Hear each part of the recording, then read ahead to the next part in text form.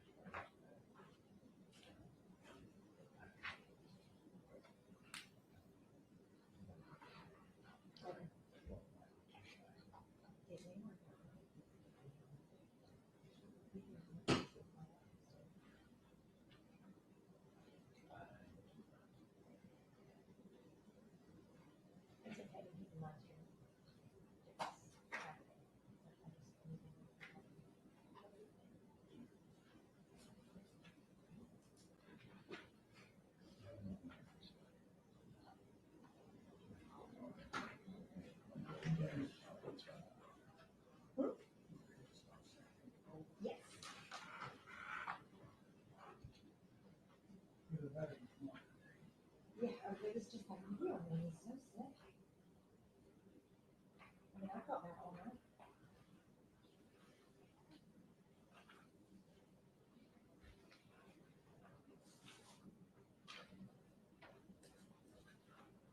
Judge, jury into the courtroom.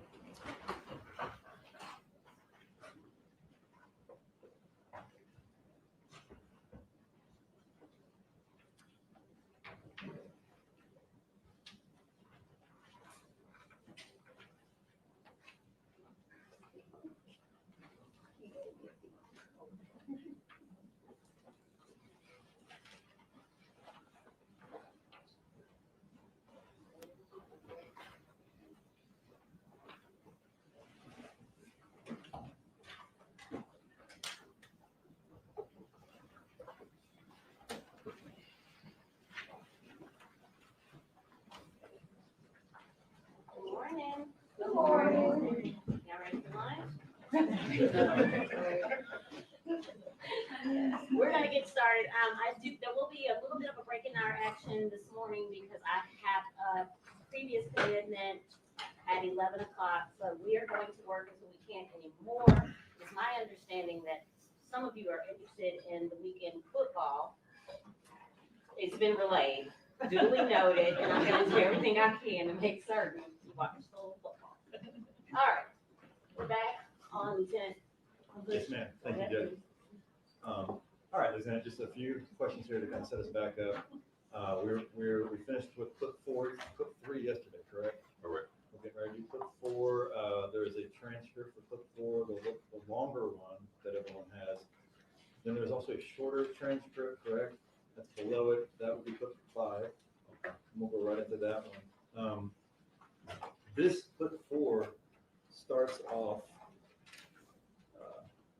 after you guys got back from the river. Is that correct? Yes.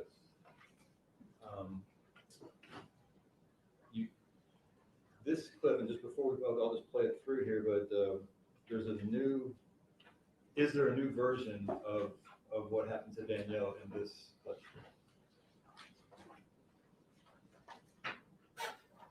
Is the version revised a little bit? Yes, it's indeed. Mentioned that the shooting was accidental at this point. Okay. The first version of shooting Danielle was why? Because he didn't want the baby. Okay. And we'll start this one.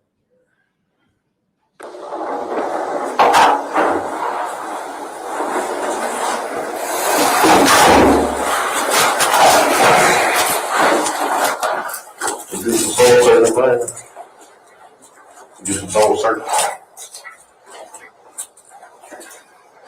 You ready to talk to us?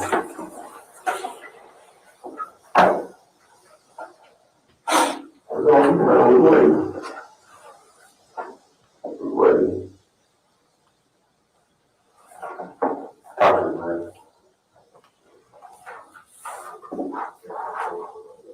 Okay, you got to speak up.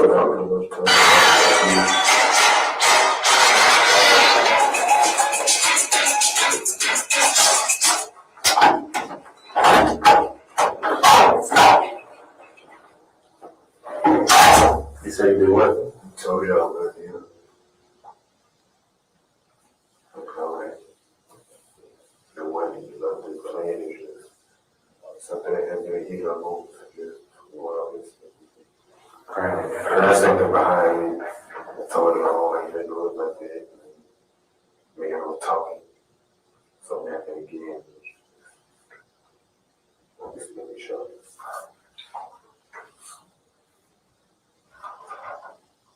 Okay. Never mind, take to do it.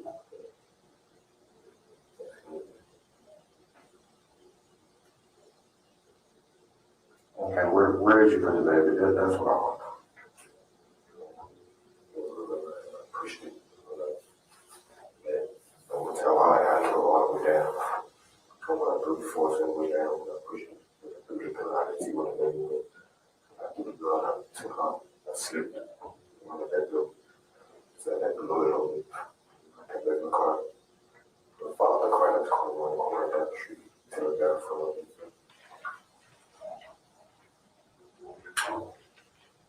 So you pushed the baby, you slid the baby. How close was she to the water when you pushed it? You want to look at how close she was to the water? I was going to say how close she was because I was trying to leave. I was trying to do what I was planning on doing. Okay, when you pushed her, what was the car seat at? She was there. Okay, she was inside the car seat, strapped in, she was sleeping around. Okay, When he says she's inside the car seat, you know what? That she wasn't in the car. did you set the car seat down and push it? How did you push it, with your hands or with your feet? Push it like that? Okay, and it slid.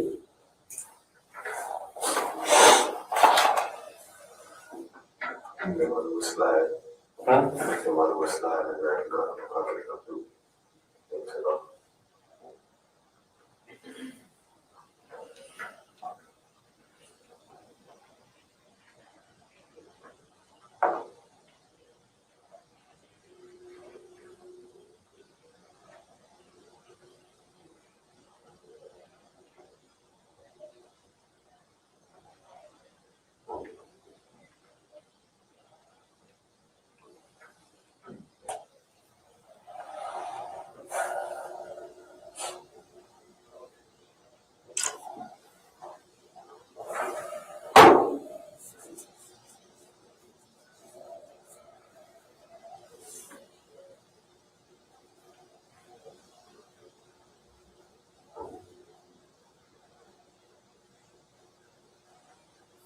So you don't know how close she was?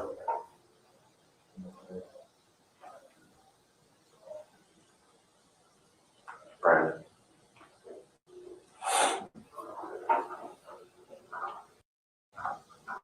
You know what you did, man. I know what you did, you know what you did. It's obvious, man. It's obvious. Let me explain something to you, okay? And I'm gonna put this in a way for you to understand, okay? Right now, your future depends on how people are gonna see you from here on out, right? I don't see you, you know. That's not true. And I'm explaining to you, okay? Everybody know, family don't want to keep it. Let me explain something to you. Listen to me, Brandon, okay? Let me explain this to you, okay? Have you gone out drinking, like to the club, stuff like that before? Have you been out before? I think I don't drink this stuff, so I don't. Okay, but you've been out. You've been around people like in the crowd and stuff, right? Okay. Let me explain to you this, okay? And this is how this works when it comes to people seeing you, okay? You see this ball right here, right? Now, let's say that you're holding this ball, and you got your favorite drink in there, right? You stand in the crowd. Now, somebody bumps into you and knocks their drink down, right? Now, there's one or two things that can happen. The guy that knocks their drink down, he can say, damn, my bad, man, I was having a bad day, I was having a bad moment. I'm sorry I knocked this drink out of your hand. I know it's your favorite drink, I fucked up, my bad, right? Or, that same guy can bump into you and say, man, I really can give two fucks about your fucking drink and I don't fucking care. The fuck you have that drink, and keep walking, right? Which one of those people look the worst? The one that tell you to go fuck yourself, and I don't care about this fucking drink, right? Now, I'm gonna ask you something. Which one of them people you think you look like right now? Now, with that being said, keep that in mind, Brandon. You've already told us everything else. You understand what I'm telling you?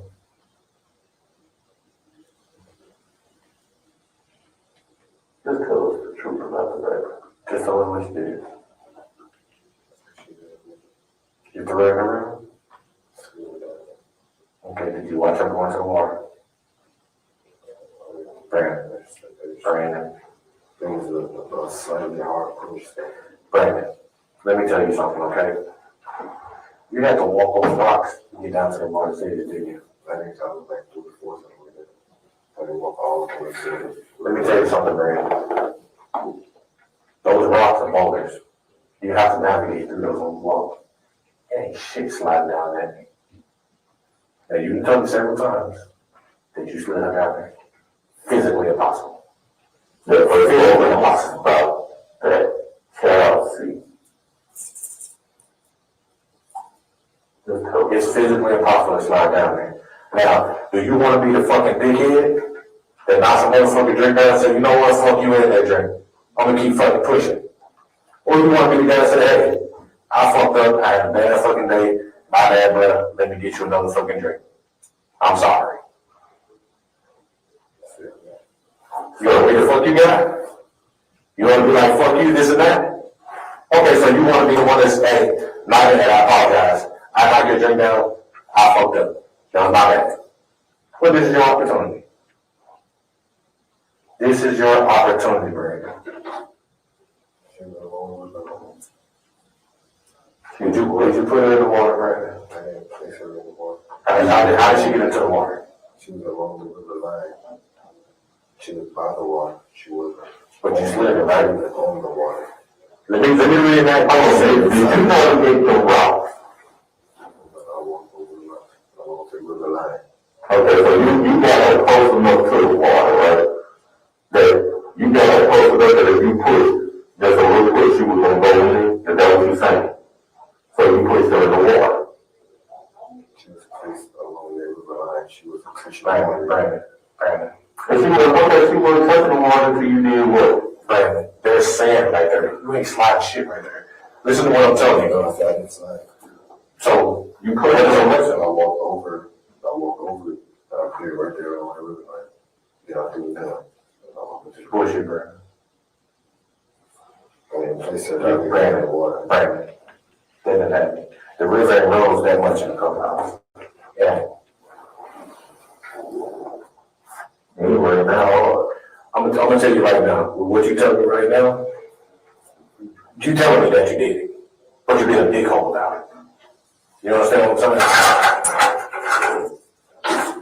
It's all out. You already told us that you did it. Don't be a fucking asshole about it. What would you do? Placed her down in my water. Did you place her in the water, Brandon? Did you place her in the water? Brandon, did you place her in the water? Brandon, I'm being Brandon, it ain't that dark out there. You wanna know one thing about that park? My father used to take me to that park, and we used to run our dog down there. Over the last side. I do too. I have all my life. I got contact lenses right now. I swear to God. Good. I give you. You started off with a lie, right? You started off lying.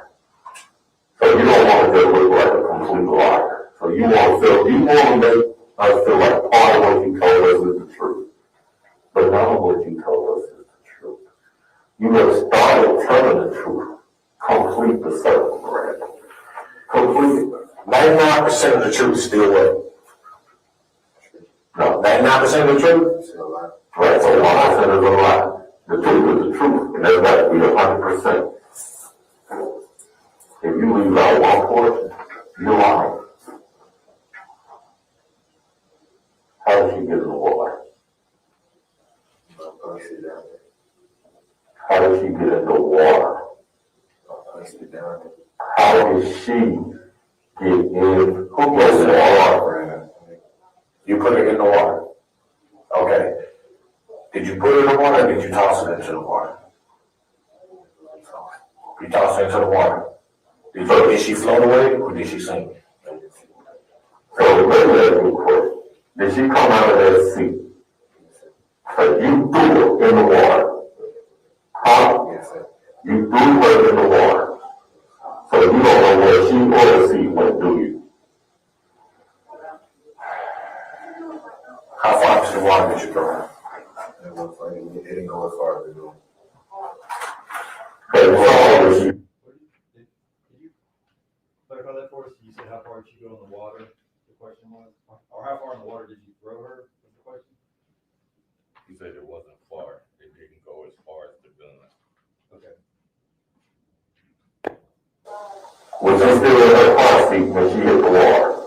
She came out, right? Okay. Did you hear the water splash, Brandon?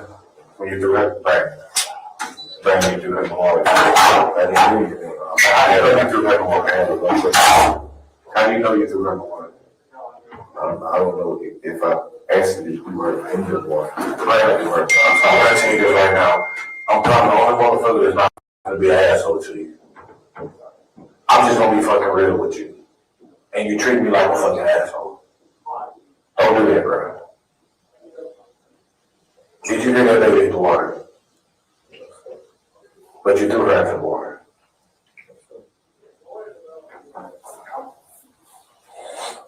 Did you see her float away? Sit there.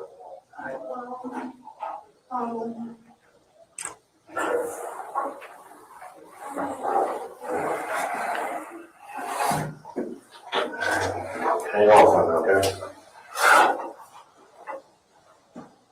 You need some right now? You said you want some water, right? You still want it? Okay. But the norm, depending on what you ask, if they want water or evaporate, things like that. Okay, that clip ends with,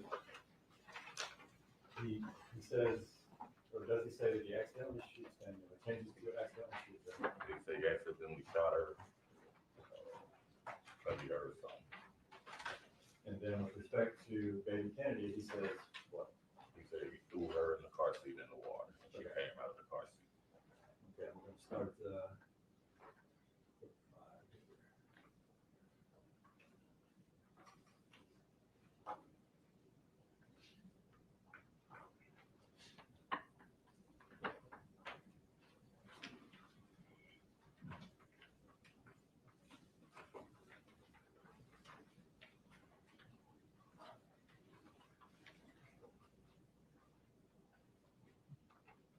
bear with me for just a minute.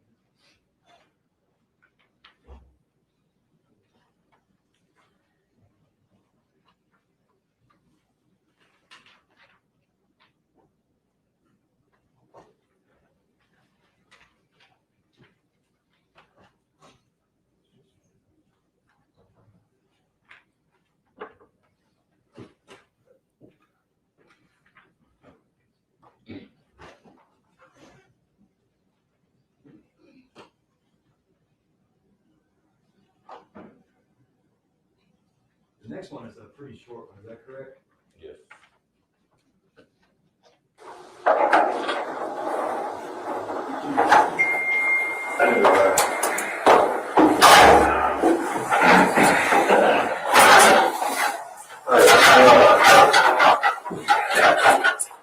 Alright, look, so you pulled over there with, Danielle. After you left her, after you shot her, did you change clothes? Right. Where'd you change clothes at? Well, I'm gonna take my jacket off and change. where's the jacket, no shoes at? The shoes, I think, are the truth. To the jacket's at home? Where's home?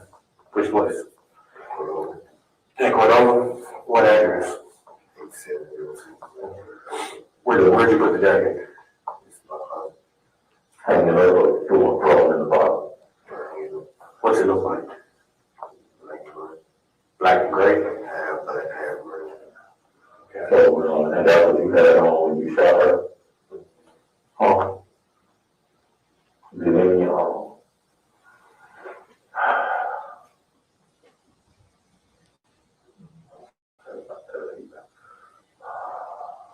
why'd you take the jacket and the shoes off?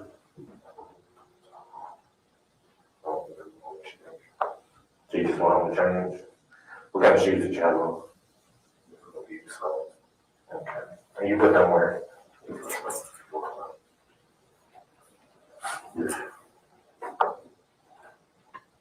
He said, what about the, Is this before or after?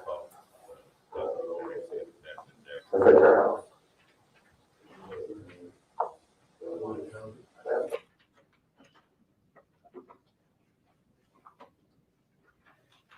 I'm sorry, could you repeat that for us? He said he changed his jacket and his Adidas slide. And where did he put the slides? Slide was in the trunk of his car. After that, when you would change. Cause I don't have a time on that one, but the time, so this white shirt, if you had it on up under that shirt, Yeah, I was definitely, you left in that. So you changed everything. I just took the jacket off and changed shoes. I think you had on. So that white shirt you had on up under the jacket, when this was See that over. okay, so, but you had the jacket zipped all the way up. Right. Hello. Hello. I got it. Okay.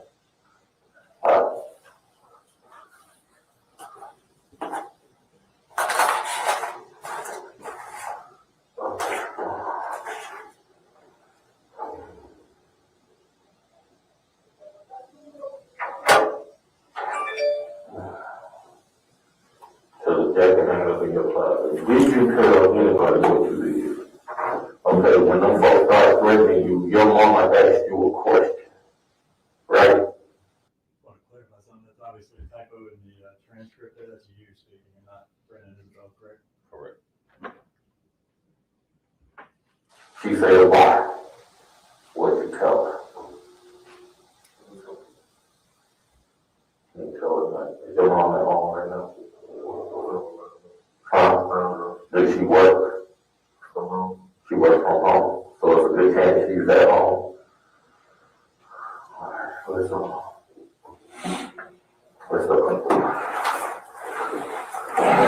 You sure it's on there? Okay.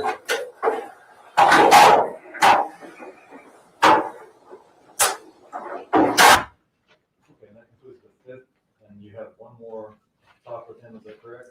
Correct. Okay, if we could distribute the last transcript. Ladies and gentlemen of the jury, if you will take your documents and pass them down, we will give you a brand new set for the sixth and final flip, I believe. Mr. Christensen, sixth and final flip, Yes, ma'am. thank you.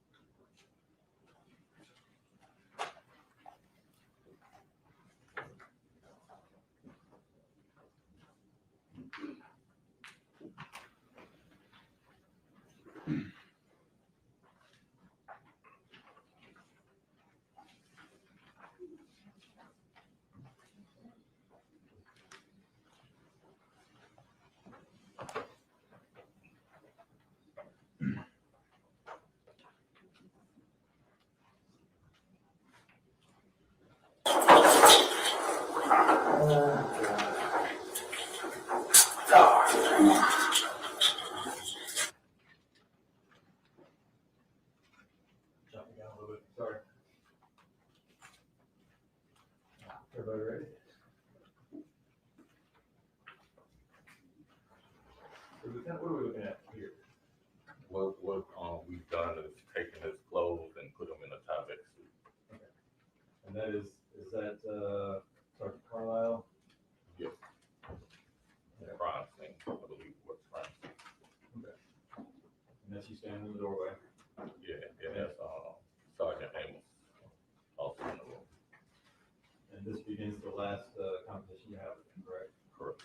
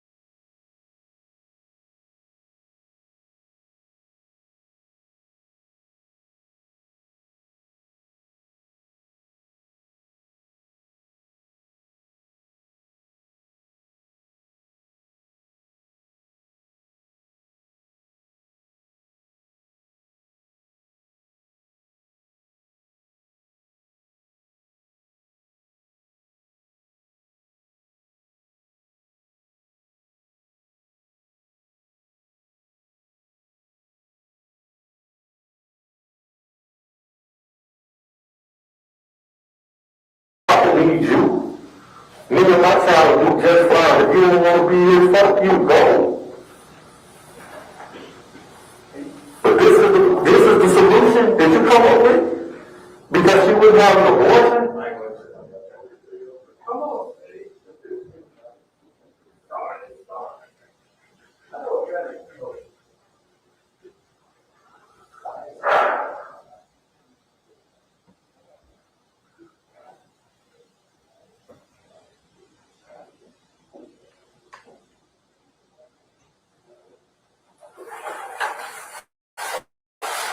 All right, so.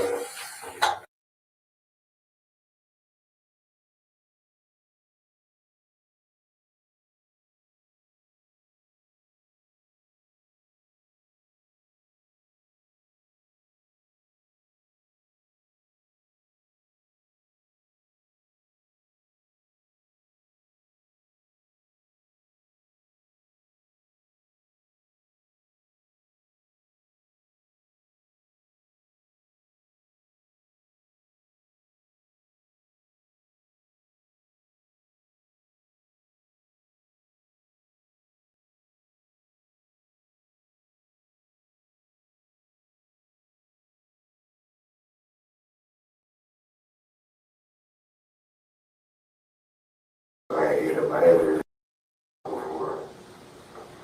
Yeah, he was in I ain't hear my address. Why? I'll never see.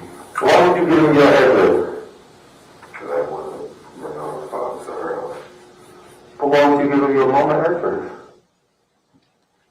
After you know what you just did. You know what you did. Everybody else at that time is speculating.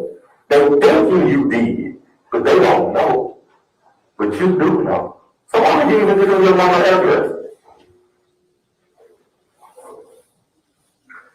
Brandon, this shit that you lied about now at this point, this shit is stupid, bro.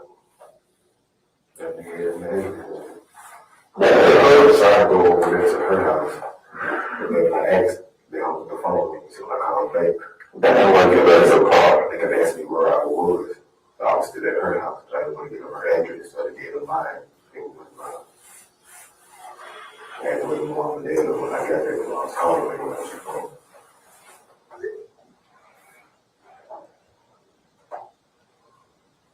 Why you leave those slides in your car? Yeah, why did you put them in the bag that you put them in? Don't leave them in your car, at her house. Why?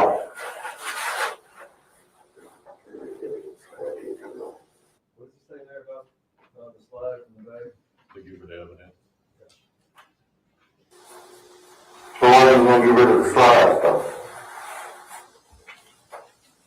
Tell me why. Look like they had blood on. Who blood? On which one?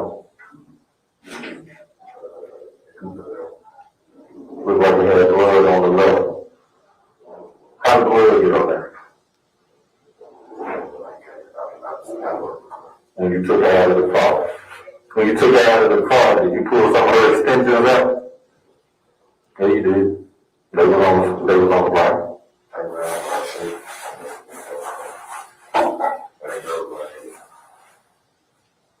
Well, how the extensions get on the right? I honestly don't know. I'm actually grabbing my shirt before. Do you one and a two? What was the gun when you grabbed her? You were left in your car. What was your car parked when you were standing in her door? In front of her car. So you parked, she followed you over there, you stopped, she stopped behind you? And then she turned around because the noise coming from my car, so she turned around to give me more light to the light on my phone. I couldn't really see what the noise coming from. So she went down the street and turned around and pulled in front of my car. Okay. Alright.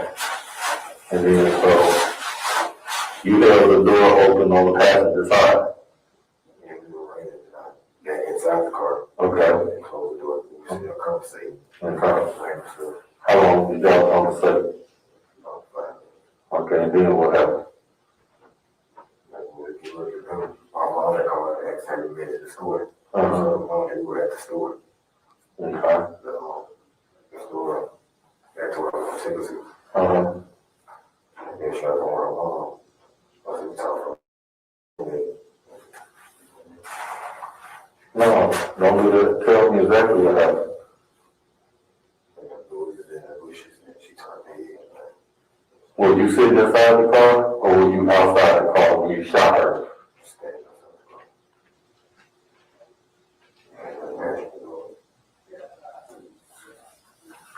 Did you distract her? You said something behind her? I said, is there something behind me? She said, I don't hear nothing, but you got your gun, you anyway. She told me to got her window. And that's when you started shooting. How many times? I don't know what it is. Give me a roundabout. Clarify something. He said before he accidentally shot her, what did he say? He That he asked her if there was something behind him. behind him. Right. Okay. Four, 5. When you pulled down that car, did you shoot her again once you pulled it out? Did you pull her out of the car? Did you shoot her again once you pulled it out? You sure? I just pulled it out of the car and I cut the car off. Cause look, I really wasn't bullshitting you. That area really is monitored. Okay, so there's a bunch of glass right here, right? Her car is right here. How far we down there? That's just a quick question, sorry to keep interrupting, but you've reviewed these questions, they indicate that you've reviewed a little bit of the crime scene that says within Levi? Yes. Okay. And if you could tell us a little bit about that before the next part. So when I arrived over there on the scene, her car was parked away from the glass. You could tell where the glass had been shattered and stuff was thrown out. Her car was down a little bit where her body was. Okay. And that's what you're getting into with it? Yeah. Okay. Went backwards. So I had to jump inside the car to start it. And then I don't know how it was in park. What I did, after I did, he started rolling backwards. It started rolling backwards. How far would you say it rolled? Just 8 feet, 5 feet, 10 feet, 15, 20, 30, 40, 50, 60. 50, 60 feet. How long was it rolling? About 5 feet. Just slow rolling, no foot on the gas. So it was just like it was in reverse, but no gas was being given, something like that. And you threw it in park. It was already in park. We were just rolling back. She got a stick? No, Did you ever think like manual? We got shift gears to drive it? So after you jumped in and stopped the car, then what you do? I got the baby, put the baby in my car. Pull her out, put the car out. And then after you left, where'd you go? Oh. And then what? Well, take my jacket off. Take the jacket off. And what'd you do with the jacket? Where is it? My closet. Is it hanging up or is it on the floor? And then what'd you do? And what'd you do?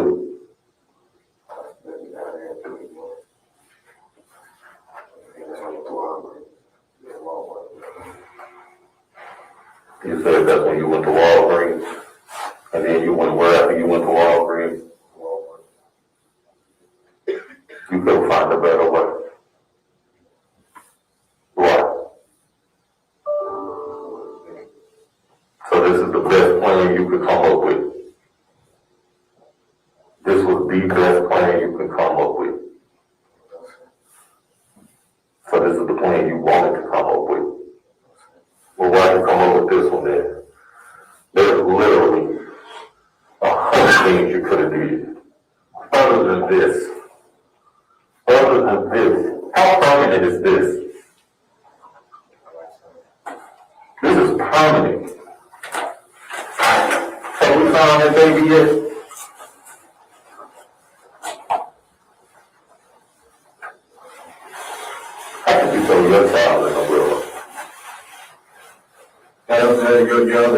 You got a boy, right? How old is he? He's 5. He love you? You enjoy hugging him? Let me tell you something, man. I'm not gonna be angry at you or none of that. I'm just gonna tell you straight up.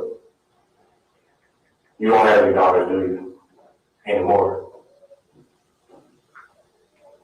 Having daughters, you'll never experience love like that, bro. Never. I got daughters. You'll never experience that type of love. It's time for you to just be fucking honest about it. You need to lay it all out, man. If you move in the car seat, you did this, you did that, whatever it is that you did that you know that you're lying us about. And just tell them, bro, I'm just telling you, bro. See, but you keep saying it, but we keep finding out shit. That's what you keep saying.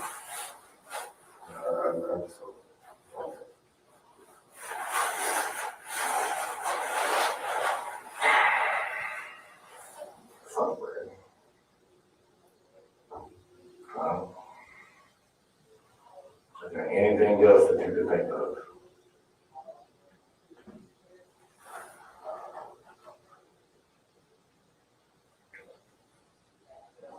How did that happen out there? It failed when I was scared. How did it fall? It was hanging halfway off when I was scared. I guess it all went down here and flew up.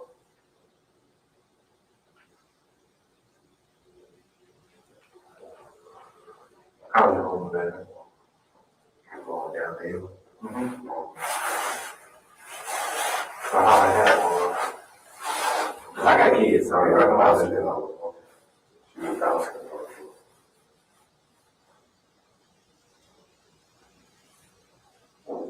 So I doubt she was asleep. She wasn't sleeping, was she?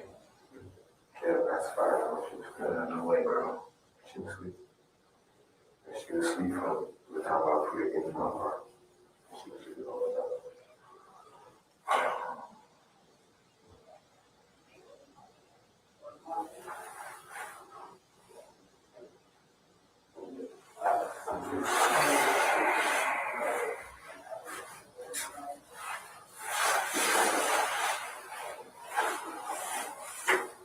You need anything right now? You need anything right now?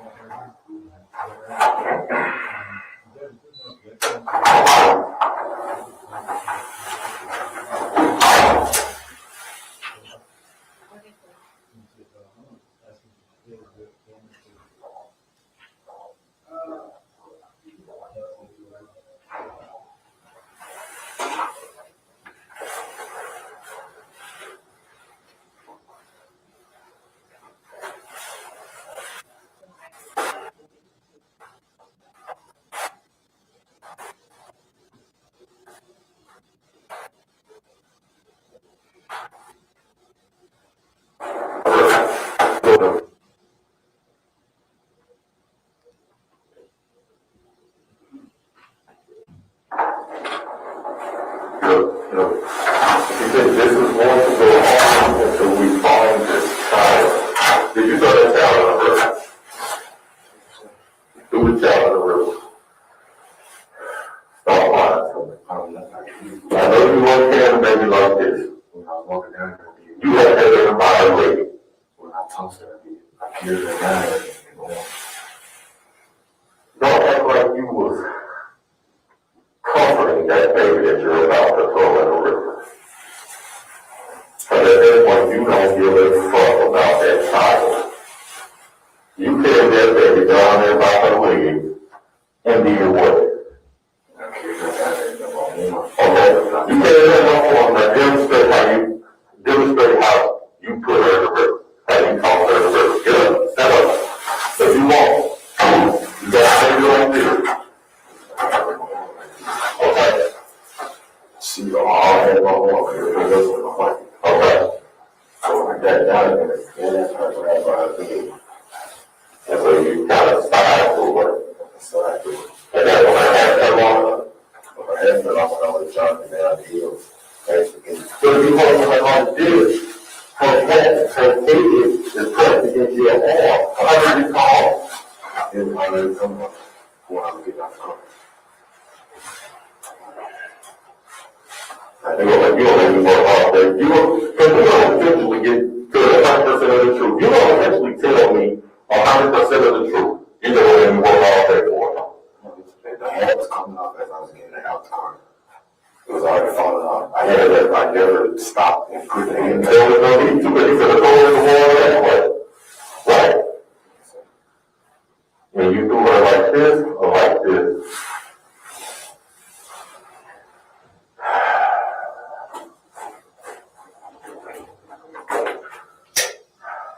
You know why I keep asking you all these questions?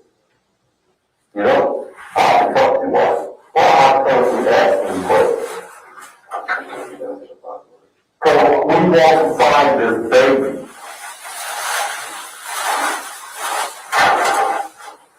We are get to the bottom of it.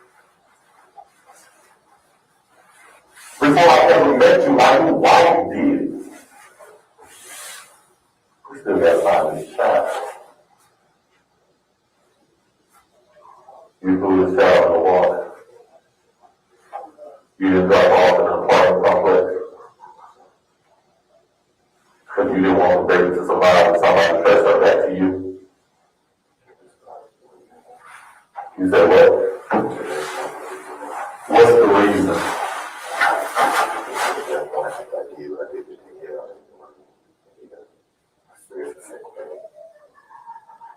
What is he saying there? He said at that point he did what he did to Danielle and he didn't want to be a single parent. Okay. Well, I said, I'll leave her at the apartment. what do you mean? You just adopted all the time. You won't want to be no single parent?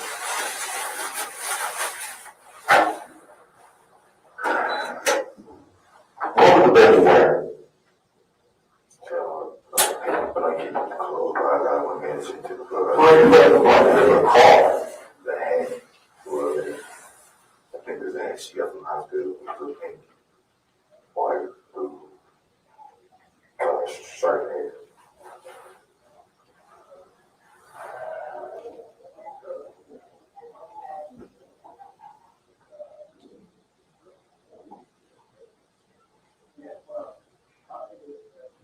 Photograph here.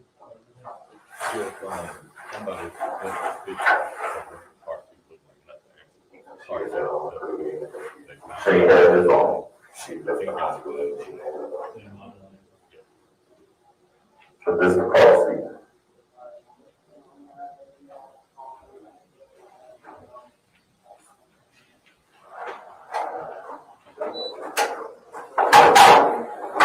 One more question before pass the witness judge. This concludes the interview, correct? Correct. And this is about the 7 hour, 52-minute mark, correct? Correct. For the whole time.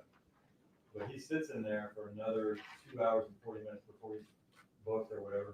Before he's transported to 401. Yes. Why does that take so long? What do you guys have to do? So we got to write up the paperwork, got to write up the arrest ticket and charging documents, and then we have to call for a car. Once we call for a car, they're only going to send it once they have one in service. So sometimes it takes a while. But during that 2 hours and 40 minutes, there's no more interview, correct? Correct. Thank you, sir. No further questions, go.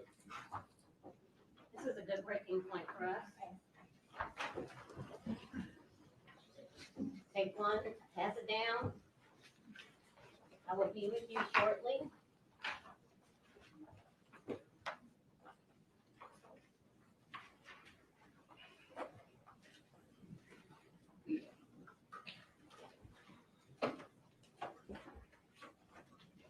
You're not to discuss anything with anyone, okay? Judy, excuse, leave your notebooks in the chair. Watch the step.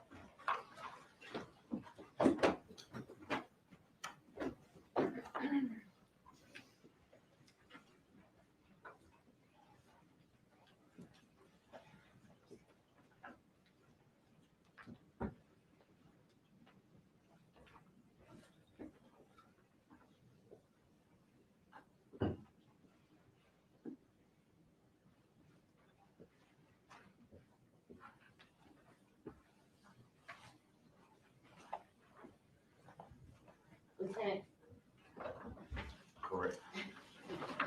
you're under oath. Don't talk to anyone about your testimony, and I'll see you shortly for cross-examination. Yes. You asked for the break earlier. Is this the break you wanted, or did you need a break after you cross? No, we need the break before we cross. Well, you got it. Thank you. What's that, recess?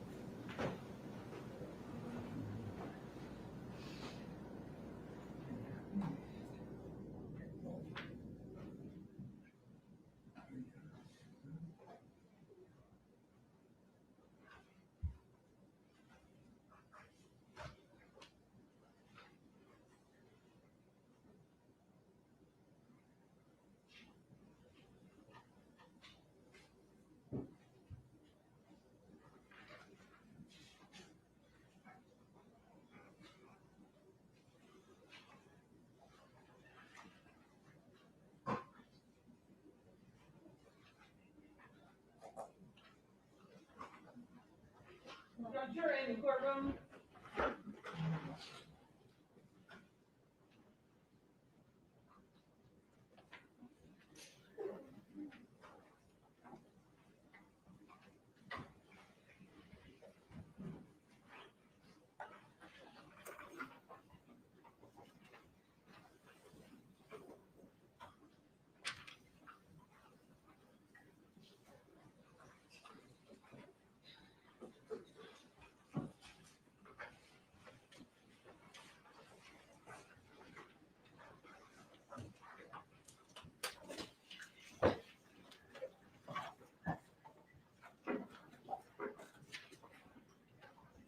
Thank you. You may be seated. And we are beginning the cross-examination of Lieutenant Winbush. Go ahead, please. Good morning. Good morning.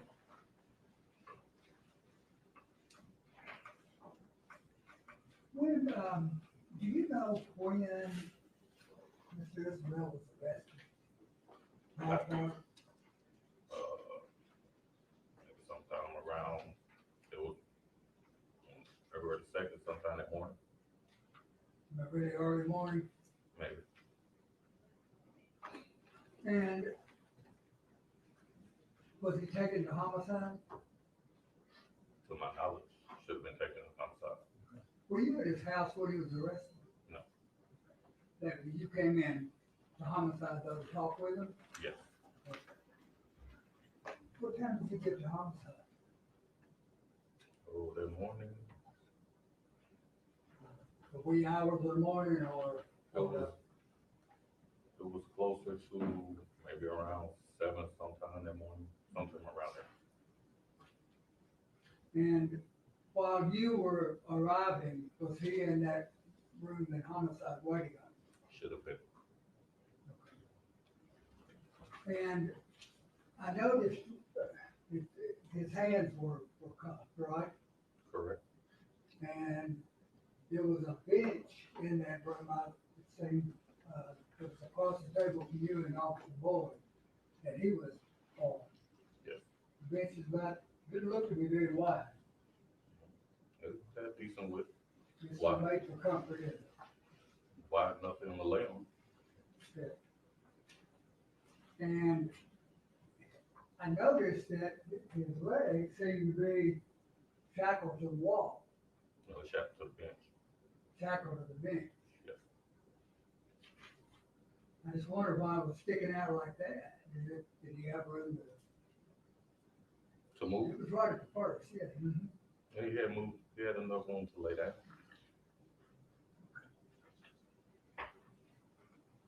And when you came in to talk with him,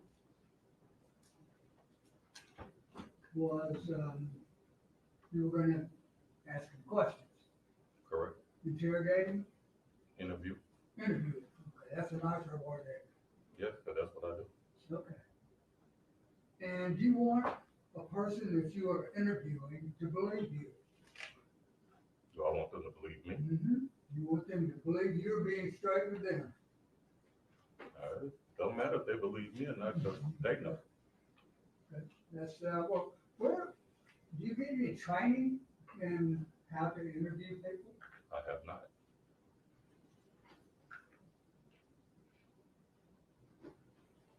No training at all in any particular type of technique? I mean, I guess you could say the course of my career is training, but to go to a certain school, I've never did. On the job training? Yes, Have you ever heard of the READ technique, R-E-I-D? yes, I've heard of it. Okay, and that's a method of interrogation, is it not?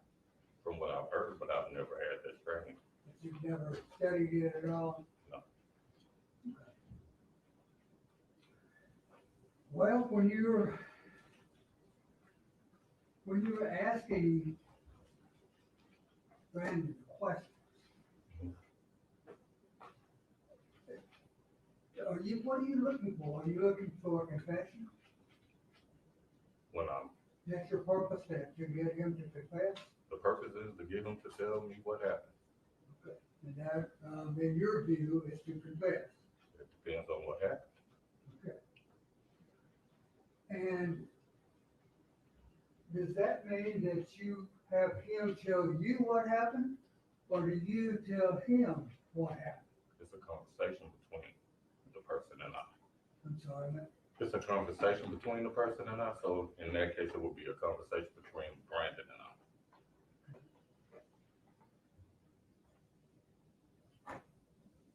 And that conversation, are you looking for Fact. truth? Obviously looking for the truth. Well, did you already know the truth? Some of it, When you started, we'll go back to first. When you started, did you already know the truth? no.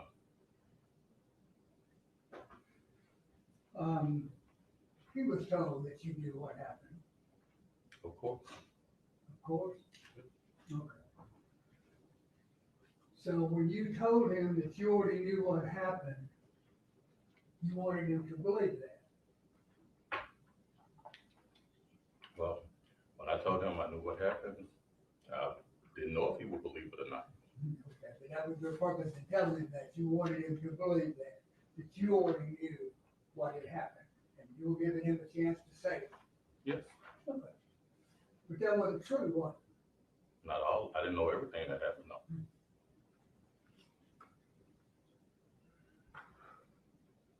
And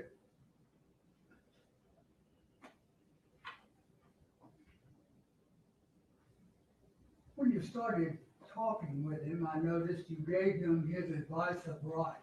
Correct. Was he being cooperative? Yes, And you read his advice of rights, or had him read it? yes. And what did his advice of rights basically say? That he could talk to us if he wants to, and if he don't, he doesn't have to. But he didn't have to waive his rights to talk with you. If I was going to ask accusatory questions, yes, he had to raise his voice. But I mean, he had the choice. He could say, no. Yeah, yes, he had the choice. But he didn't do that, did He did he? not. Talk with He did.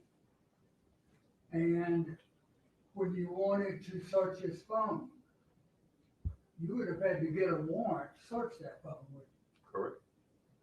you. But he told you, that I can see it. Go ahead and search my phone. Correct. So he was being cooperative. Yes, it was. But he wasn't saying the things that you wanted him to say yet, was he? Everything you said, I wanted him to say. He wasn't saying the things that, that you guys were telling him. What did we You tell him? wanna go back through all these things? You know, when you say you threw him in the river, you did, how many times was he told he was lying? A lot. A lot. How many times was he told that you threw the baby in the river? I haven't counted, but it was a lot. There's a lot. It's a lot. It's a lot, isn't it? Yes. Okay. Well, let me rephrase that, because we asked him, did he toss the baby in the river? And once he said he did, then we reinstated that he did. But initially, we asked him, did he throw the baby in the river? Boyd was in there with you, wasn't he? Some of the time, yes, Most of the time. most of the time. He was coughing a lot, was he sick? I don't know. It was during COVID, wasn't it? Yes. I don't know Yeah, if he it's was, called I don't know if he was almost sick. I don't think I'm his doctor. And the last part of the advice of rights was that no promises or threats, no pressure or coercion Correct. was what? Was put on him to sign this waiver of rights? Correct. Well, why is that important? Because he has to do it of his own free will. Has to do it of his own free will. And if he's doing it of his own free will, what is it, more reliable? No, it just means we didn't force him to do it. Okay. Means you didn't force him to. Why is that important? Because if I force him to do it, then that's not within the law. I can't force him to do anything. You're forcing somebody to do something that wouldn't be within the law. Correct. And it wouldn't produce reliable results. Results still might be reliable. Well,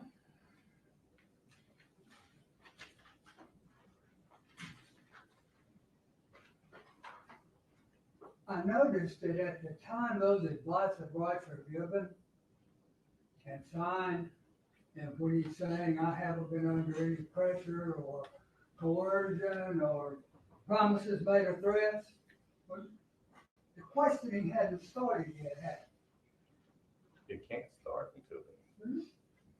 Well, you did this right at first when you're fixing to question a man on a homicide, right? You did the advice of rights first up. Right, first, so we can ask questions. Okay. So all that about him saying he wasn't coerced or threatened or made promises, that was before you ever questioned him. Right. And that's where the threats or promises or coercion, that's where the real danger is, isn't it? Not necessarily. In the statement itself.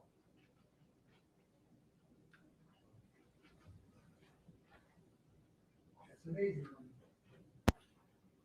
I'm not sure I understand the question, but Judge, maybe clarify it. Is there an objection? The danger of the coercion. Objection, I don't think the witness understood the question. Let me repeat it. Thank you. The danger of coercion coming into play and producing a statement that isn't reliable, that comes during questioning, doesn't it? It could. And what this advice of rights is for is to prepare him for the questioning, right? Yes. And to protect you. Yes. Well, why is it important that threats aren't used? Say that again. Why is it important that threats are not used? Because if you threaten somebody, it's possible that they'll say it just to avoid the threat. Pretty much like when this started, I noted that he was told he would be dodging dicks for the next 50 years. How was, if he didn't talk to you, he didn't tell you what you wanted to hear? No, it wouldn't say it like that. No, it was, that statement was said, it wasn't said by me. But that statement was said. It was said your brothers. We watched it here, right? Right. Jury saw it, right? Yeah, I said it was said. It just wasn't said by me. Was that pressure? It could be.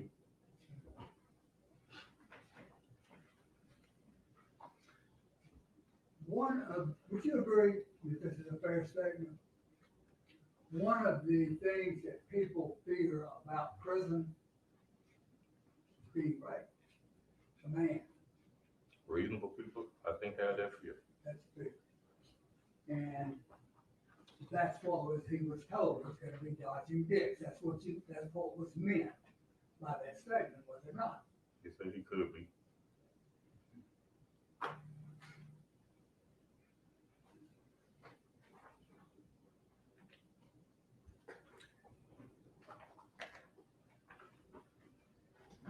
He was told, was he not, that there were cameras out there. And there were some cameras, weren't Yeah, cameras all over the city. there? And the purpose of telling about those cameras was to make him believe he had been seen on camera. Yes. But there wasn't any cameras where you went to look for the baby, was There were cameras there. I'm not sure if they were working. there? Yeah, I believe we said earlier they weren't working.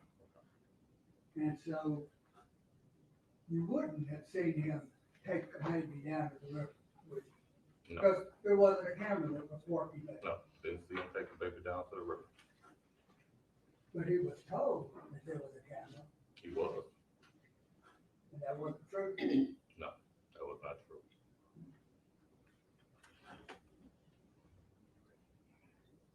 What about, on Levi and Sedgwick, where Danielle's car was? Yes, He was told there were cameras there, yes. but there weren't, was there? I don't believe so. So, in essence, you were telling him, we know what happened, there's cameras there. You gotta tell us this. Yes, And this was, you told him what you wanted him to say. told him there were cameras there, so did I want him to say there were cameras there?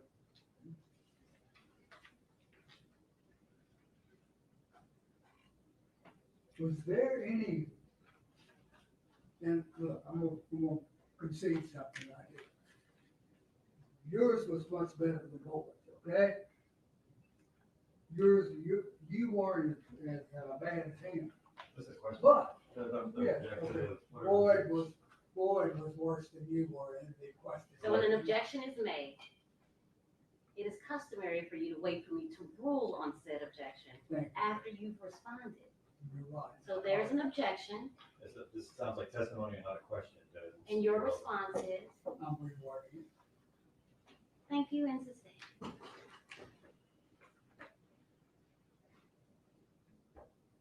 It wasn't you that said, you'll be dodging dicks. No, I didn't say that.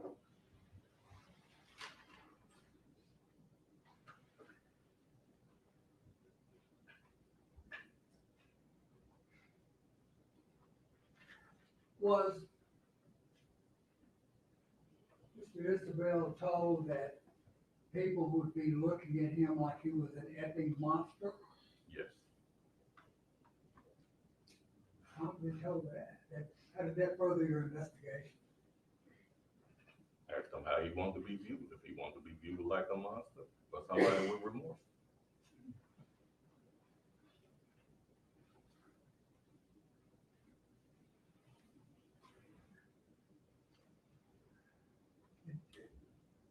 Were there a lot of questions asked that didn't further the investigation as to who was responsible for the shootings and the debate? Repeat. Were there questions asked that weren't directed toward finding the baby? Or whether or not he committed these offenses? Yeah, there were additional questions after.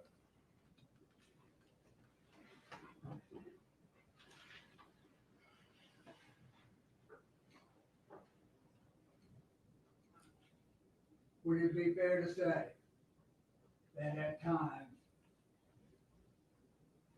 Officer Boyd's questions and statements were a bit over the top? I don't think so. It's okay to tell him he's dodging dicks? It's okay to tell him that? I mean, it's a reality that could be there. So that would scare him, It could.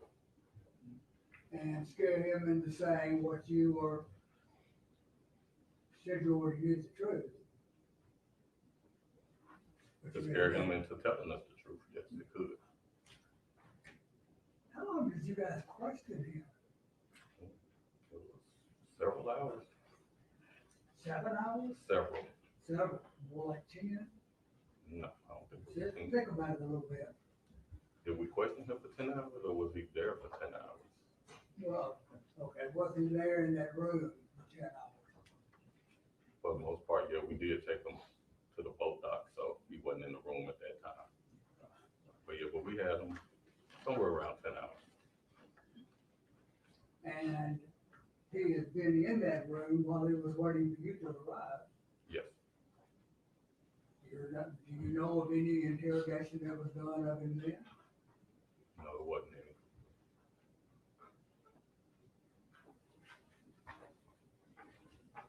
And that would have, when he arrived, would have been the early morning hours of February 2nd? It was sometime around that time. Yeah, February 2nd.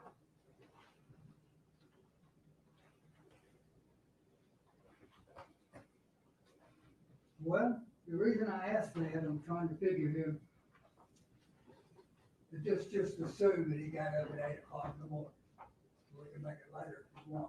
Assume he got up at 8 o'clock. How many hours would he have been up when you were asking questions? A long time. A long time. Is a person able to be influenced more when they're tired like that? Influenced to tell your truth. Influence to tell the truth. The truth. The truth. Not my truth. The truth. Well, if that were so, I mean, I'm not trying to argue with you, but a little bit I am. Because he told you something at the very start and you didn't accept it. I didn't. So it was your truth you were wanting to hear, not what he was saying. I didn't want to hear what he said. I wanted to hear the truth. There's a difference. How did you know the truth when you were starting this interrogation? Because at that time, I knew Danielle was no longer with us. And he said he met her and that she left and he didn't know where she was, which was not the truth. You didn't know that at the time. I did know that at that time. You knew that he was responsible for it? No, I didn't know he was responsible for it. I knew he knew that she was no longer with us. Okay, all right. So you were trying to get him to say then that he was responsible for the person that was shot? I was trying to get him to tell me the truth, whether he was responsible or somebody else was responsible.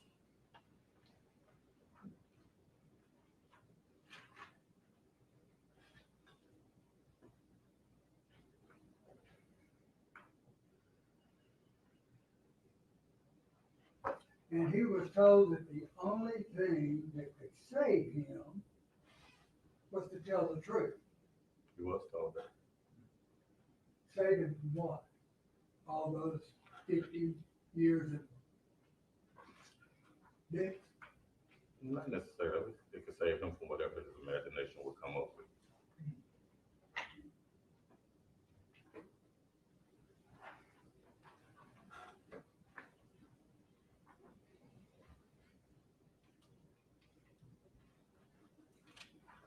You weren't going to stop until you got him to say what you wanted to hear. Were you? I was going to stop once we found the baby until it was realized we weren't going to find the baby.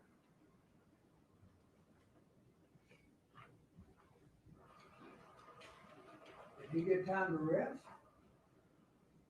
Yes, When he got time to rest, was he on that little bench yes, with his hands and feet shackled? yes.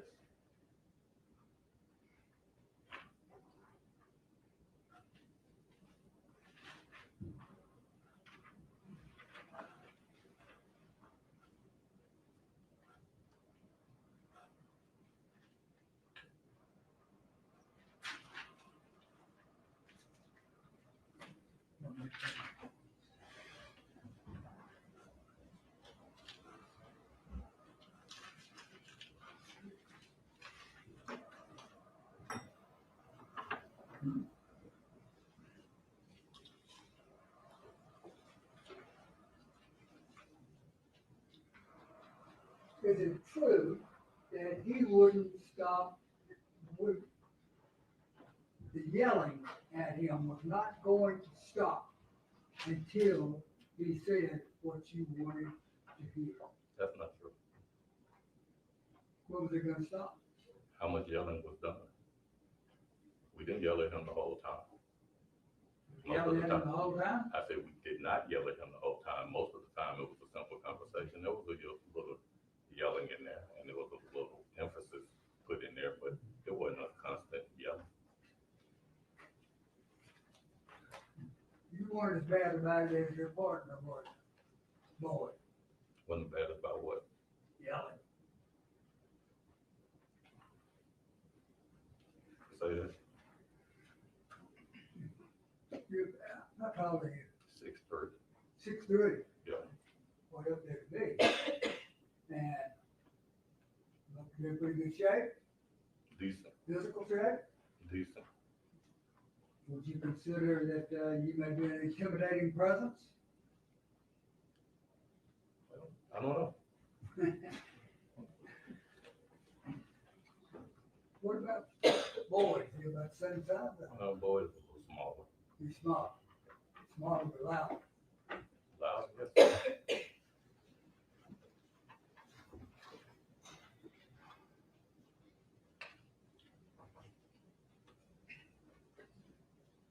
Sure.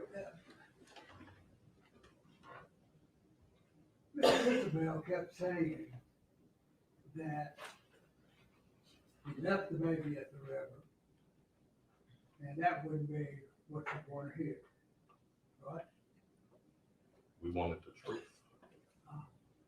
Because from the moment he told us he took the baby to the river, we had people at the river searching for the baby. And so you didn't accept that he had, I think it was at the gate, left the baby at the gate? Was that A little bit past the gate. a little bit past the gate? That was what he originally said. And was it you or boy that kept saying, did you put the baby in water? Initially, I think it's boy. I think so. I believe you're right.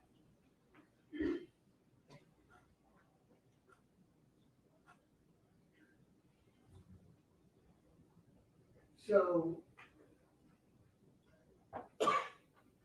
what you were wanting to hear was where the baby was, I guess.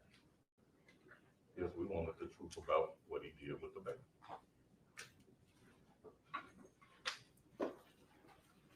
Well, you eventually said, well, I took the baby down toward the river, right? Yes. And then, was it boy that started saying, you put the baby in the water? Well, I think that question came after he said he placed the baby near the water, and then we started trying to figure out, did it get placed in the water? As did you hear the splash? Yes, we did. How many times did he say, you know you threw the baby in the river? I don't know. Much, right? Is it fair? No, that's not really a question, that's an accusation, isn't it? Correct. And so is that what your truth was, that you all were looking for, as opposed to what he said? What you got to say? We were looking for the truth, not just what he said, because he said a lot of stuff that we know wasn't the truth. And how would you know the truth when you weren't there? But if you tell me that you did something and the person that you're supposed to did it at the time you say you did it is unalive, then I know that's not the truth.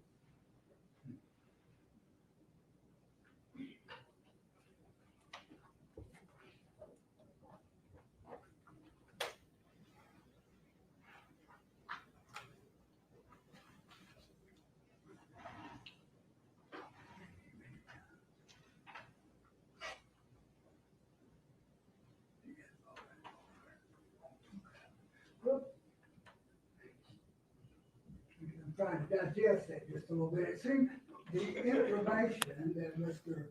Isabelle gave you guys from the start was cooperated. Right? No. He told you that, that he got threatening text. But he got what? He got a threatening text. Yes. And he told you that he went to his mom with Morticia. Yes. And they gave the brother of Danielle Hoyle the address of it to his mother and father's house. Yes. And that was cooperated, wasn't it? Yes. And he told you that Morticia had a handgun, Yes. black and silver, Yes. Smith and Wesson, 40 cal. I don't think he ever knew the caliber. 40, okay, well, you found it though, right? Correct. That Correct. was cooperated. Yes. Lion baseball bat, Yes. machete type, large blade in the car. Oh, I never saw that.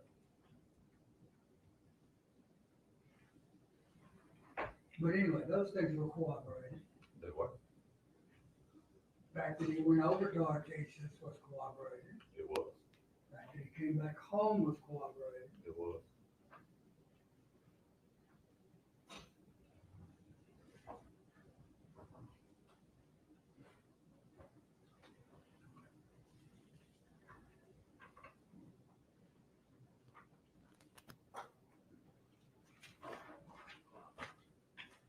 So, at that time, you already knew the truth. Is that right? I knew part of it. I knew some truth. I always heard half truths were really dangerous things. Have you heard that? That's why we kept going for the whole truth.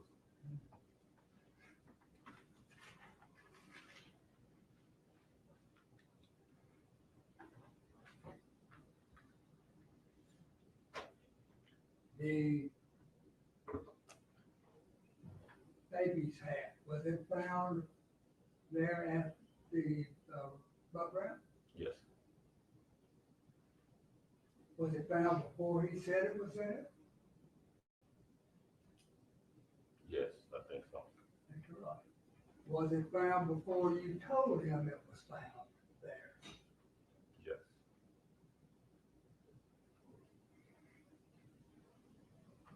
And after that is when he told you the baby's hat fell off at the bakery. Yes.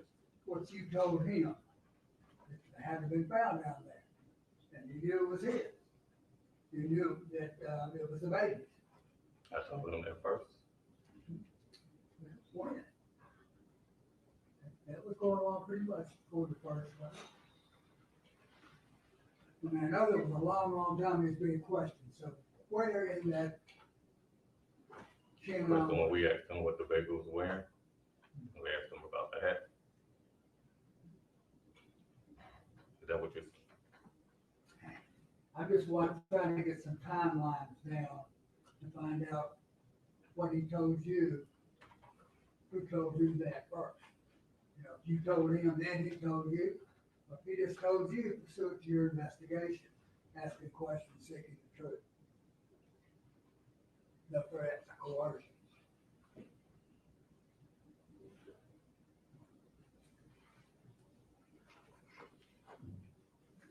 I don't recall specifically about that hat being, I know we talked about it, the hat was there, because he eventually said it fell off her head when he was running down there with her.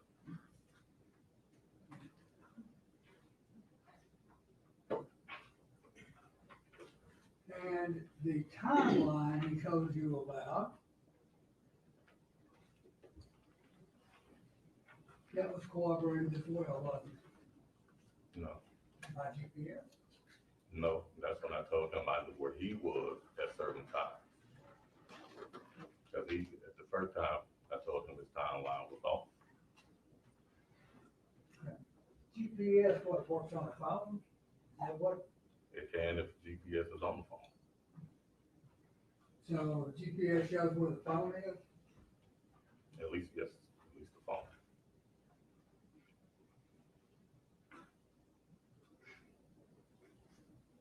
And, where he told you he was consistent with the GPS, was it not? Yes, some of them places.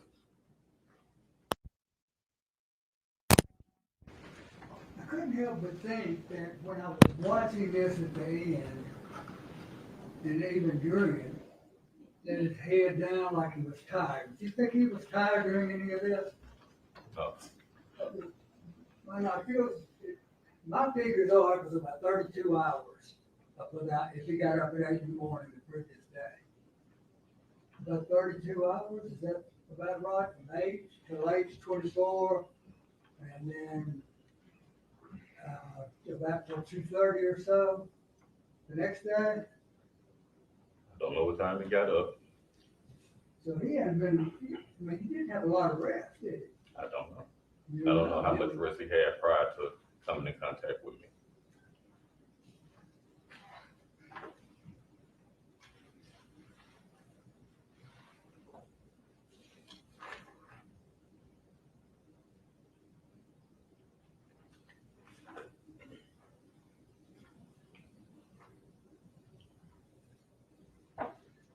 How do you know he told you that he think it might be in the water?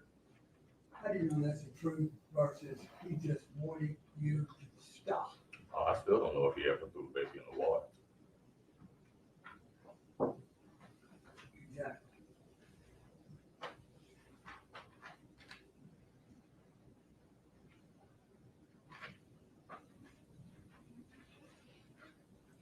By this time, you'd already decided what the truth was. You already knew what you knew. You knew half the truth. Half the truth about what? Half the truth about whatever he was saying. You knew that things he had told you had been cooperating. Some of it. A lot of it.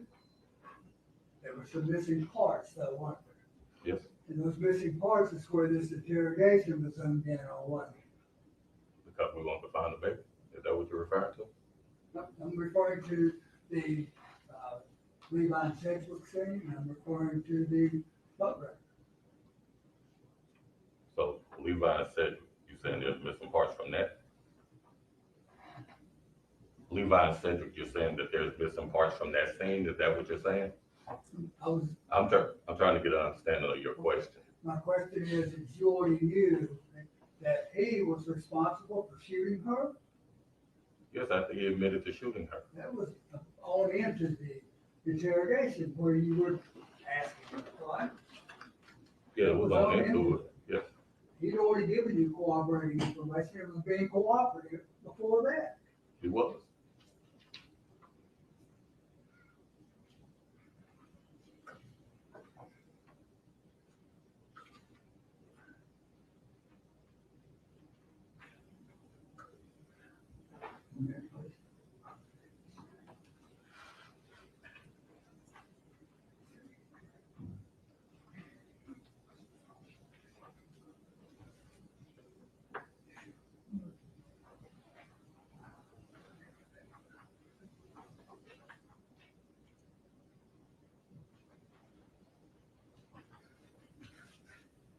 All right, I'm gonna move on from that area of question. Okay. You knew about Orticia. Did you not while you were questioning him, the girlfriend? What did I know about him? No, I mean, You say you you- knew about her. Yeah, I knew about her. And you knew that you were told she was upset.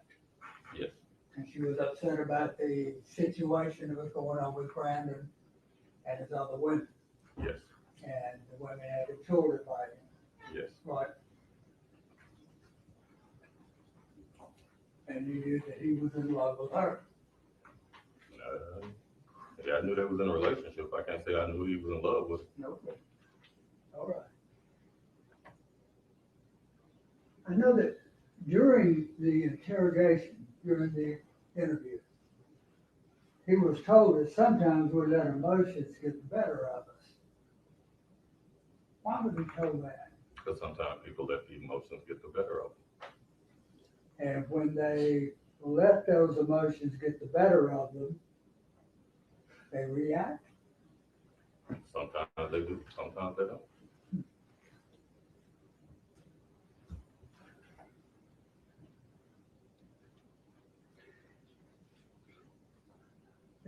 And Brandon said in an interview with you that he was trying to get his life situation to work. That's his drama that we were talking about earlier, right? Okay. And that he was in a divorce, Yes. child custody, child support, Yes. and females didn't want him. Yes. That was our teacher, Bonnie. Yes.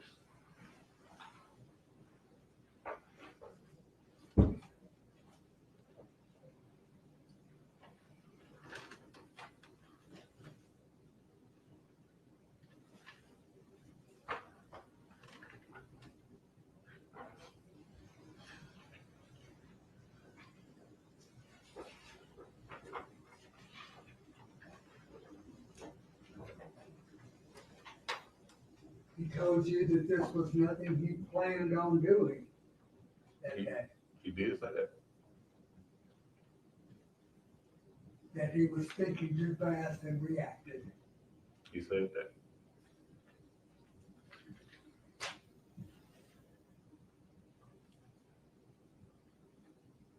He also said, I believe, that it was not his intent to push the baby into the river. He said that. I think it was Officer Boyd that kept saying he threw the baby into the river, was it not? I think we both had our moments where we said he threw or tossed the baby in the river. And that's what we said at the start of this cross-examination. He was told that many, many times. You threw the baby in the river. No matter what he said, you threw the baby in the river. Right? He told you something else, he said he was a liar. Right. So at the beginning we asked, did you? And once he said he put the baby down there by the river, that's when did you put the baby in the river started. Is that when he'd been up 30 hours or 32? I don't know how long he was up. Don't you think that has something to do with the reliability of what you're being told? No, not about law wanting to hear the The truth. question's been asked and answered multiple Your times. objection is asked and answered. Your response, Mr. Mackey? I can move on. Withdrawn, thank you. I don't think it's been asked a lot of times, but I'll move on.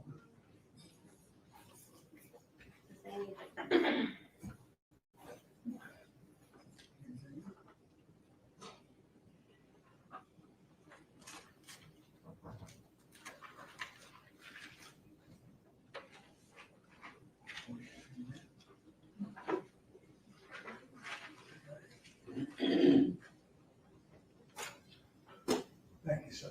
Okay, questions? I have a few. So what are you looking for when you have an interview with a defendant? So once we start gathering facts that we can put against what we're being told, we're looking for the truth. We're looking for the truth that happened. So just like at the moment we had Brett and Isabelle and they're talking to him, we're trying to get the truth. We also felt like another person could have been involved, which is the reason we asked him repeatedly, who else did you tell? Did you do this by yourself? Who put you up to this? But we're trying to get the truth. And when he gives you a story that's off, a little ridiculous, what do you usually do with that? We keep going because we know that story is not true. And do you have facts? I already have facts that we could put against what he's saying. Without the facts, then we don't know. So you confront him with facts? Yes. And when we're talking about the baby Kennedy down by the river, what do you know about the river when you started talking to him? What did y'all found by the river? The baby's head. And so is that why you confronted him about the river? No, actually, that's where he told us he took it prior to, we saw an image that looked like his car head over that way, from, I think, a RTCC camera. And that's why we were asking them down by there. there.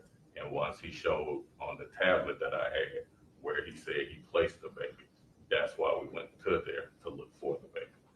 And when you guys went down there, did you find the baby where he said he placed it? No, But you found what? I had that what the baby was wearing. So did you guys feel like it was a great leap of logic that he may have thrown the baby in the river? Yeah, once getting down there and seeing how the terrain was, as we were walking down there during the daytime, people were slipping, so we didn't think logically at night during that time somebody walking down there would be able to go. So we felt like he probably tossed it from around about where the hat was, or maybe a little bit, a step or two past. Do you look for things generally to corroborate? Because Ms. Matthews talking about corroboration, to corroborate what a suspect is telling you. Yes, And when he's telling you, I want to go to Levi Sedgwick, because what did you find at Levi Sedgwick? found Danielle's car along with Danielle. And what had happened to Danielle? Danielle had been murdered. And what did you know about this defendant as it relates to Danielle that night? That he was the last person that she met with. We knew that they met at the MAPCO. We knew that they left the MAPCO and went to that location. Who was the first one to mention shooting Danielle? He was. Brandon Isabelle, let me refer to. And do you remember what he told you about his gun? Well, I know he said when he was explaining the story for the second time, and he said that he shot her, and we asked why.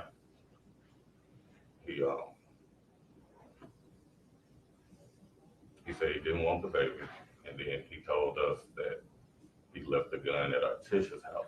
Once we did a search warrant on Artisha's house, and we did not find the gun, so we knew that wasn't true, that he didn't leave the gun there. And then after questioning him some more about it, he eventually told us he threw it in the river. And was the gun ever found? No, Was Baby Kennedy ever found? no, Do you know about any shell casings or any other evidence that was found? that was at the, on Sedgwick, yes. Shell casings were found there. Was that consistent with anything that you guys found in his car that was at Stacy? Yes, found a holster in his car, found another Glock magazine in his car. But no gun. No gun. And these things we're talking about, are these what we call corroboration? Yes, To make sure that what he's telling you actually did occur? yes. And talking about his shoes, what did he tell you about his shoes that he's wearing? He said he, after leaving Danielle, said he went home and changed clothes. Changed his jacket, changed his shoes, put his shoes in the trunk of his car and left his jacket hanging in his closet. What did he say about what might be on the shoes? He said he was leaving the shoes in the car because there was possible evidence that blood was on Danielle's blood. And Was what on did you find in his trunk at the car at Stacy? the shoes he took off, slides, Adidas slides with the blood on. Where did he tell you he went after he said he threw Baby Kennedy in the river? He went to Walgreens, What did you find at Walgreens? found video of, well, no, didn't get the video of Walgreens, found a receipt from Walgreens with things that he bought for Artisha.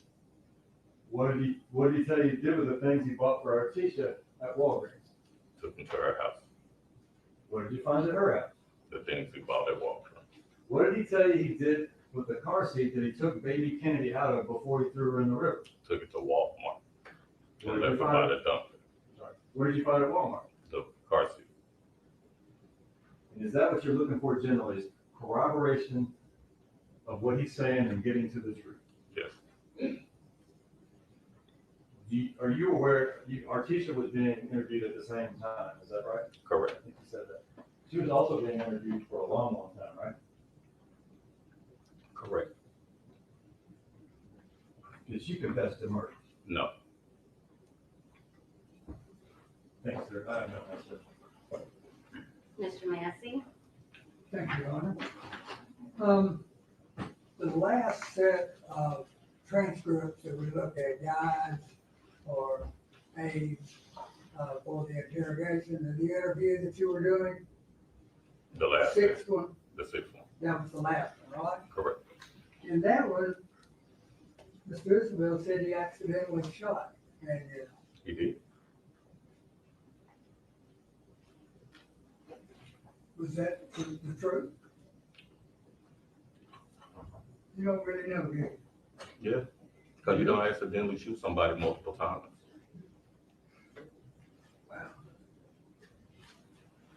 I'm trying to understand how you know what the truth is. But the If- things if that he consistent said with that the we truth, corroborated.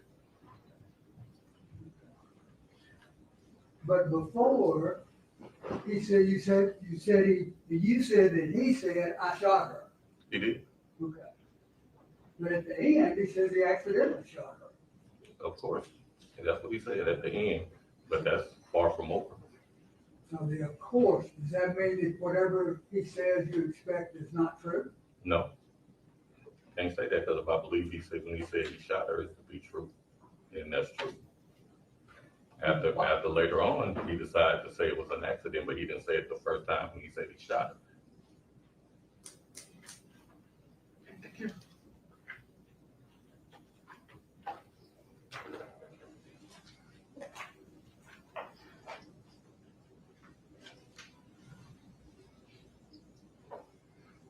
But the statement appears to be the only direct proof that he shot her. The statement of him saying he shot her? The statement, yeah. The rest of it circumstantial. Direct statement is him saying I shot her. Yeah, he said he shot her. And he tells you over here he accidentally shot her at the end. Yeah. A few hours later, he said it was an accident.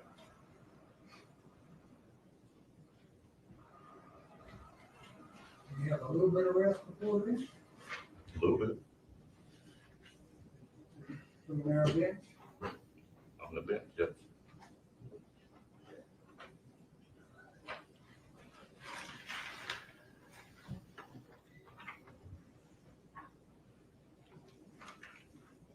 And we said, earlier in the questioning, that you told him a cap was at the river before he told you. Because you found out that the cap was found there, right?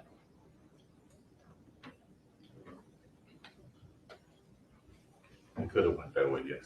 But you didn't find the baby yet. No, we did not find the baby.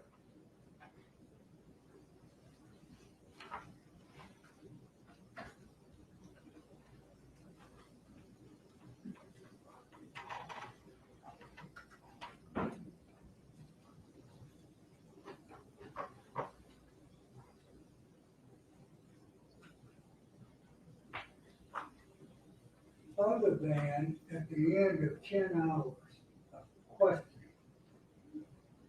30-something hours of being up, him saying he threw the baby in the river. What proof do you have the baby was at the river? Well, the cap that we found at the river had the same print of the gloves from the baby that was in the baby seat that we found at Walmart. Well, do you know testing was done on the, I do not know. that would let us know, would you think? It'd be He let us- DNA, right? He let us know.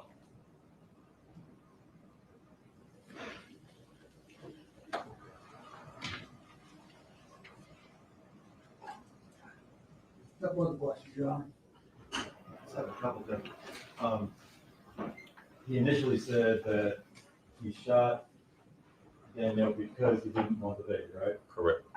Was that kind of early on in the interrogation? Yes. Then, some hours later, he says, what about shooting Danielle? It was an accident. There was an accident. That's later on, right? Correct. Accidentally shooting somebody is like way less bad than shooting someone intentionally, is that right? Correct. You guys didn't coerce him into improving his story a bit, right? No. He kind of came up with that on his own as time went on, is that right? I think he came up with the whole thing as time went on. I want to clarify one thing, because Mr. Massey's talking about 10 hours of questioning. You guys weren't questioning him for 10 hours. Correct. And I know it's not the Marriott, but he can sleep on the bench, and he was in fact sleeping on the bench, was he not? Correct. And at the end of that statement, because when we finished that 6 piece that we heard today, that was at about 7 minutes, I can't remember, 7-something minute mark, right? Yes.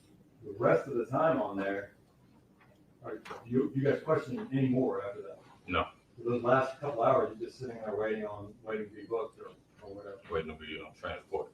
Okay. No further questions.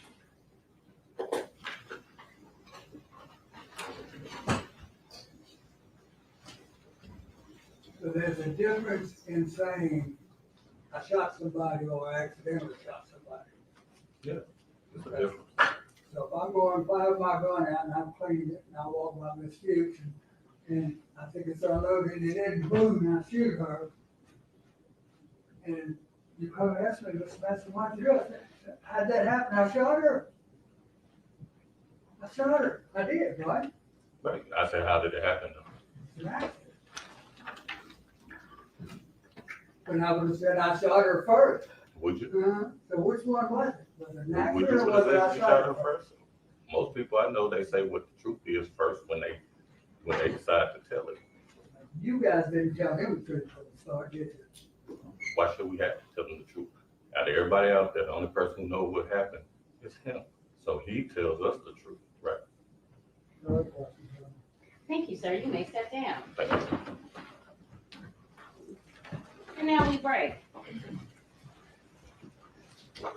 We can stretch, and you know what. Not talk about anything we did today. Johnson. If you need to stand up in the middle of this, it's perfectly fine. You don't have to sit for 4 hours straight and not stretch a bit. I do it, remember? So it's fine. I'll see you guys in a bit. Don't overdo it, and if you need coffee or water, let us know.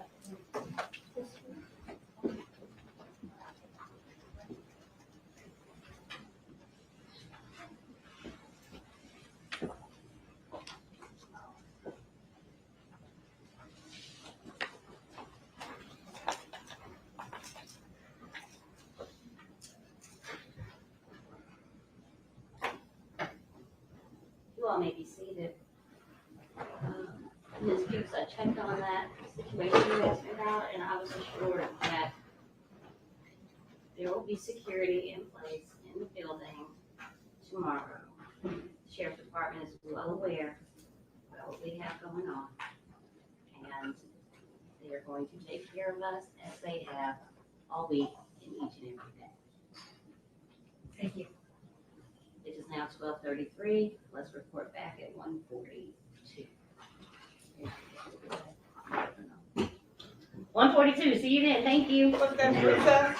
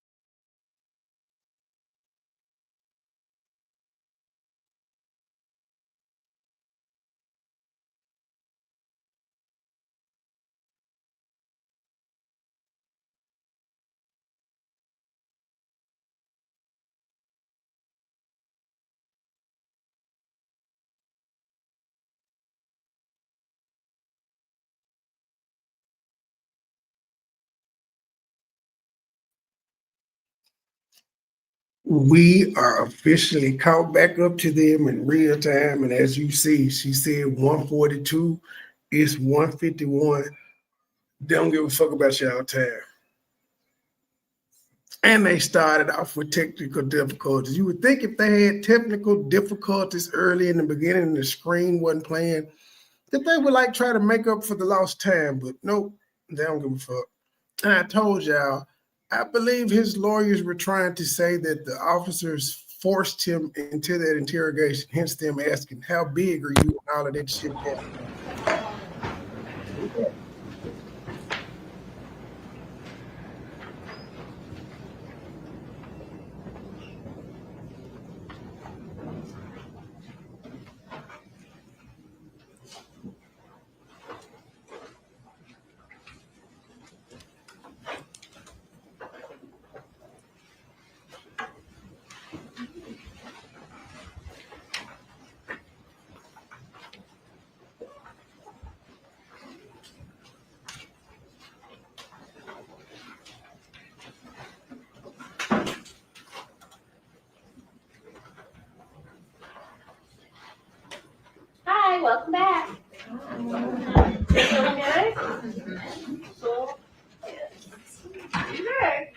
call me if they start cutting off these lights, all right? That's all I ask.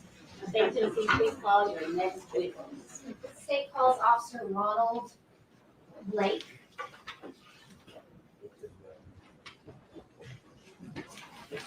Officer Blake, come forward. Watch your step. Stand right here, face you, and raise your right hand. Do you swear or affirm to tell the truth? I swear. Please have a seat, watch your step.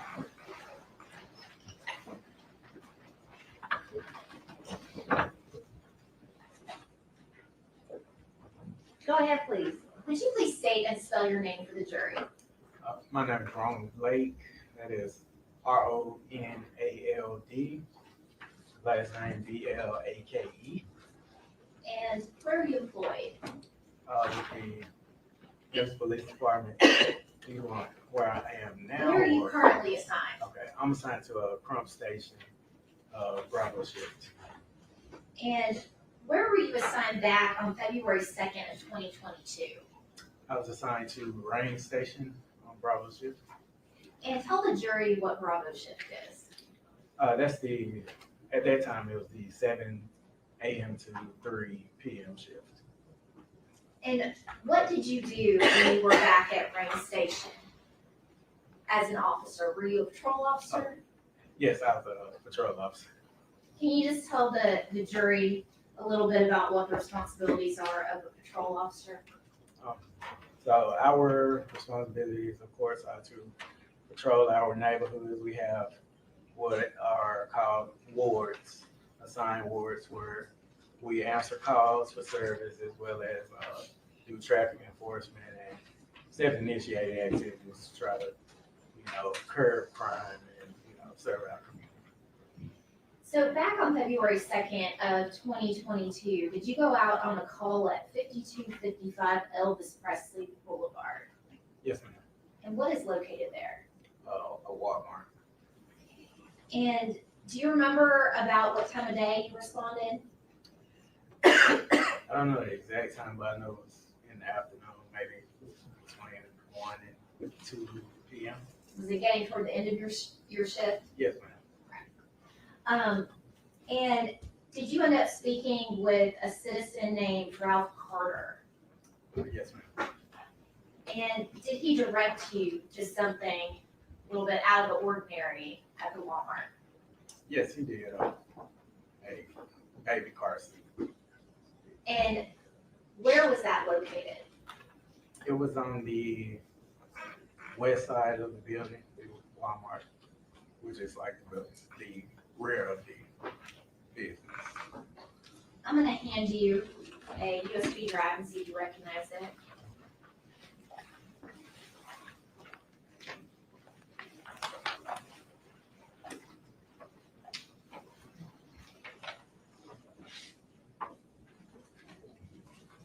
Yes, ma'am.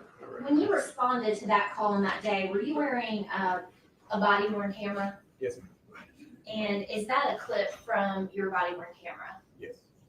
Or it asked that that be the next exhibit, exhibit 115.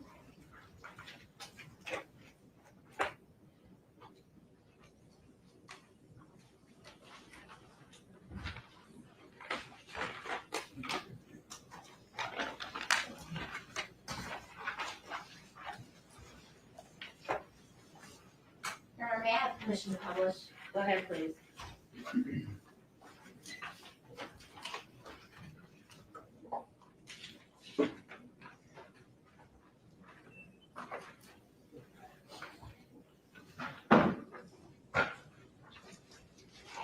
Officer Blake, what are we seeing? That would be me exiting my squad car. And I believe that's Mr. Carter directed me to where the baby car seat was. And where are we, as far as the Walmart, are we? At that point, we're at the rear of the business, as I said, on the west side of the building.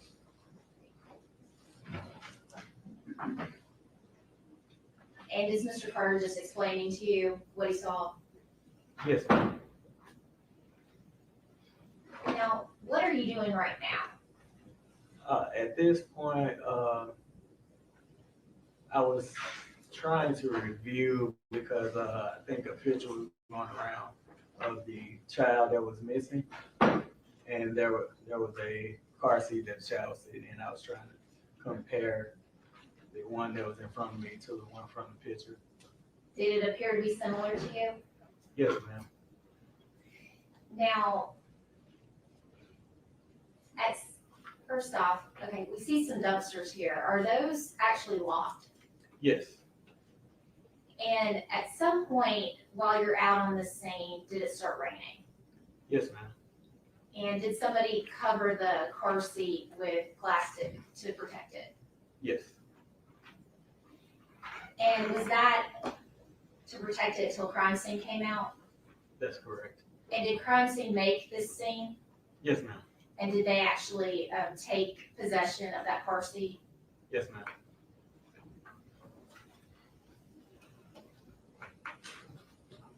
I'll pass the witness. Go ahead, please. Question. Thank you, sir. You may sit down. Please call your next witness.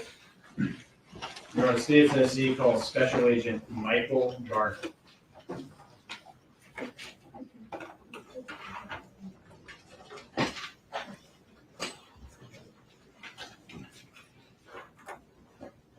Special Agent Garner, come forward.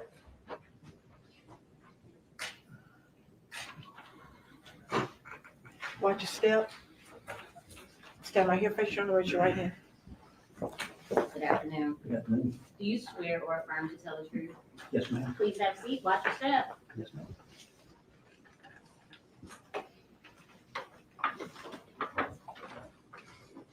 Could you please state your name and spell it for the jury? My name is Michael Garner, Michael Garner. Where do you work? I'm employed with the Tennessee Bureau of Investigation, TBI.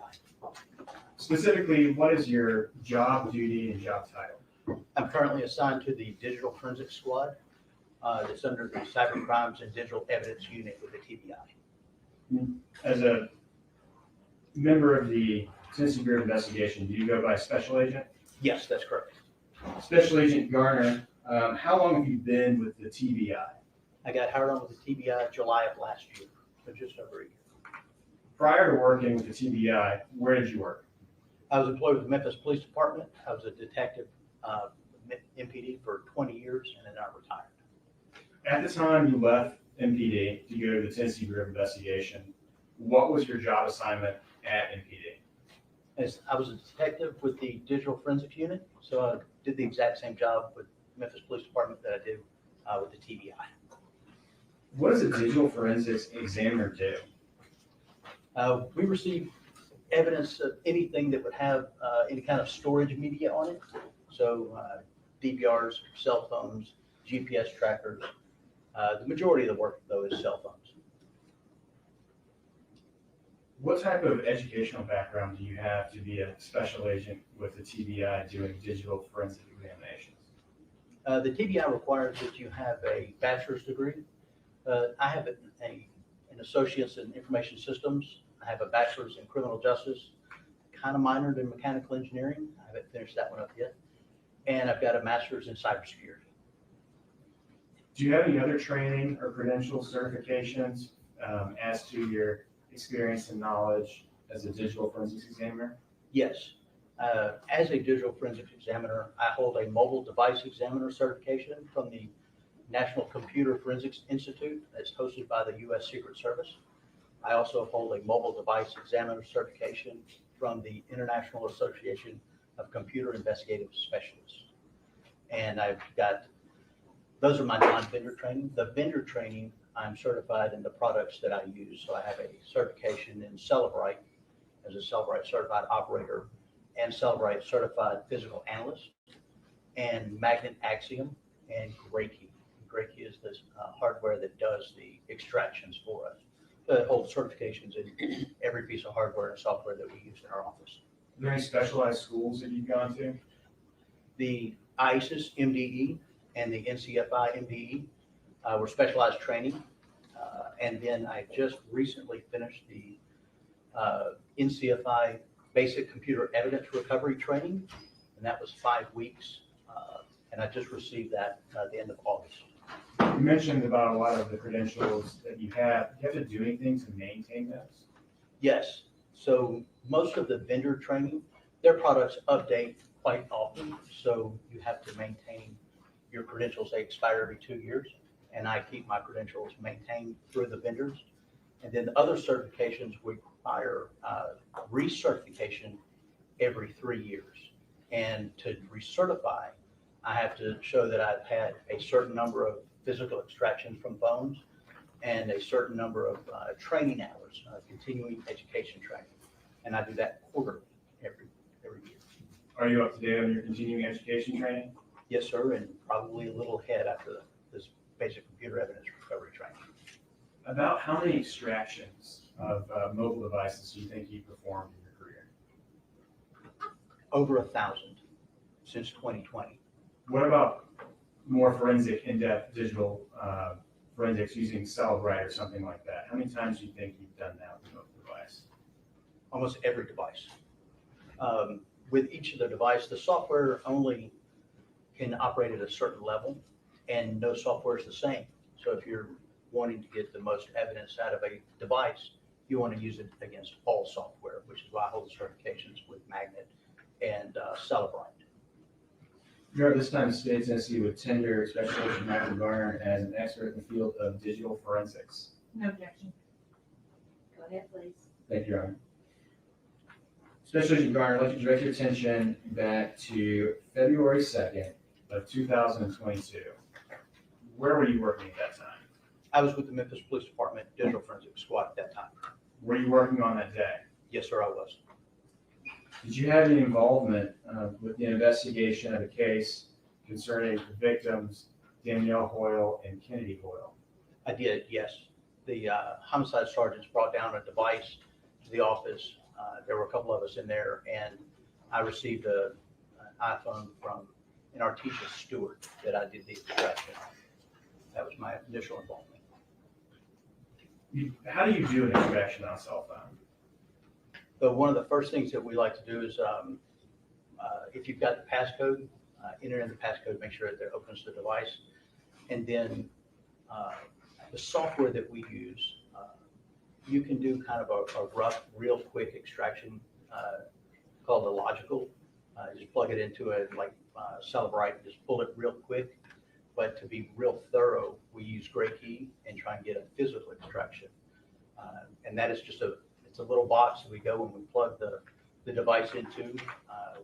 We make sure that the information that's pulled from the device is uncorrupted. And I say that because sometimes computers burn and we get problems with computers.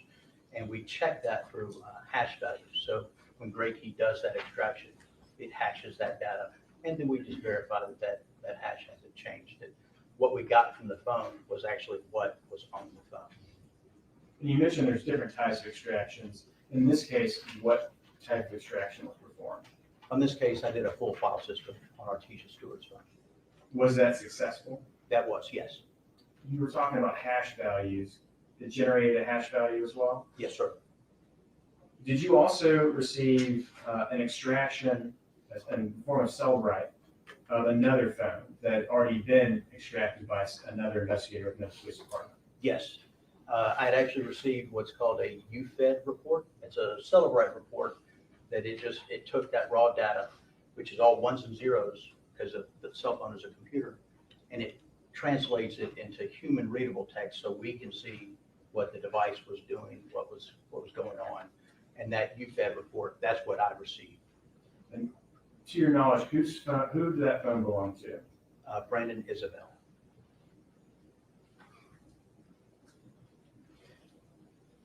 When you go through and look at a phone forensically, what type of data is in there?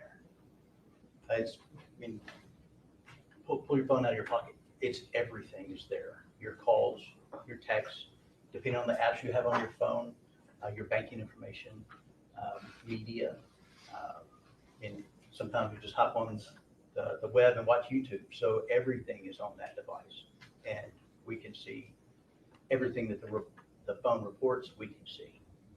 Does it also enable you to see even just things within the software, the system settings on the phone? Yes, May we approach for just a moment? I'm sorry. Pardon me, yes, ma'am. ladies and gentlemen.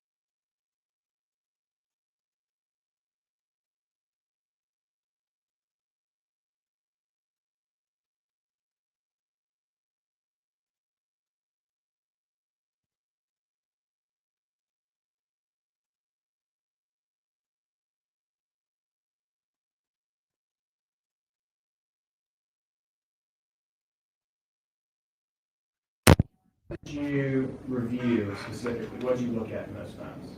Initially, I was only asked to look at location information from Brandon and Isabel's phone.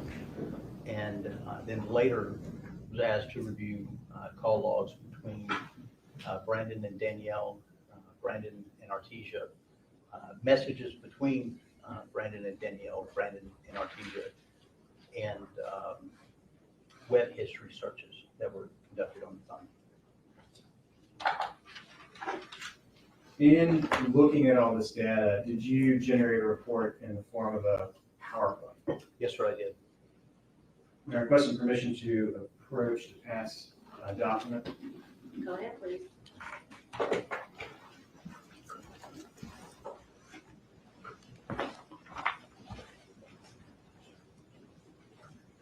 Special Agent Garner, I passed you a document. Do you recognize it?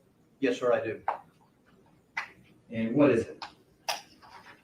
This was the document that originally created back in 2022 that contained the location information that was requested. Is that the report we were just talking about? Yes, sir, it is. Here, at this time, the state asked that it be marked as State's Exhibit number 116. Your Honor, I'm gonna object to the actual PowerPoint being entered. This is not a report, this is a PowerPoint. As a demonstrative exhibit, I have no objection, but to actually be entered as an exhibit, I think that it contains information that is more than just the report. Your Honor, this is, he testified that he looked at phones, found different data, and generated a report in the form of PowerPoint format that's been printed out. This is what he found in the phone based on his experience, and it's an expert report, Your Honor. It was provided to defense as well, and pursuant to the rules of evidence, the state is asking to admit this as into evidence as an expert report. Overruled. I'll allow it, Exhibit 116. Expert report provided by Special Agent Garner.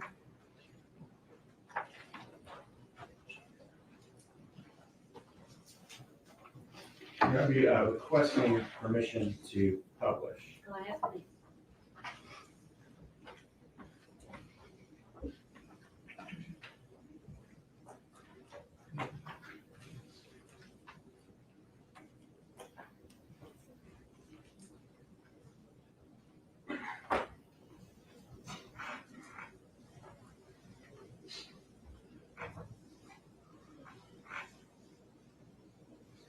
I may also pass to the witness a digital laser pointer. Is it gonna work today? It should, Your Honor. I tested it a moment ago.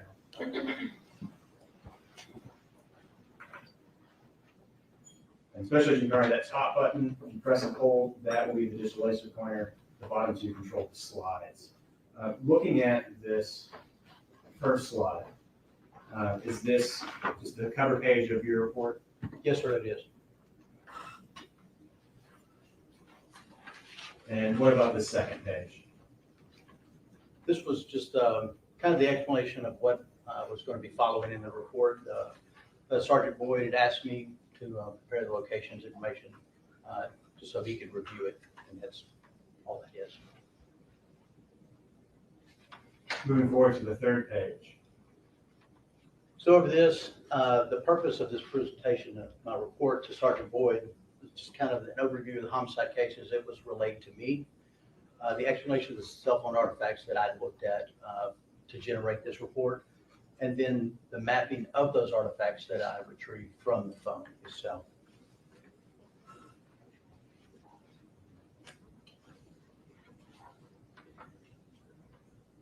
What do we see here in this slide? Go ahead.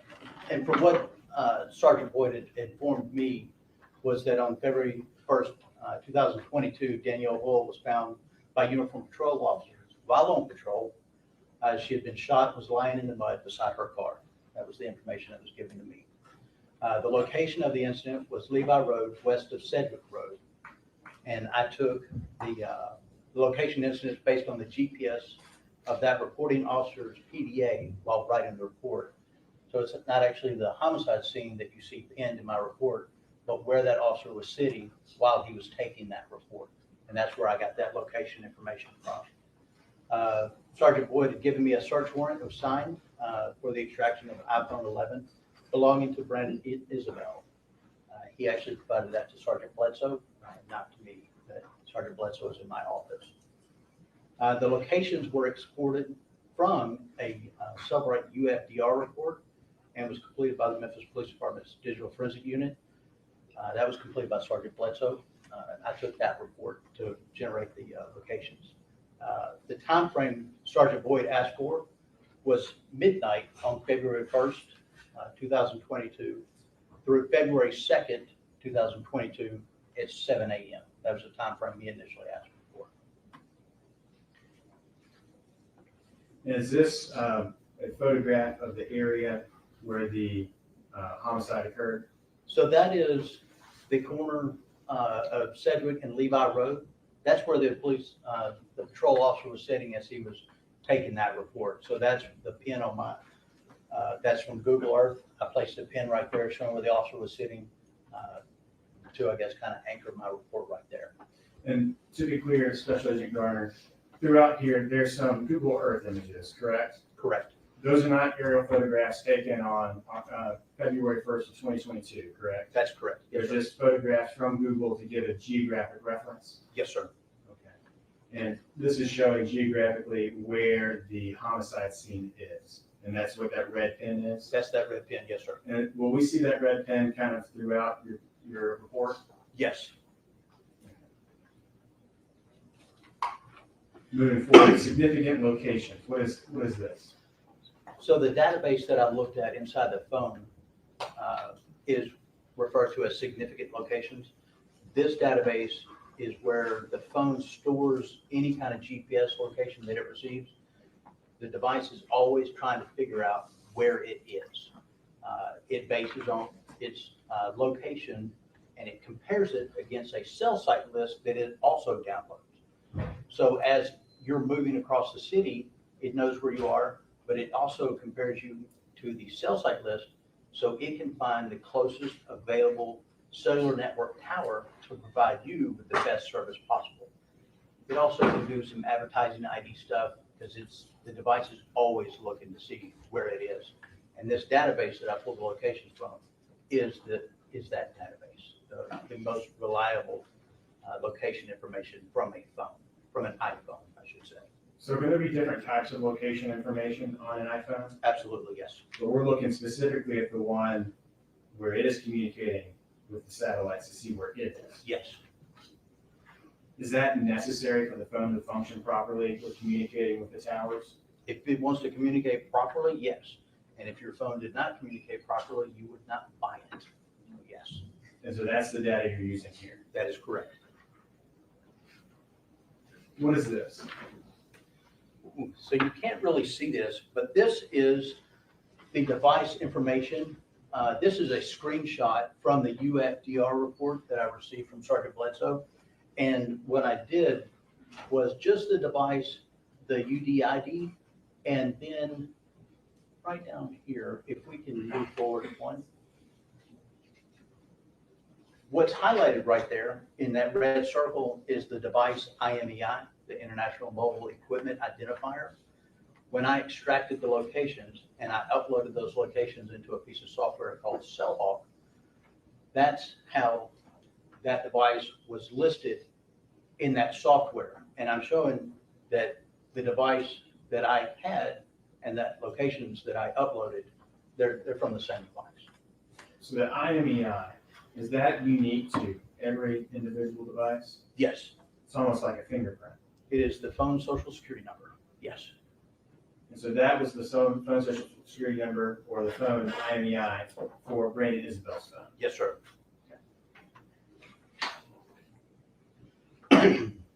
Now, on these next few slides, you have a few different maps created, correct? Yes, With dots on the map. yes, Is that using that GPS location data from the phone where it's trying to communicate with the towers that you were talking about a minute ago? yes. And to map it, did you have to use some type of application to make it all appear neat on a map? Yes. So I exported the GPS locations from the UFDR report. It allowed me to create a report from itself. And then I could upload that report into a piece of software called CellHawk that would help me map that out. If you were just looking at the location data in Celebrate and not upload it to CellHawk, what would you be looking at? Just a bunch of coordinates? You would just see date, time, the IMEI, and a bunch of GPS latitude and longitudes. Yes, So the CellHawk then plots those latitude and longitude coordinates and then labels them by time. correct.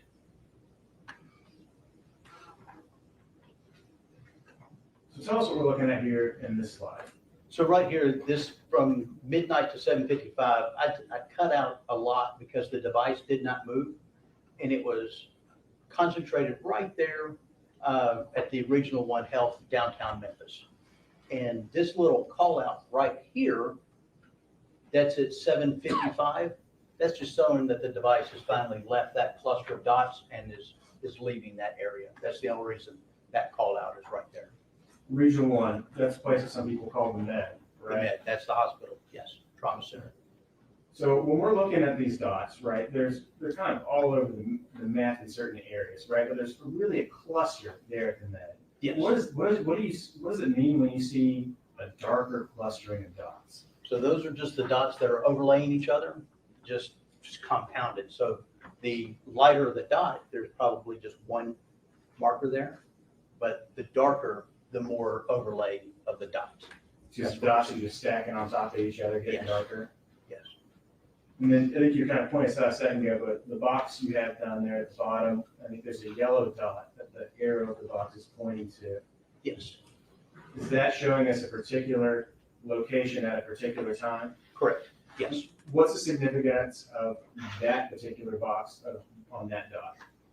That's just that at 7:55, that device was no longer within this cluster of dots. So just carrying your eye that the device is leaving that area. It's on the move. It is moving, yes. Moving to the next slide, what are we looking at here? So this is the route overview for the next timeframe, which we'll see on the next slide. But that green, that's the start. That's the hospital downtown, the Med. And then where the device stops, out East Memphis at near Poplar and Estate. So just tracking your eyes that it started here and then comes down and across Interstate 240 back up to Poplar. So we're just kind of help your eyes know where the device started and where it ended. So in drawing this line, are you tracing the location dots as they're going down the road? The software is, yes. Okay. And so this is the route that the phone took That's correct. to get from the green triangle, the starting point of the med, to the red octagon stop sign looking symbol there out east. Yes.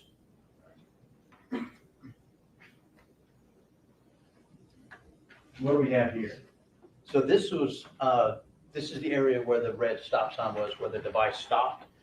And so it left the downtown area at 7:55, and at 8:17, between 8:17 and 11:02 a.m., that cluster of dots is where that device was. And a Google search, that location showed it was the Lebanon East Surgery Center right off of Poplar. Is there also an oral surgery center in that area too on the map? There may be, I cannot see it. Let me see if it's any better on. Yes, this, can't really read it from here, but that's the oral and,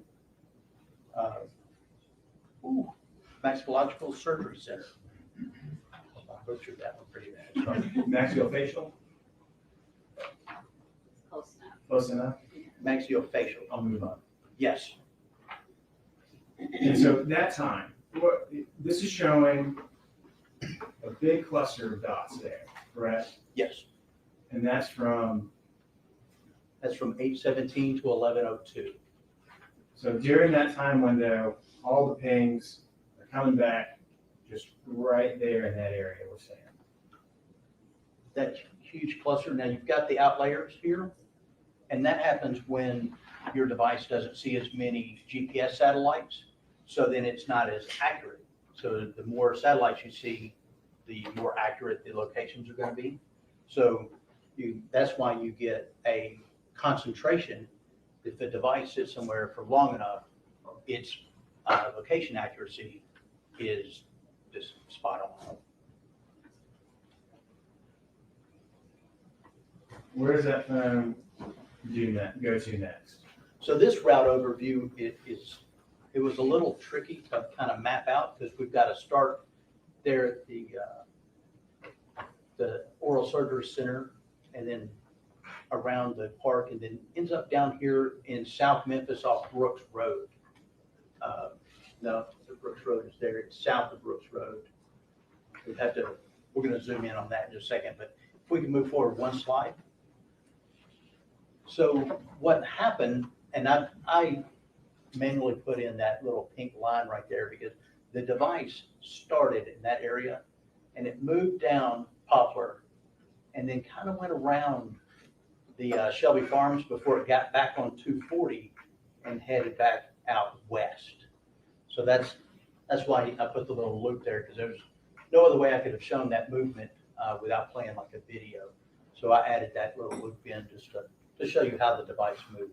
And so when you read the data on the map before you made the pink arrow, is the data telling you that what time each dot is? Yes. And so as you follow the time of each dot, that's the pattern it led you to. Yes. Yes. And my software allows me to animate this, so I'm not just looking at a static map. I can click a button and drag a slider, and then I can look at each minute for each. I think I can get it down to a second and watch how that device moves over a specified amount of time, whether it's 1 hour or 1 minute. So it looks like the fence phone started going east down Poplar, It did. and it then proceeded north up to get to Humphreys Boulevard.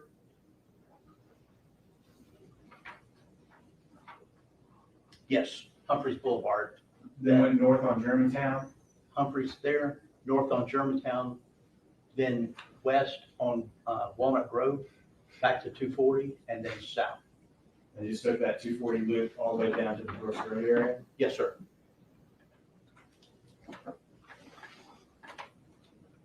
Now, what are we looking at in this slide? Now, this slide is actually where the device ended up at 11:48, and then it was down there from 11:48 to 11:55. And this little street It went up that street and back down. And then I left the pin from where the officer was taking the homicide report right there. I left it on the map just to show the proximity that at 11:48 on 2-1, that device traveled down to Mark Street in the area of that where the officer was taking the homicide report. So on February 1st of 2022, from 11:48 a.m. to 11:55 a.m., Brandon Isabelle's device was in this area. Is that in Mark Road? Yes, yes, sir, it is. It's in this area near, and there's that red flag. That red What's that pin, red flag? that red pin is where the officer was sitting taking the report for the homicide. But this is at 11:48 a.m. to 11:55 a.m. Yes, sir. And that call out right there, that's what that box is called. That is just a little call out. That little call out box is showing that at 11:48, that's where that device was. I'm sorry, at 11:54, that device was right there about to leave the scene. Specifically in that little turn on Mark Road. Yes, sir. Where did the defendant's phone go next? So from that green triangle down near the homicide scene, it went up north, Midtown 240, North 40, and then out Interstate 40 eastbound to the stopping area. So going back a little bit, in the past couple slides, the phone went from this area of the surgery center on Poplar and Estate, around Shelby Farms, down to Brooks Road, correct? Yes, sir. And then it went on to Mark Road, correct? Yes, sir. Where it appeared to just turn around and go back this direction. Yes, sir. And is that in the Cordova area where the stop sign is? The It red is. octagon? It is, yes.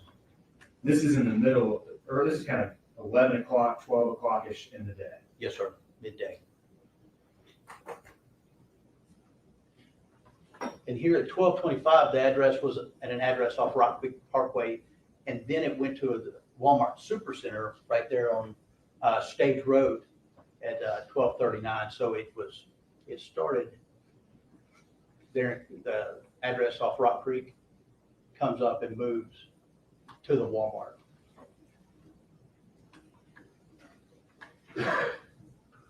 So it went to the address off Rock Creek and then arrived at Walmart by 12:39. That call out box there,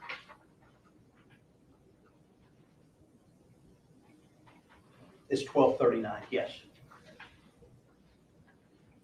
But it looks like it first went by the Rock Creek address and it was there by around 12:25 a.m. correct? Yes, Okay. yes.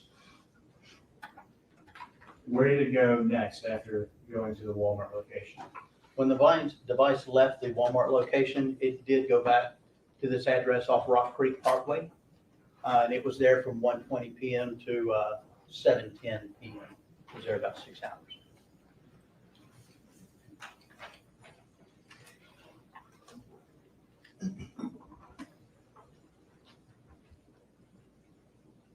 And that at 7-Eleven, that device then leaves that address on Rock Creek, which of course is the start, the green triangle. And then it just heads south to an address off of Walnut Road to the octagon there. There at the top of the screen, there appears to be a kind of blue aqua colored pen next to the green triangle. Yes. What is that? So that pin was placed there by me in the software, and that's the address I was given that belonged to Brandon Isabelle. Is that the Lathbury address?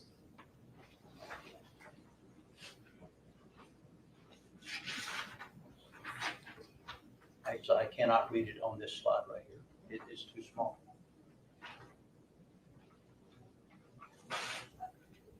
Going back to though, looking where the stop sign was, going back one slide. Yes. Is that pin for the address for Brandon Isabelle in this area where the cluster of the blue dots is? Yes. That pin was, and I removed the pin so as not to cover up the cluster right there.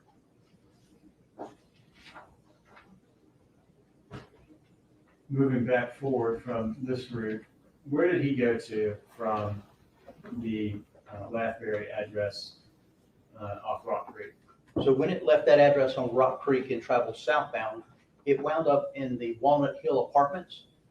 And it come in off Walnut Road, headed kind of northbound, and then kind of clustered around right there from 7:24 to 7:31 that evening. This is still February 1st, Yes, sir. 2022, correct? Correct.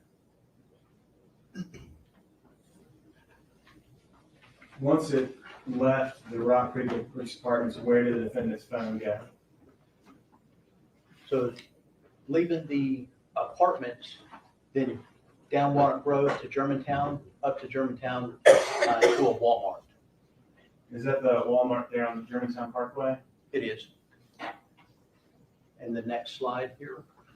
So from 7:36 PM to 7:49 PM, that device was at the Walmart Supercenter on North Germantown, right there at Germantown and Trinity. There's Trinity right there. And device pulled in the parking lot, kind of walked through the Walmart and back down. And then did he leave the Walmart at 7:40, or the device leaves Walmart at 7:49 PM?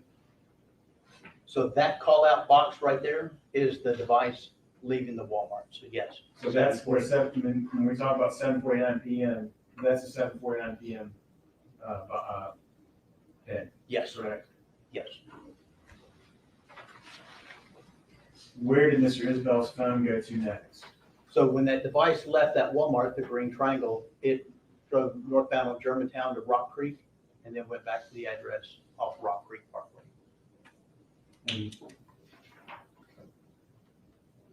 Is that the blue pen, the address you have for him on Lathbury? Yes, yes, it is.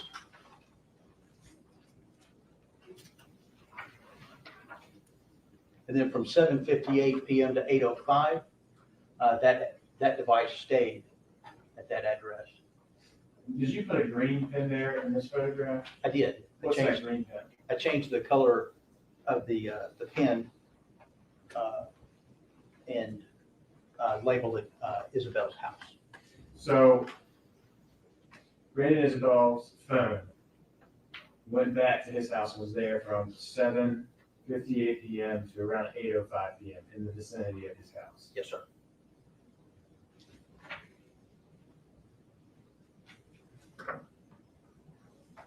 So going back one slide.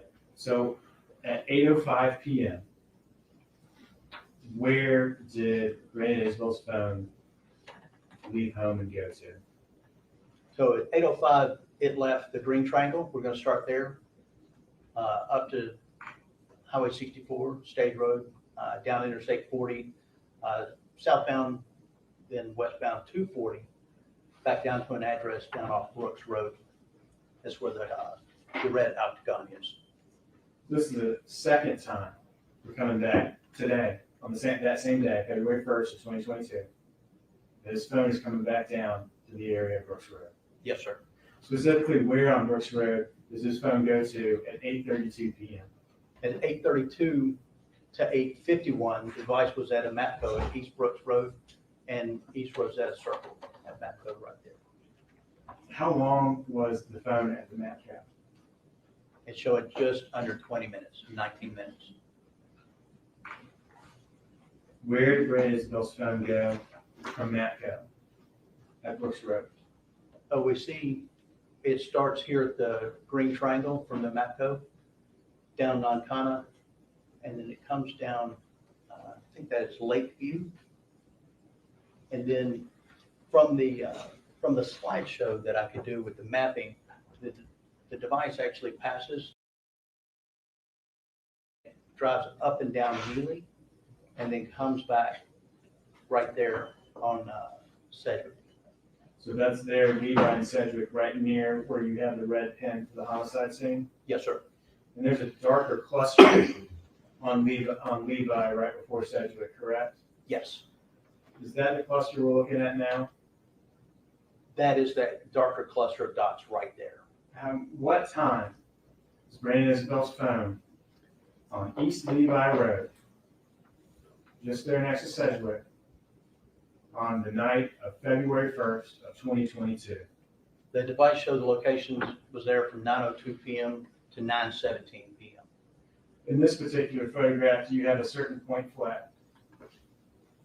So this was the time, and I thought it would show up a little bit better here, so my apologies. But that is the location hit for the 9:02 PM. So it shows him being there from 9:02, and that's the point for 9:02. What about the point for 9:17? And this is the location for the 9:17 hit, right there. That little, you can't really see it, that blue circle I have highlighted yellow, it's not showing up on the presentation very well, but at 9:17, that's where it was. In that cluster of circles we see, time-wise, they fall there between the 9:02 and the 9:17. Yes, sir.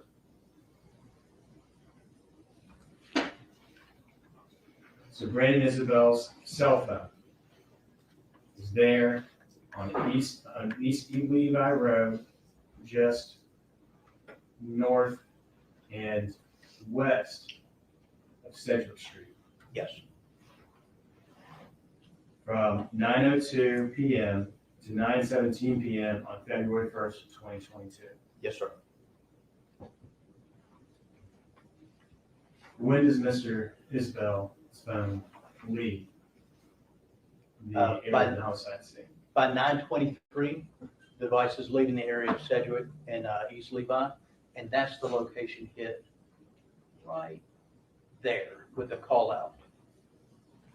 There's the cluster of dots we were looking at, and then that's the next hit at 9:23. So at 9:23, this phone's going back up Lakeview Road, heading kind of northeast, Yes, sir. away from the scene of the homicide. Yes, sir. The scene where Danielle Hoyle was found shot to death, correct? That is correct.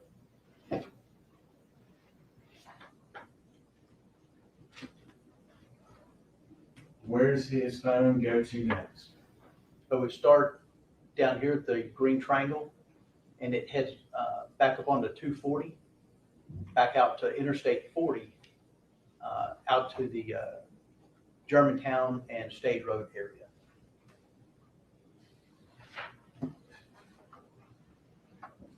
And we have a cluster of dots right here in this parking lot from 9:44. That device is in the area of the market at Wolf Chase, from 9:44 to 10:04 PM on the first. So from 9:44 PM to 10:04 PM, he's in that little shopping center. Is that Wolf Creek Parkway? Yes, Is sir. that correct? And then it's right there. Is that the yellow road that's Highway 64? Is that State Road? That is, And then North Germantown Parkway is going north-south to the right of it? yes, So right there in that area of town. right there, yes. What specifically kind of where those dots are clustered, what shops are kind of in that area as a point of reference? Back over here to the left, you've got a Target, and then there's the Fondue restaurant, and then the 511 store is there, and then the Best Buy is down here. Does he move again or go on the move again at 9:04 PM? At 10:04, yes, Excuse me, 10:04 PM. yes. Where does he head to? So at this time, the device starts there at that parking lot on the Stage Road, and then goes up to the Walmart Supercenter again on the Highway 64. So that's the Stage Road Walmart? It is, yes. What time is he at the Walmart on Stage Road? From 10:05 PM to 10:21 PM, that device is in the parking lot and the Walmart there on Highway 64. So what time does he leave from the Walmart on Stage Road, Highway 64? That call-out box right there, that's the 1021 location. So it's actually left the parking lot and is back on Highway 64 at 1021. Where do we go from the Walmart? So it starts here at the Walmart, down 64 to Rock Creek Parkway, back to the address off Rock Creek Parkway. 8702 Blackberry Place North. The 8702? Blackberry, Yes, the Isabelle's residence. yes. What time do we first see the phone arriving back at the Isabelle's residence? So the device showed the location time at 10:24, being back at the address, and then leaves at 10:30, and that's the location recorded when it left at 10:30. So from 10:24 to 10:30. So it was in the vicinity of his home until 10:30, when it's here heading south on Rock Creek. Yes, sir. Where does this phone go to next? But when the device leaves the Rock Creek Parkway onto Germantown, it gets onto 40, and this time it takes the north loop of 40 around, then it comes Midtown to 40, and then downtown. And it drives kind of up and down Island Drive on Mud Island before it ends right there at the end of Island Drive on Mud Island. Is that near the boat ramp It is, yes, on the north end of Mud Island? yes. What time does this phone put him on Mud Island? So at 10:59, that device is showing on Island Drive on Mud Island. Right over there by Harbor Town? Yes, just right there. Now, the dots here, where they go up and down, and there's a couple in the river there. Can you kind of explain what we're looking at here? Yes, so between 11 and 11:20, the device is actually driving up and down Island Drive, back and forth.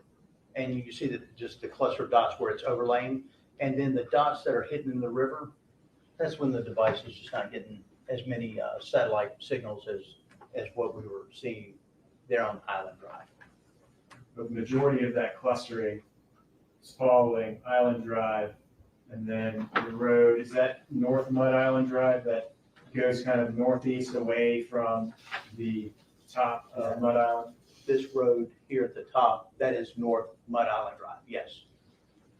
And is there a particularly darker cluster of blue dots in the corner You can of, see it's dark cluster right there. okay, is that there at the corner of where Island Drive turns into North Mud Island Road? It is, yes, Is that over there by the boat ramp? it is. And I zoomed in on that cluster, which you would see right in here. And then there was a location hit at 11:20, just outside of the laneway, right there. A device location hit at 11:20. So specifically at 11:20, that is where Brandon Isabel's phone GPS is saying that it is. Yes, sir. Now, this next slide, is this basically kind of what we were just looking at, but with a Google Earth image?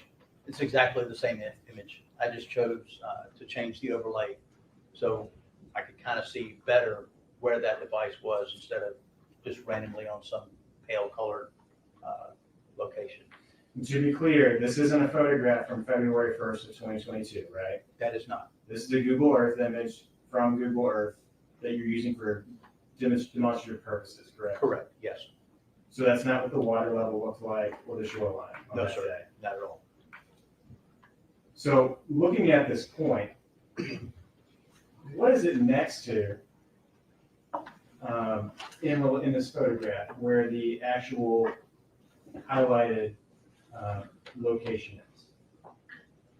What is it next to? Yes, can you please describe for the jury what is next to this highlighted point? So you've got a gate blocking the drive here, and then the pedestrian walkway. And then this is the boat ramp and the boat ramp parking area here. And I have the pin dropped for boat ramp right there. I added that into the software. Could you please point out where the Wolf River is in this photograph?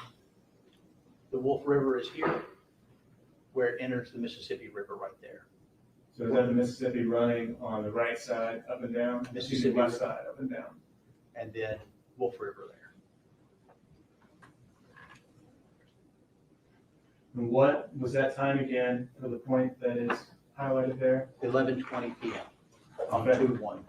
February 1st, February 2022?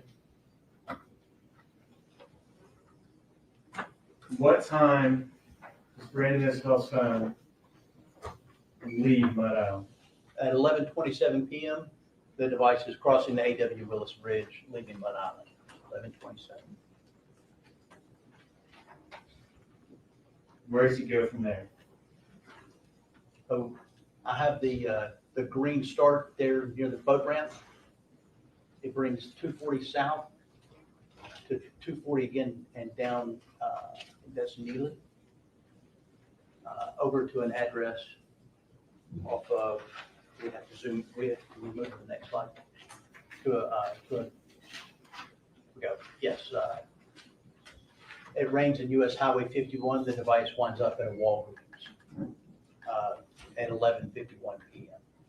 So it went from downtown Memphis to this Walgreens off Rains. And US I-51, is that Elvis Presley Boulevard? Yes, yes, that is. So this is that Walgreens there at Elvis Presley Boulevard and East Rains Road. Yes, the mapping software shows that it's US Highway 51 and then East Rains right there, and the Walgreens right there in the corner. Yeah, So- Elvis Presley and Rains. What time is his phone first showing up near the Walgreens? It's 11:51 p.m. is the first location hit, and the last location hit was 12:11 a.m. on the second.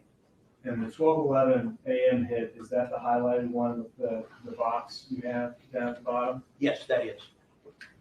So where does Mr. Isabel's phone go next? So we leave the Walgreens at Elvis Presley and Rains, and it comes down here to an address here. It's the Walmart Supercenter at Elvis Presley and Holmes Road.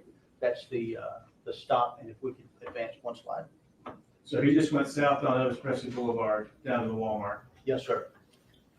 And the device there pulls off Elvis Presley and so the Walmart is that box there. So it's behind the Walmart right there. So this Walmart, the front of the store, does it face Elvis Presley Boulevard? It does, yes.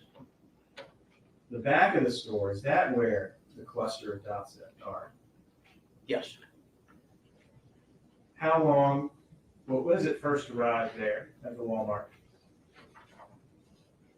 Your Honor, I'm going to object to the classification of arriving. We have a first data point, but that doesn't indicate when the device arrived. I'll rephrase the question. Thank you.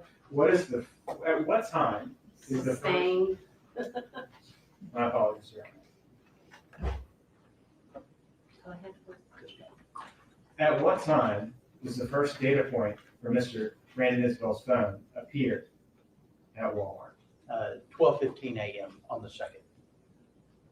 What about the last data point? It was there until 12:17 a.m. It was there for 2 minutes. Where does it go to next? So we have the device leaving the Walmart and then down Holmes Road and then to an address here on Stacy Road, which is that cluster of dots there. At what time does the first data point appear at Stacy Road? So at 12:21, the device is showing there an address off Stacy, and it leaves that address around 12:33 a.m. on the second. So it appears the device is there at an address on Stacy Road from about 12:21 to 12:33 in the morning of the second. Yes, sir. Where does the device go to after that? So again, the green triangle is the start location from the Stacy Road address, and then it takes 240 back up, eastbound 40 back to the home address for Brandon Isabelle, the 8702 Ladberry Is that Latberry? Place.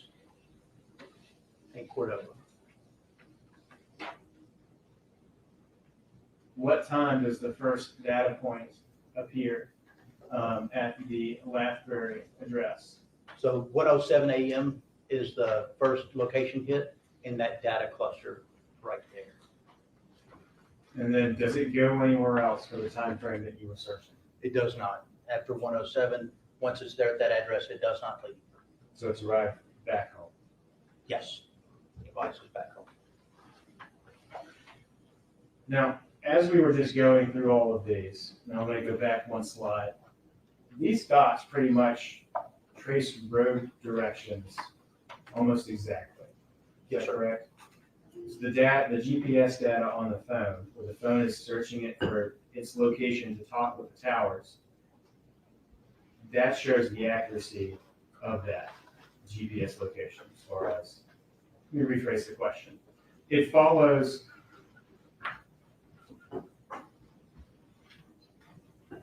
the data as it moves down the road, follows the road very, very closely, doesn't it? Yes. And it's, Objection deleting. Your response, I'll rephrase the question, Your Honor. sustained. How closely, if at all, does the data follow roadways? So the accuracy was not reported out. Usually when we get cell tower information, we get accuracy in hundreds of meters. But with GPS accuracy, usually it's 9 meters, 9 to 50 meters. So it's a lot more accurate than what cell phone companies represent, which is why we went with the device locations.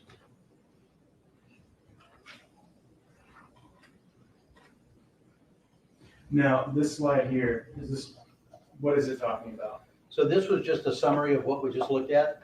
I mapped out the location information from that iPhone 11 Pro Max that was belonging to Brandon Isabelle, and I uploaded those locations to a web-based tool, Cellhawk, to map those out so we could see them on a map instead of just looking at a bunch of numbers in a spreadsheet. Total, there were 6,622 location markers pulled out of that device for that requested time frame. And Sergeant Bledsoe used Cellbrite Physical Analyzer version 7.63.0.126 to generate his UFDR report that I used to pull the location information from. And I used Cellhawk version 8.4.23 to map it out so we can look at it. So now, moving forward to the other work you did looking at the phones, at some point did you look at the actual other data, text messages, call logs, web data, stuff of that nature? Yes. Specifically, what did you look at? So I was asked to look at the communication between Brandon Isabelle and Artesia Stewart, who was listed as wifey in Brandon Isabelle's phone. I was asked to look at the communication between Brandon Isabelle and Danielle Hoyle. And there was a FaceTime call to Danielle Hoyle that I was asked to look at. And then the Artesia Stewart device locations on February 1st from, I think, 9:30 to 11 p.m. And then the web history from Brandon Isabelle's device. Let's talk about, how did you start when you were looking at Brandon Isabelle's phone, specifically for communication with Artesia Stewart? So the Cellbrite Reader Report makes it very easy for what we call jumping points. And one of the jumping points is messages or calls, or it's a little box that you can click that will take you to that information to start looking at it. So it's very, very simple. So here, did you filter down to communications involving a certain individual? Yes. So from what was requested, we were looking at the communication between Brandon Isabelle and Artesia Stewart. And this is a screenshot from the UFED report that Sergeant Bledsoe created that I had. And then this is the same screenshot from the UFED report that I created for Artesia's phone. And you can see that the Apple ID used on Brandon's, Isabel's device, and then the phone number last used, the MSISDN is the phone number. And then, of course, Artesia Stewart's Gmail and the phone number there. What was Mr. Brandon Isabel's phone number? It's 901-340-4649. And Ms. Artesia Stewart's phone number? There was 901-896-5848. And you're actually able to get this information from its phone, the phone itself. Yes, It knows the phone number that's assigned to it. yes. What are we looking at here? This is just the contact information. On the left here, we've got Brandon Isabel's contact information for Artesia Stewart. There's the contact picture that he would see in his device, and then the name, and then there's the phone number for that contact. And then on the right side, we have all the contacts for that phone number that she had listed for Brandon. She had 34 different contact names for Brandon in her phone. So the left side, that's Brandon's phone. That is from Brandon's here. Okay. And this one's from Artesia. So what was the contact name for Artesia and Brandon's phone? A contact name was Wifey for Artesia in his phone.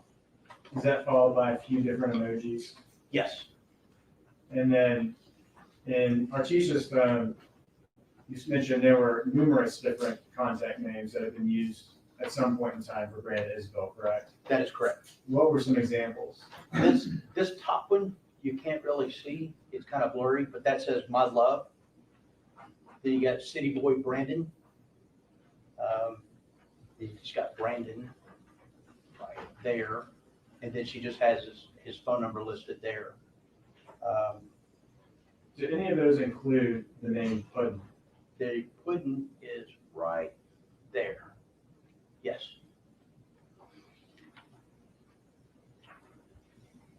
Did you look at whether there were any calls between Brandon Isabel and Artesia Stewart, who in his phone appears as Wifey, on the dates of February 1st of 2022 and February 2nd of 2022?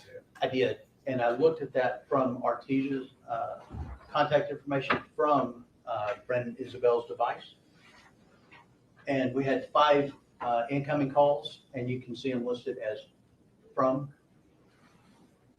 It's not listed, I'm sorry, it's an icon. So there's 3 outgoing, 2, and then the from is the blue icons, and the outgoing is the green icon, the arrow pointing in or the arrow pointing out. So blue arrows pointing in towards the phone, incoming. Incoming, yes. Green arrows pointing out from the phone, outgoing. Outgoing, yes. Now, looking at this, that's the same phone number in along the column, correct? Where it might change to, from, Yes. correct? Yes. Is it the same name that keeps appearing to the right of the phone number? The name changes from Wifey to Tiffany Purcell. What does that mean when the name changes? That the owner changed the contact name. So at some point in time, and is that reflected chronologically in a call log? Yes, So, for example, if the phone contact was labeled Tiffany Purcell up until sometime before 10:19 and 34 seconds a.m. and 10:09 56 seconds a.m., there was a change at some point in time? yes. So the calls, the phone looks at the contact database. It doesn't remember it. So every call you make, it looks back at the contact database and pulls that information from it. So if you make the change in your contact database, change the name or add an emoji, add an icon, change the picture, the phone always reaches back to the contact database to pull that so you have the most up-to-date information that you see.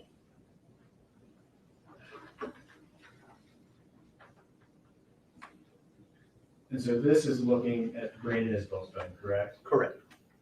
What about Artesia Stewart's device? So I did the same evaluation from Artesia's phone, and there's 3 incoming calls from, and then 6 outgoing calls to. Now, do you have an arrow pointing to a specific call at 10:19:07 a.m. on February 1st, 2022, correct? Yes, What's the significance of that arrow? that call is not in Brandon and Isabel's phone. We only saw the number of calls from his, 5 incoming to 3 outgoing, and now we're looking at 3 incoming to 6 outgoing. So that call was missing from Brandon's phone.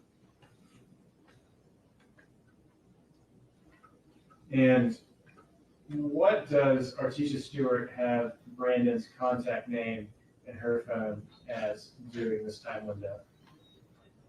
It's pulling Isabel, Brandon.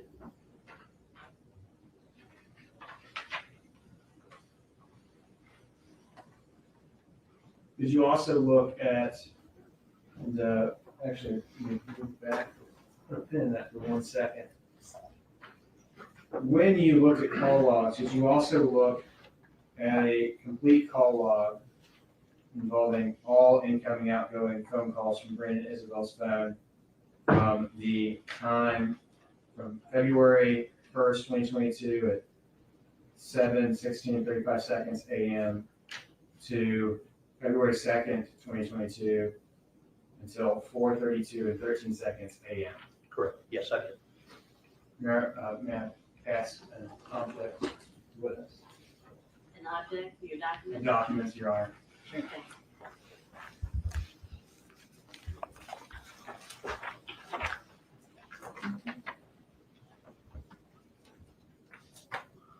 Special Agent Garner, do you recognize that document? Yes, What is it? this is another report generated from the UFDR report, just from the call logs from that. And so that shows all the calls in the log on Brandon Isabel's device during that time window. Yes, Here, this time I ask that the call log be entered into evidence as States Exhibit 117.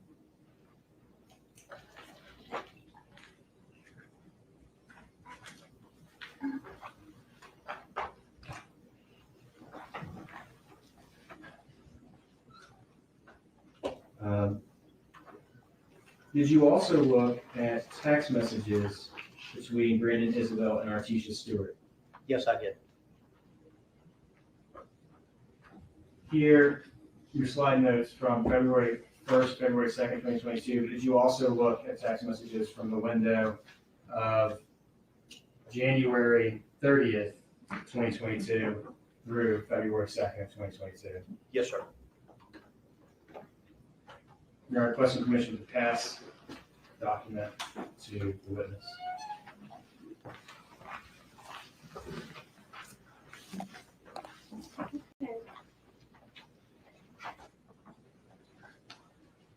Special Agent Garner, do you recognize that document that's been passed to you?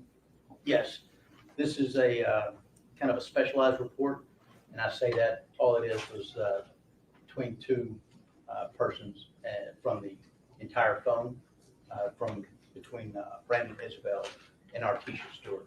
It's just a report of their conversations on there. Your Honor, this time state has to be marked as exhibit number 118. Mayor, may we break? Sure.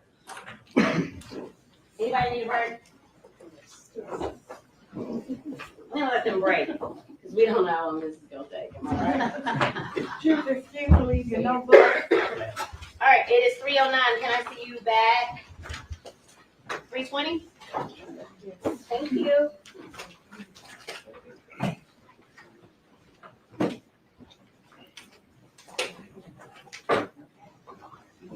No discussions, no talking?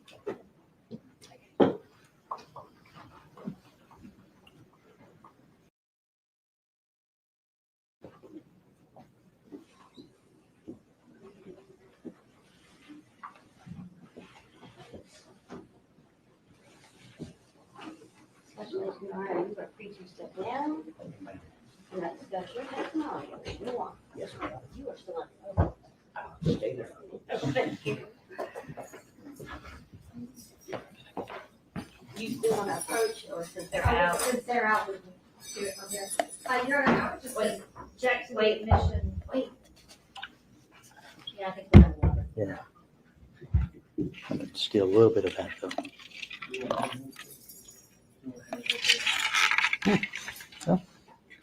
Sound like there's something in I it. have to hear the door before I leave. Go ahead. Your Honor, I would object to the admission of every text message. Not all of these are relevant. They're not even all from the relevant time frame. I would just ask, unless there can be an offer of proof to show the relevance of all of these text messages, that number one, they're hearsay. Ms. Stewart was not confronted with every single one of those to lay the basis for her to identify them and say that they were hers. But also, not all of these are relevant. Your response? Your Honor, the state would say that, submit that they are relevant from the date window of January 30th of 2021, which is the day before the birth of Kennedy Hoyle. There's been testimony about, I'm sorry, it's 2022, I said 2021, excuse me, January 30th of 2022.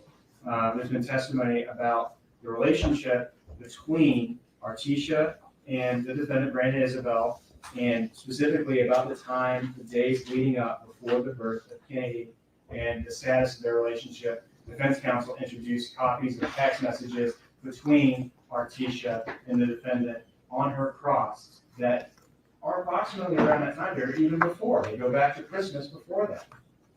The state is asking to put in text messages from the day before the birth of Kennedy Hoyle to which would be the January 30th of 2022 until February 2nd of 2022, which is the culmination of this investigation as far as the defendant's statement and things of that nature. They are absolutely relevant, Your Honor, and they're confined specifically to, the state would submit that they're absolutely relevant, Your Honor, the state, and we confine them to the specific dates, which is a smaller area of time than what the defense has already submitted into evidence. The state would also argue that the rule of completeness kind of applies a little bit in that one of the text messages that has been entered as exhibit, is that one right there? Exhibit 82 by the defense is from January 31st of 2022 at 3:48:06 a.m. But furthermore, Your Honor, besides from the issues of relevance and the rule of completeness, the state would also note they are properly authenticated. They've been introduced by an expert witness who is an expert in digital forensics. He has testified about how these were extracted and found using Celebrite and Gray Key, something that he is qualified and certified in. And specifically, the state would point to State of Tennessee versus Wells, which is a 2024 Court of Criminal Appeals decision. It is docket number E 2003-00516-CCA-R3-CD, specifically looking to page, please give me 1 second. Authentication is on page 20 of that opinion, and it runs through page 24, where it talks specifically about in a case that was a domestic violence homicide, where involving a deceased girlfriend and another girlfriend who was also involved in the situation as a third party. Text messages were entered into evidence from both of them, the deceased girlfriend, who is the victim, as well as the other girlfriend. And the text messages were authenticated by a Celebrite certified individual, such as Special Agent Gardner is here. And the Court of Appeals found that that was appropriate and cited two numerous opinions from here in Tennessee that shows that that authentication is sufficient. That's a sufficient authentication under the law in the state of Tennessee. Now, specifically as to any type of hearsay, the state of Tennessee is seeking to introduce this for non-hearsay purposes. It's to feel fill a contextual void. The state would also cite the state of Tennessee versus Wells, that same citation given earlier, specifically to beginning at page number 24 and going through page number 35. Here, Your Honor, the text messages from the respondent to the defense. So the text messages from the defendant himself are statements against interest or statements by the defendant. The responses by the other party are there to fill a contextual void. Without them, a one-sided conversation does not make any sense.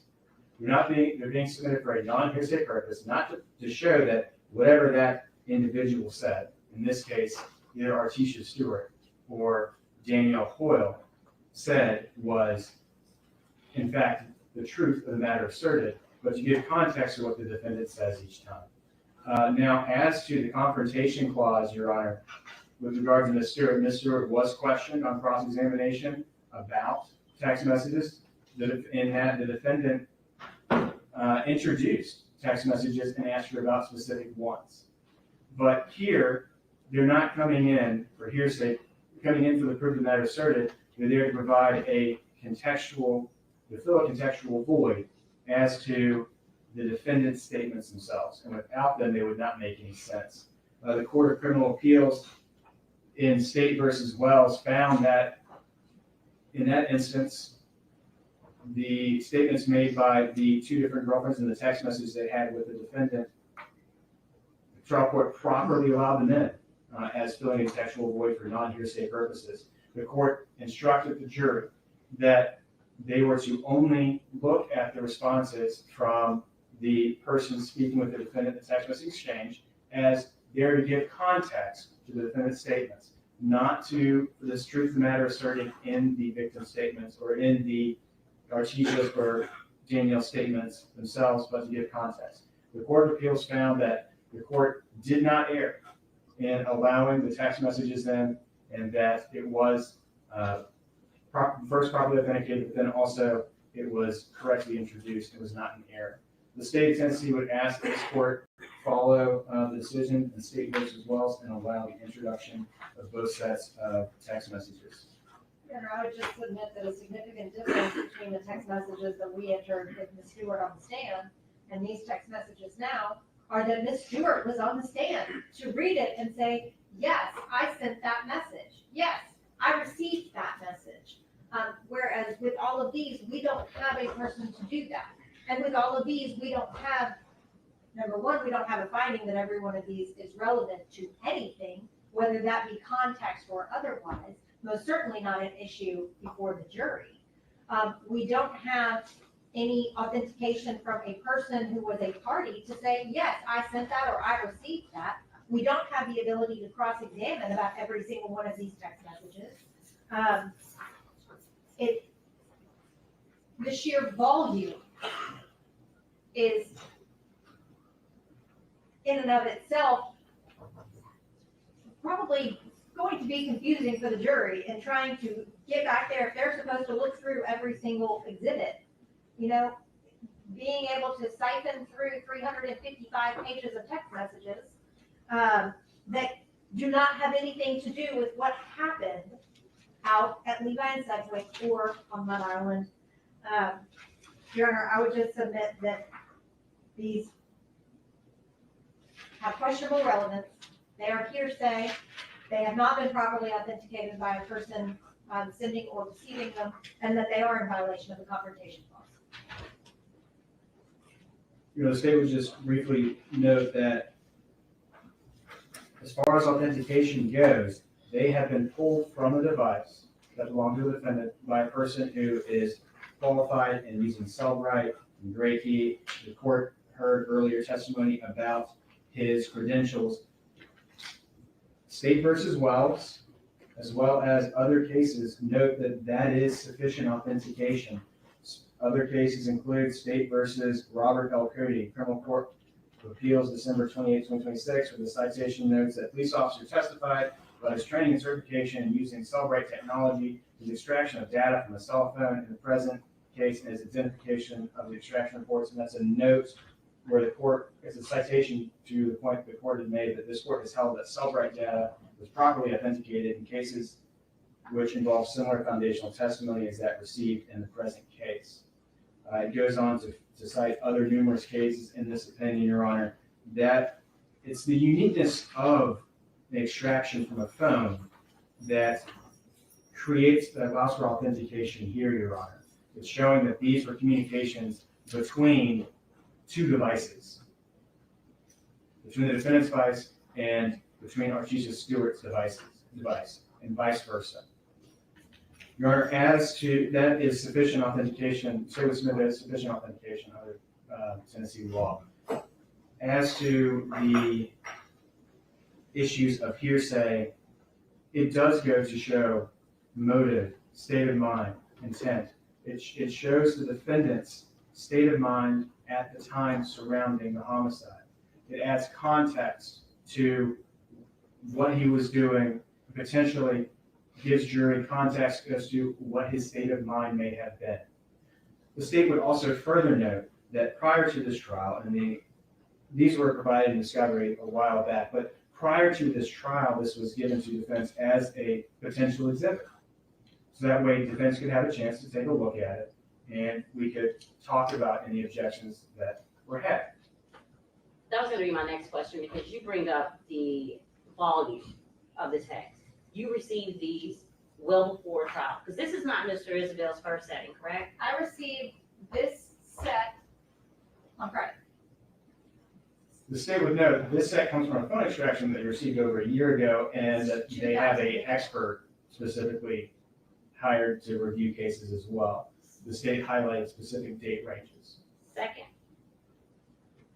you're not offering this for the purposes of a hearsay issue. You're offering this not to prove the truth of the matter asserted, correct? Your Honor. You've had these documents, and now he's trying to enter them. May I see? The relevant time period is January 31st, which I believe the testimony has shown that there was some sort of interaction between Ms. Stewart and Mr. Isabelle at a local park. That was the beginning of the life of Kennedy, January 31st, 2022. And you're asking to enter from January 31st, 2022 to February 2nd, 2022. At what time? I think the text messages end at 4 a.m., 2 a.m., I don't recall off the top of my head. But I think it does start on the 30th, not the 31st, just for the point of the record.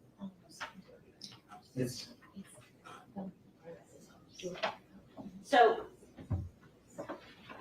what causes me pause is what's contained in these, because there was a state of mind issue, and there was I believe Mr. Massey on cross was speaking to Ms. Stewart about the nature of the relationship, the fact that they wanted to be married, what was happening in that date and that time surrounding this incident, even after she left the second Dixie Queen and showed up at her house, and how anxious he was when he jumped in the car. He talked about, Mr. Massey specifically brought up,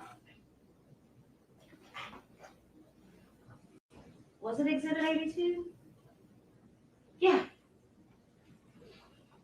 Exhibit 82 was the text, and Mr. Massey showed the first green portion, and then the state of Tennessee on redirect brought up the blue portion that said did she say just take care of your kids, Brandon?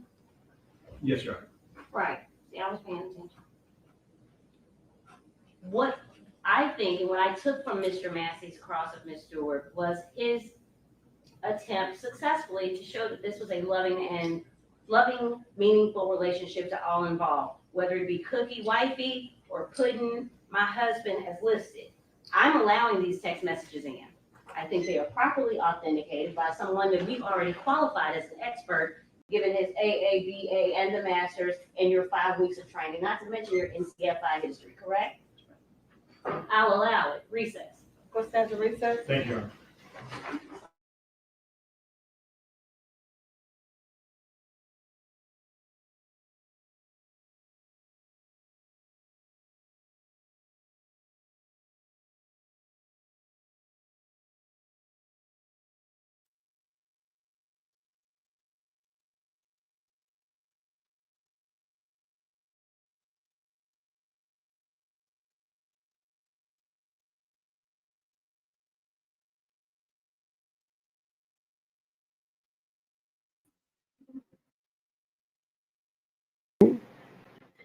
How y'all doing? What did they say how long they were gonna be on recess? Cause I was out getting baby petty when they initially said that they were on break and then they just talked for 15 minutes. There you go with that Spanish again. And they talked for 15 minutes. Your headphones, your kitty cat headphones are on backwards. You gotta turn them around. You gotta turn them around and backwards. The white part goes in the front. Yeah, so they it's a Friday. I bet the judge got a hot date or something to go to with her chipper ass. She ain't staying out. She ain't staying the 5 today.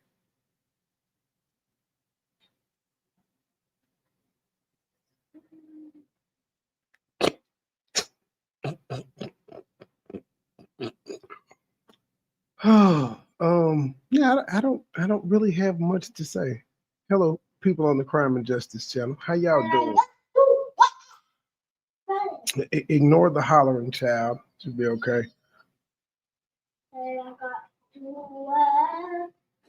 Fruit, did you look at that short that I just sent you? Yeah, well, no, I see you spoke here about 17 minutes ago. It was a funny short well, yeah, it was a funny short I said. And you said, she is going off. I did not know she talked like that live. I did not know she talked like that. I just died laughing. She popped up on my timeline. Huh? Can I eat all these cupcakes? If you want to, they're yours. Did you give your brother a cupcake? You did. I think your brother said he wanted one. Did you give him one? I think he did say he wanted the cupcake when he walked past. Why put it here? Well, you ain't want to hear him, big bat. Could I have one? Could I have one? Yeah. I don't want one though. You say you want one? I don't. I'm fine. Sugar rush time. Well, apparently they had a Jaguar party today, and they painted and ate candy and watched movies and shit. Which is probably, I know her teacher was gone today, so they had a sub, so she probably had this plan, which is why she let them out of uniform, and she came back with paint all over her damn clothes. Now you get paint on your shoes, your shirt, your hand, your skirt, just everywhere.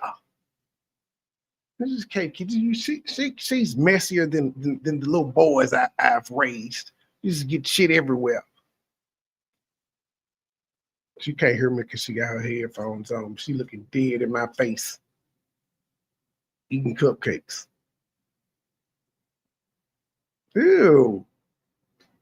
Ew. I gotta make you a dentist appointment on fall break.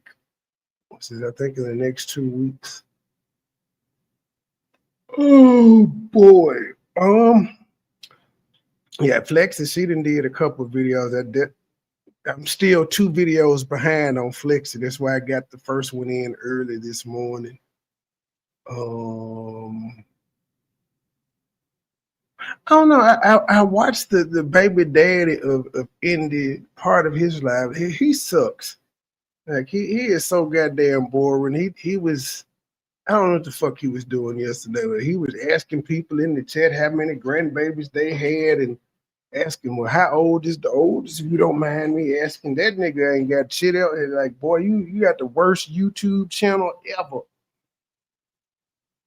But then I was listening now. She got a whole hodgepodge of stuff. So apparently there's this video where she was introducing the homeless valedictorian to her channel. And she kept telling the oldest baby to go watch the youngest baby. And yeah, truth, yeah, they pretty my ass. This shit. That's why Marcus told her she wasn't pretty. That'll help her look like a drag. Like in some shit, she looked like a drag queen. Hey, reading books. She's like a drag queen in others. She like a cokehead in others.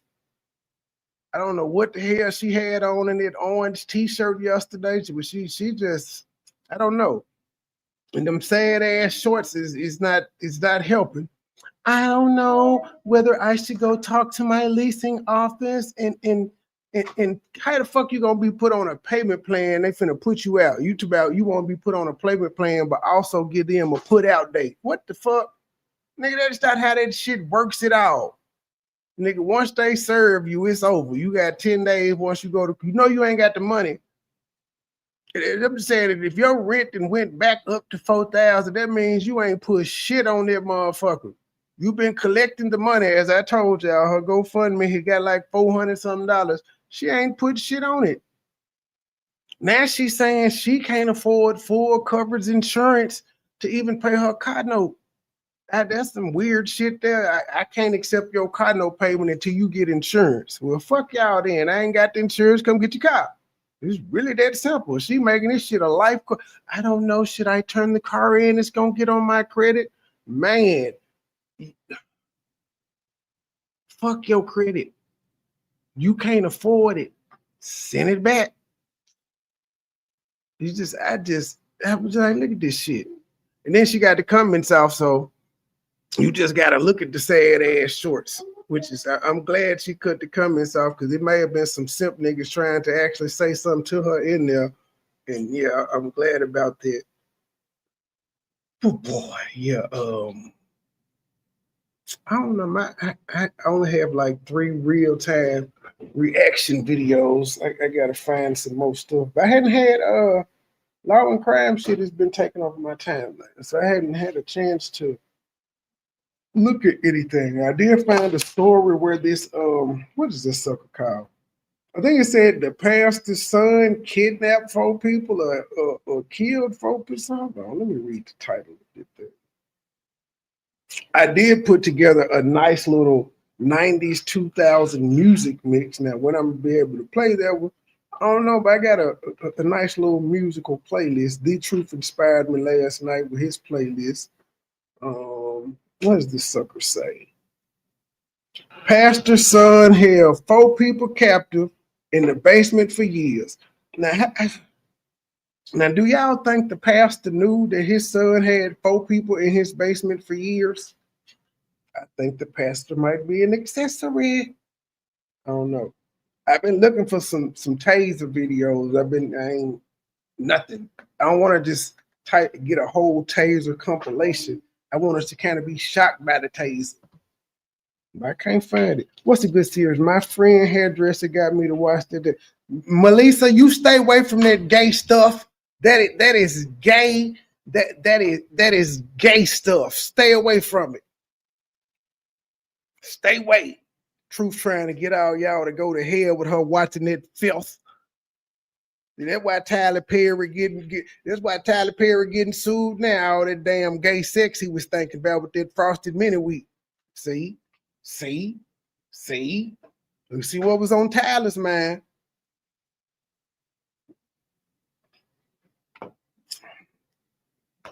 Uh-huh. I told you, girl, we take it. I've never seen Ozarks. I've heard of it, never seen it.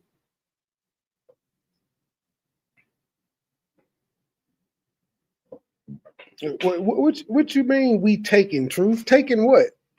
Y'all stealing? What you mean we talking? Oh, we take it. Okay. Yeah, me and D Truth, we officially put in our PTO hours for that particular live. We ain't gonna be able to do it. Nope. How many seasons y'all think he gonna squeeze out of this show?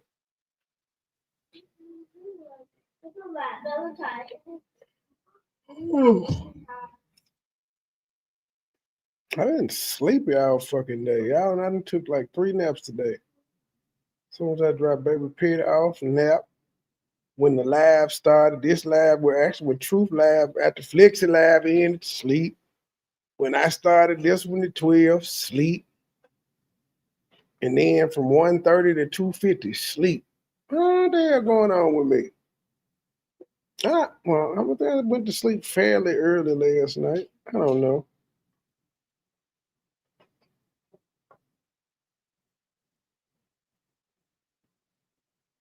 Rollo.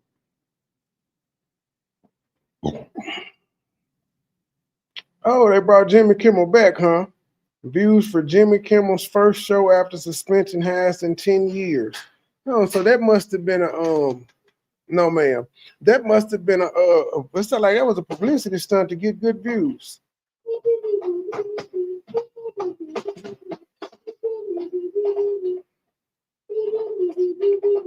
Rapture flop. Oh yeah, that pastor that predicted the rapture. He hiding under a rock some goddamn well. Y'all gonna stop listening to these motherfuckers that tell y'all they prophets and shit. This nigga told y'all the world was ended. I guess you gotta wait another 2,000 years.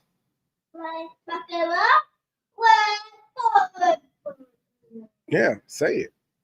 Say it. Sing it. Damn, you really just ate like 5 cupcakes.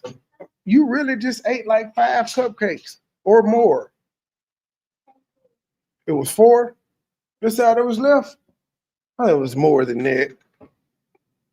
Luckily, there were many cupcakes, but dang, baby, big bag.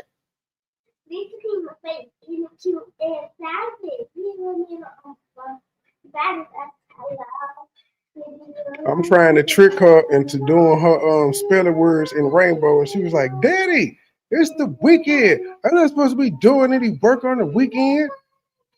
The only way she agreed to do it is if she can paint them. She said she can paint them.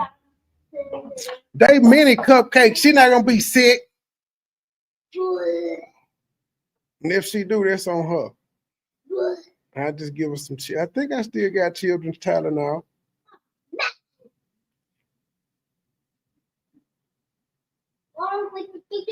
We're going up.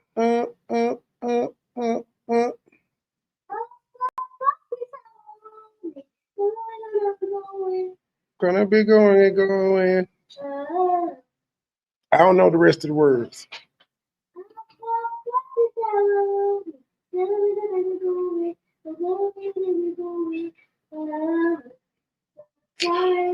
Tylenol is a pain reliever, ma'am. It relieves the pain. It's for everything. It's a fever reducer and a pain reliever.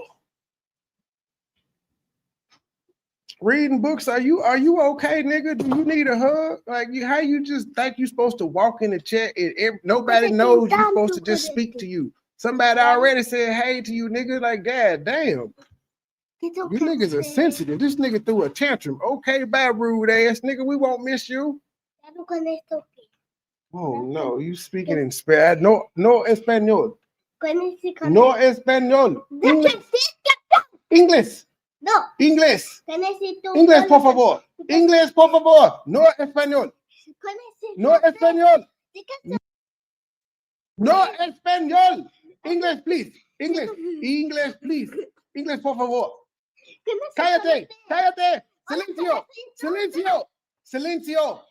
No español. No. No. No. No. No. I don't know what you're talking about, Holmes. I can't understand you. I don't understand you, Holmes. You got tacos?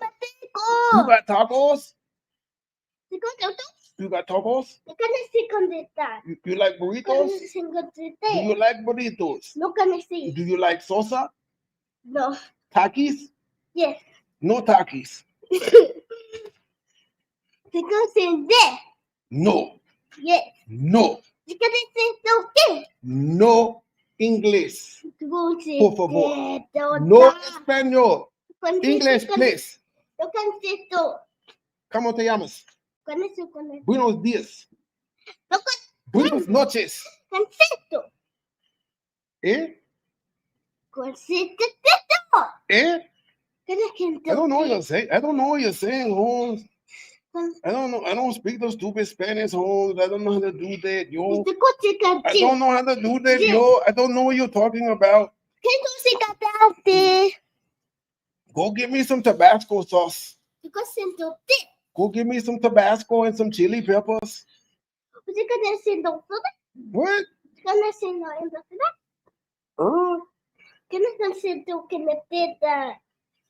I don't know. Is it in the fridge? Is it in the fridge? Yeah. What's what in the fridge? The jalapeno. No, I don't have any jalapenos. We don't. And me for some chili pepper. What you eat for lunch? 44, 40, out of 50. You. What you eat for lunch? You had tacos for you. Yeah, I didn't have no tacos. Yes, you did. I bet school tacos are nasty. No, good tacos are good. Did your Mexican friends eat the tacos? Con se canete. I don't know what that means. Que no se tote. Now that's funny. The Mexican kids eating the tacos in school. That's racist, but whatever. Que ne tote ta con te con masika. Mexico. Because in the I heard the judge tell them folks, if y'all need to stand up and stretch your legs, do so. Don't sit there for 4 hours. They ain't sitting there. Y'all ain't sat there for 4 hours straight. None. You niggas take 2-minute breaks. When was there a 4-hour gap that them motherfuckers was sitting still?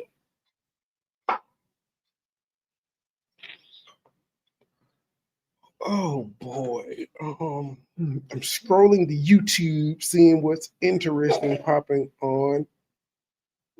Oh, so I ain't got no. I don't have to just pop out and show niggas. They were saying that it's a troll that just be it's a troll that just be going in chats randomly talking shit about me. So yeah, there's no need to address that one because it's a troll.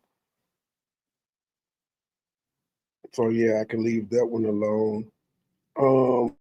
I need to check and see if Philly Fear responded to Umar. I ain't typed this lady long name in so long. Q, where the fuck you at? She probably doesn't know. The Braxtons, which aunt thinks her? Goddamn, Philly Fear. Truth, how the mighty have fallen. I typed it in. And she did a video 3 hours ago. It was 40 minutes with a whopping 32 views. And it looked like she may have been in a vertical out. Good morning, a grand rising. Now she grand rising? You know that, you know, grand rising ain't got no undertones of God in it. That's the black spirituality / atheism speak. That grand rising. Maybe she said something about it in that one. What woman? I'm not playing this Spanish game with you. Okay. Oh well, maybe she did, cause she got some more members on it that say, "Well, y'all heard that." Oh, and then she called somebody a big back and said, "Let the games begin, big back." Whoop-de-doo, Dr. Umar Johnson. We still love you. Oh yeah, she. Can you not hear me? Dick knows. I'm going down because I was trying to see if she responded to Umar shouting her out. Daddy, you don't think anything is something? Trying to get those hits. And get hit.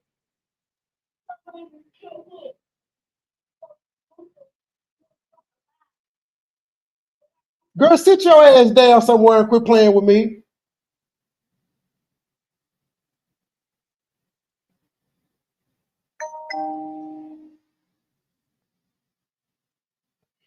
Well, I noticed most of her content is about the lady that was attacking Umar. I said that's why Umar shouted her out, because she's consistently going at that woman.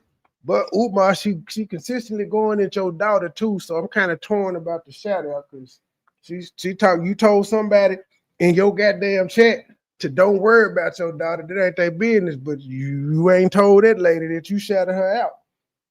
I could have said, hey, shout out to you with Philly Field, sister, but lay off my daughter. Keep doing what you're doing to Lene big back ass, but then Philly Field, we back to where Philly Field is calling people. I know, that's why I told her to sit her ass down and quit playing with me. She just tried to do the most. After being silly, I told her stop playing the Spanish game and speak if she won't speak to me. She continued to do so, and then when I ignore her, she won't get a damn attitude. Don't you? She better chill out.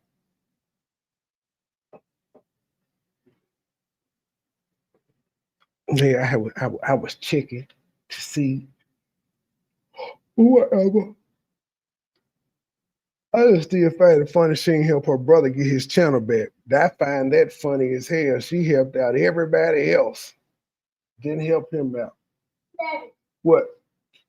we can put some cold water on her face. Put the other water off. I got it. Give me a towel. Give me one of them towels from over there.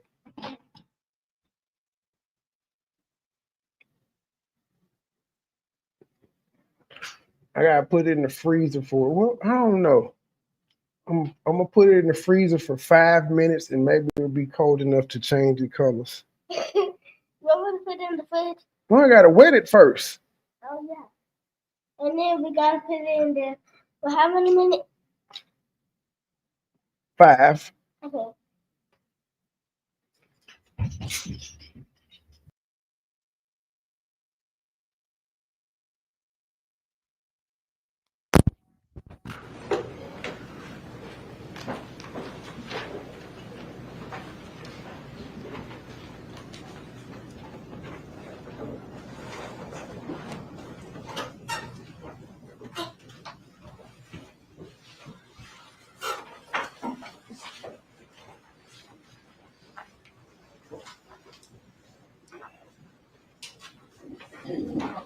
Welcome back. Back to work.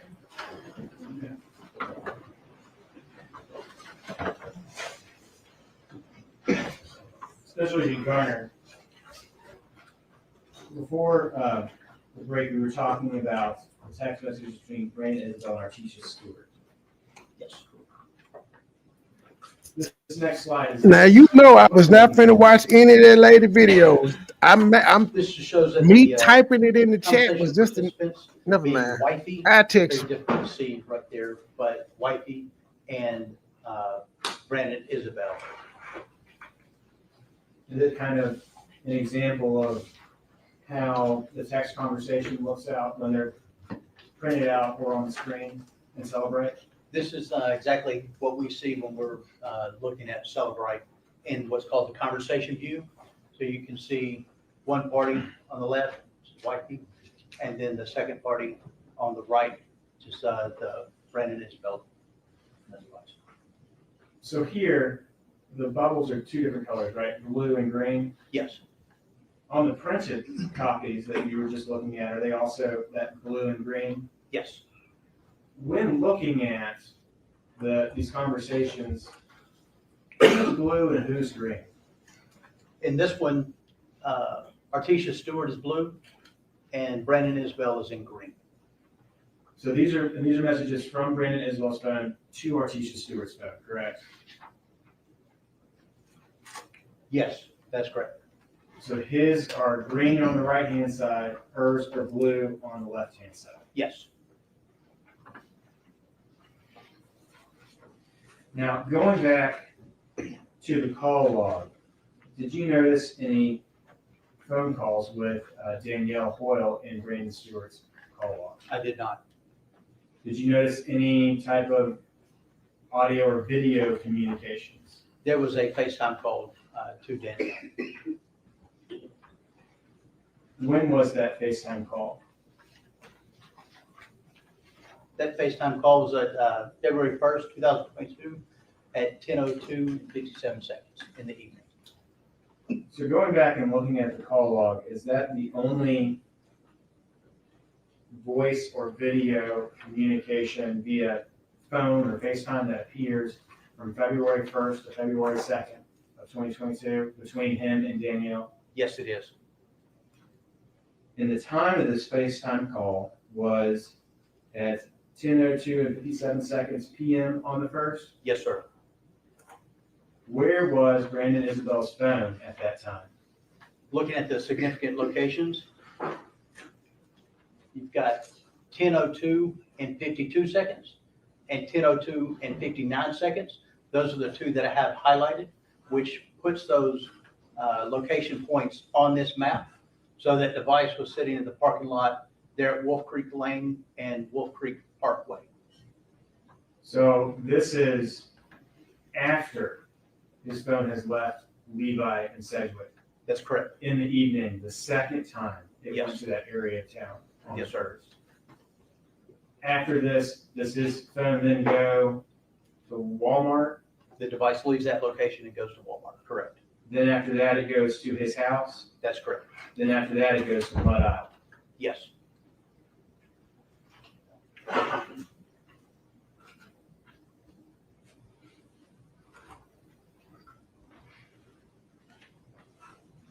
Did you also look at message communications between Brandon, Isabelle, and Danielle Hoyle?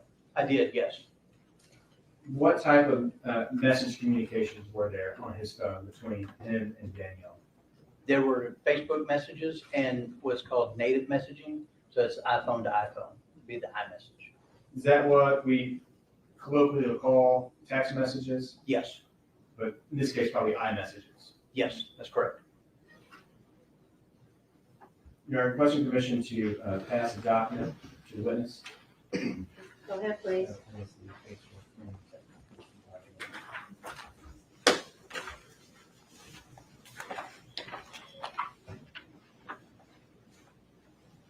Special Agent Michael Garner, you've been passed a document. Do you recognize that document? Yes. What is it? So this is another specialized report from the Cellbrite Reader Report, and it just contains the conversations from the Facebook Messenger and the native messaging that we just spoke about. So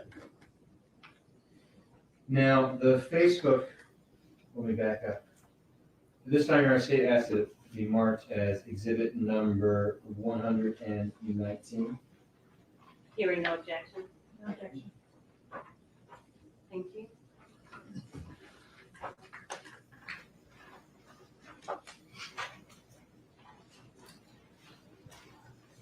And you can pass that back to the witness, please.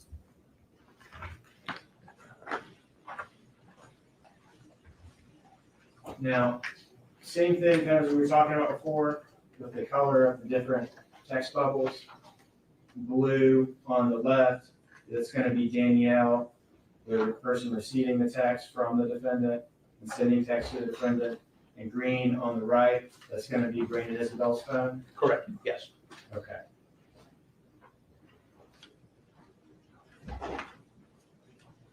That's it. 1 second.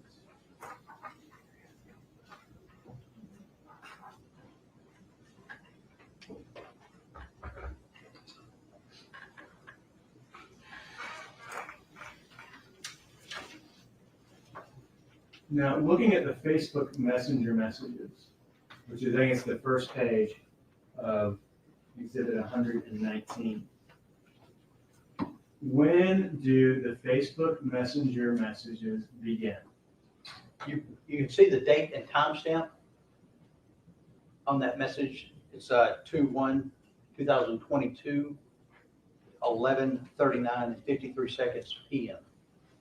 So this is at February 1st, 2022 at 11:39 PM and 53 seconds, Memphis time. Yes, sir.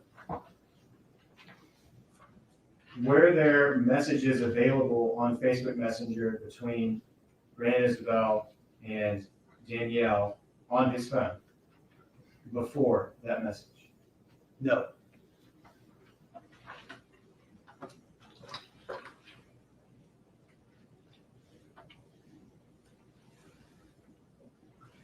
And Special Agent Garner, would you please, we'll read these messages. If you will read the defendant's portion, and I will read Danielle's portion. Okay.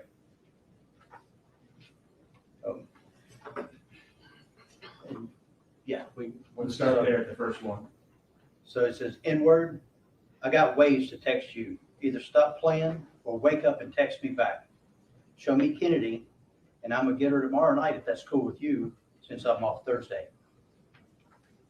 When was the next message sent? The next message is the next day, 2/2/2022, and see it right there at 12:02 and 21 seconds AM. So midnight, a little after midnight. And that message, well, good night, dude. Give her a kiss from me. Just miss her. That's it. Love y'all.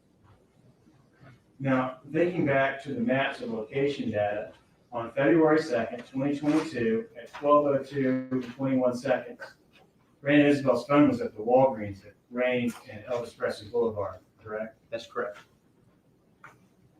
That's after leaving the area of Levi and Sedgwick, correct? Yes, Going to the area near the shopping center across from the Walmart, correct? that's right. Then to Walmart, Into Walmart. back to his home, correct? Yes, To Mud Island, yes. and then to Walgreens, correct? That's correct.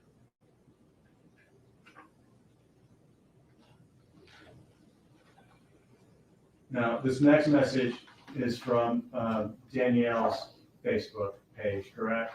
Or Messenger profile. Yes, And that's at February 2nd, 2022 at 12:12 and 50 seconds, correct? yes, that's correct. And that says, we looking for Danielle and the baby, correct? Yes. And at 12:13 and 20 seconds a.m., he replied, huh? What? Who is this? Then 12:13, 55 seconds, 3 question marks, and 12:14:07. Can y'all stop playing? And then at 12:15, 56 seconds on the second, from Danielle's account, it states, this her brother, call my phone, 338-2899, correct? That's right.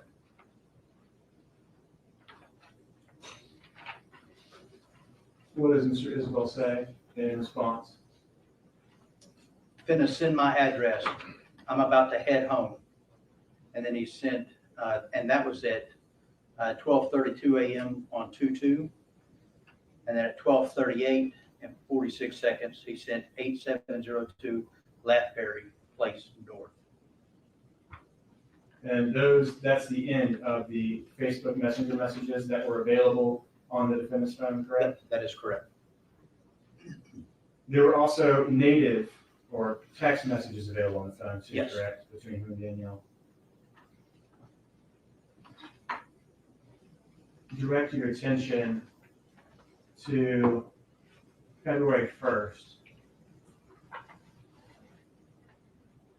in the morning. Fine.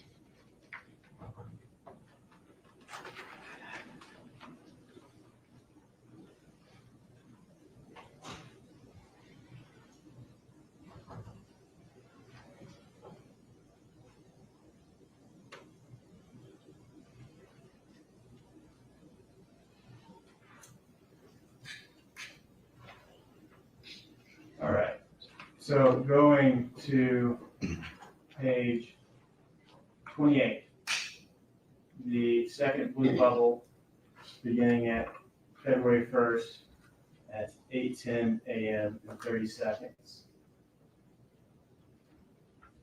Danielle texted Brandon Isabel, correct? That's correct.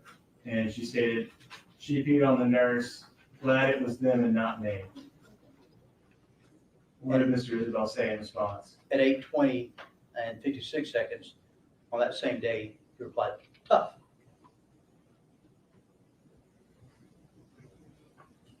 Then at 8:22:36, Danielle says, IKR, I know, right? You okay? At 8:23, he replied, yeah.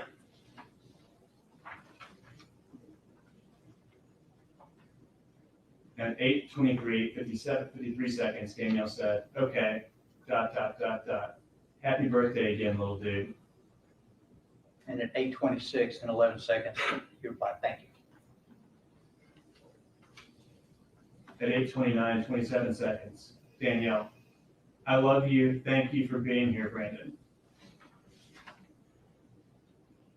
And at 8:30, 5 seconds, he said, no problem. And then 8:30 and 20 seconds, he said, thanks for being understanding. At 8:31:34, Danielle texted, you okay? And at 10:27 a.m., he said, how's she doing? At 10:29:53 seconds, Danielle said, she been asleep still. I'm gonna wake her up in a few. And at 10:30 and 5 seconds, he said, oh, okay.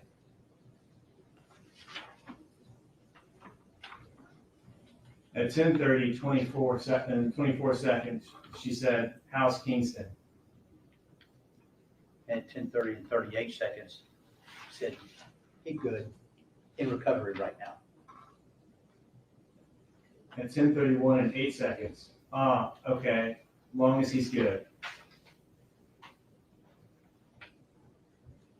At 10:53:54 seconds, Danielle texted, she's waking up now, can I give her a bath?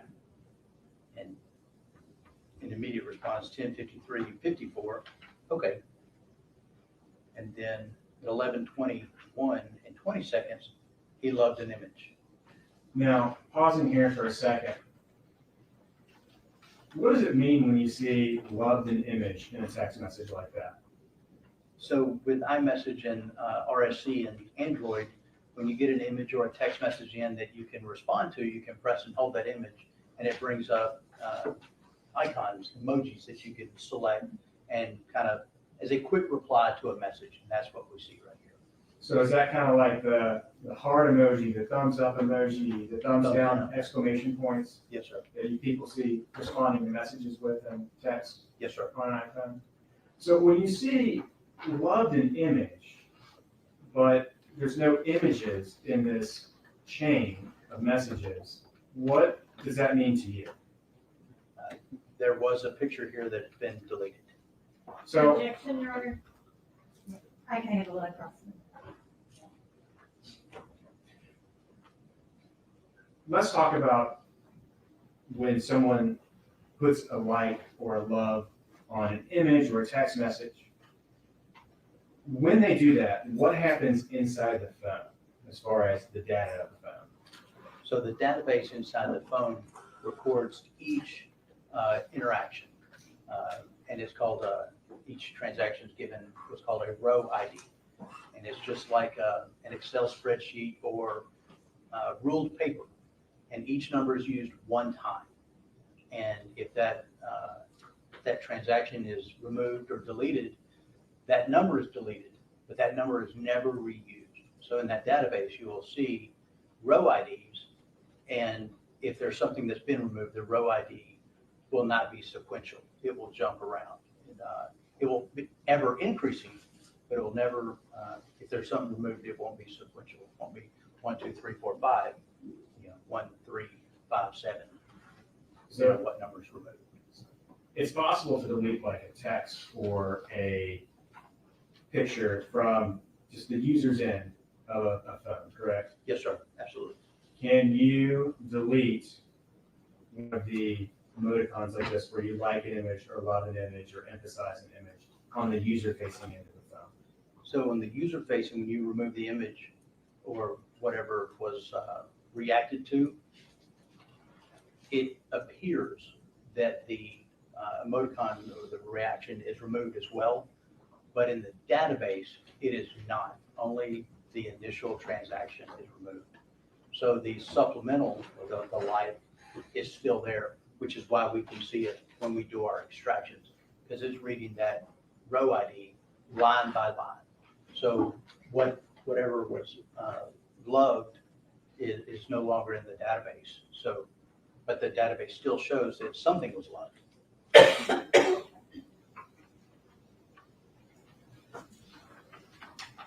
And that loved an image, what time is that showing in the phone? That's at 11:21 and 21 seconds on February 1st. And then going on to the next page, is that another of the same things, or the loved an image? Yes, 11, 21, and 24 seconds. And then it skips to 6:34 PM, 39 seconds. Says, y'all straight? At 6:36 and 2 seconds, Danielle texted, I'm gonna go get her medicine. They just called, said it's ready. And at 6:36, 19 seconds, you applied what medicine? At 6:44 and 23 seconds, they said she got low iron. And at 6:51 and 46 seconds, says, okay, take care of that. Is this because you was low? At 6:56 and 23 seconds, yeah, both of us taking it. And 6:56 and 32 seconds, okay, good. At 7:02 and 35 seconds, yep, WIDing. What are you doing? Then at 9:24 and 24 seconds PM, says, hey, what Kennedy doing? So let's pause there. 9:24 and 24 seconds on February 1st, 2022. Where was Brandon Isabelle's phone? The device was leaving the area of Sedgwick and Levi. Leaving the area of Sedgwick and Levi after having been there on that street for the second time that day, correct? Yes. And it's leaving from Sedgwick and Levi to go to the shopping center near the Walmart by Stage Road. That's correct. And then from that parking lot, that's where the FaceTime call was made from, correct? At 10:02 PM, yes, sir. And then at 9:36 and 48 seconds, he sends 3 question marks. And then at 9:51:19, said, guess you didn't talk to me then, or you sleep. Well, good night. Kiss her for me. Then at 10:04 and 35 seconds PM, said, well, I tried to FaceTime you to see her. Just ain't seen her since this morning. Just call me when y'all wake up, I guess. And then 10:17:59 that evening. Why not my stuff ain't going through? Dude, what is she doing?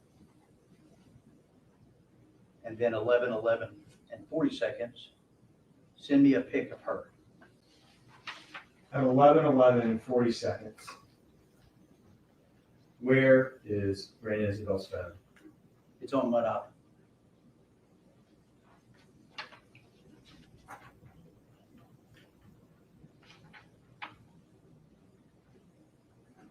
And then at 12:02:49 on February 2nd, 2022. Well, good night, dude. Give her a kiss for me. Just miss her. That's all. Love y'all. 12:02 and 49 seconds. Is that while he's at the Walgreens at Elvis Presley and Rings? Yes.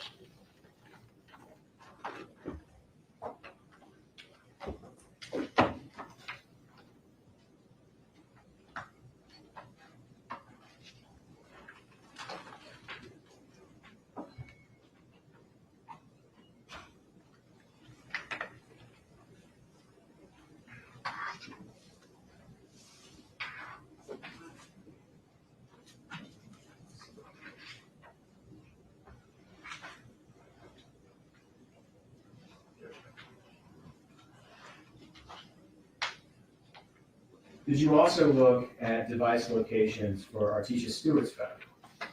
Yes. I did the same thing with Artesia's phone that I did with Brandon Isabel's phone. So I extracted the location, the significant locations information from that. I uploaded it into Cellhawk to be able to map it out. And I did it from 9:30 PM to 11:30 PM on February 1st, 2022. What does that data show you? So this is the route overview. The green triangle is where the device started and heads northbound to north downtown Memphis to the red octagon there. So looking at 9:30 PM, where is Artesia's phone? So from 9:30 PM to 10:03 PM, the device was in an address on Stacy Road. And here just north of of Pickett Road and just east of Neely, Pickett Neely. And there were 84 locations that were mapped at that time. And in this version, it looks like the points are the actual timestamps that are written on in the place of the points. Yes.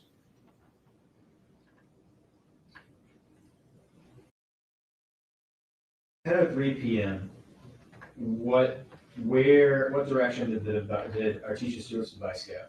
So at 10:03, the device heads from South Memphis to the north part of downtown Memphis to an address on North 2nd Street.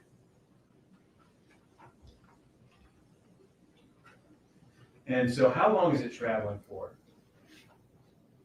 From 10:03 to 10:28, so 25 minutes. Let's go back one slide. There's a red flag there in the middle, or kind of in the lower 1/3 of the pink box. What is that red flag? That pin, that's from the earlier mapping of the Brandon Isabelle's phone. That's the homicide scene.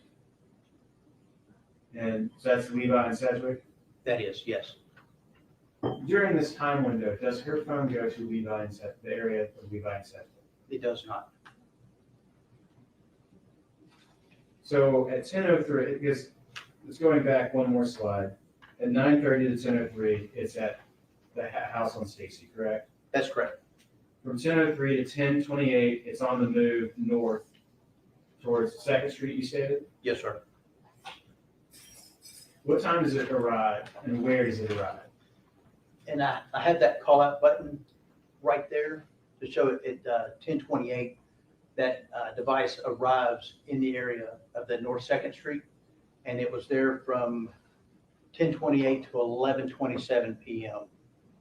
And you got 25 location hits right there. So it's there for approximately an hour. Yes. Looking down kind of at the path at which it came, kind of looking bottom middle, where it turns on to 2nd Street, is that Chelsea it's coming off of?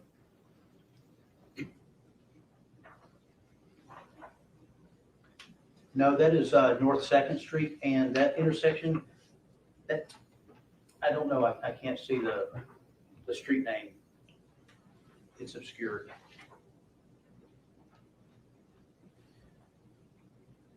But it's there on North 2nd, close to, is that Brickford to the north?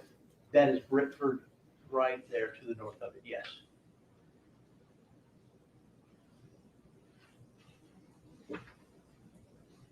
And the device stays at that location until 11:27 PM, correct? Yes, sir.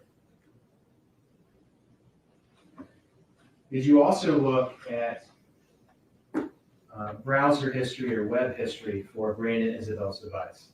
I did, yes.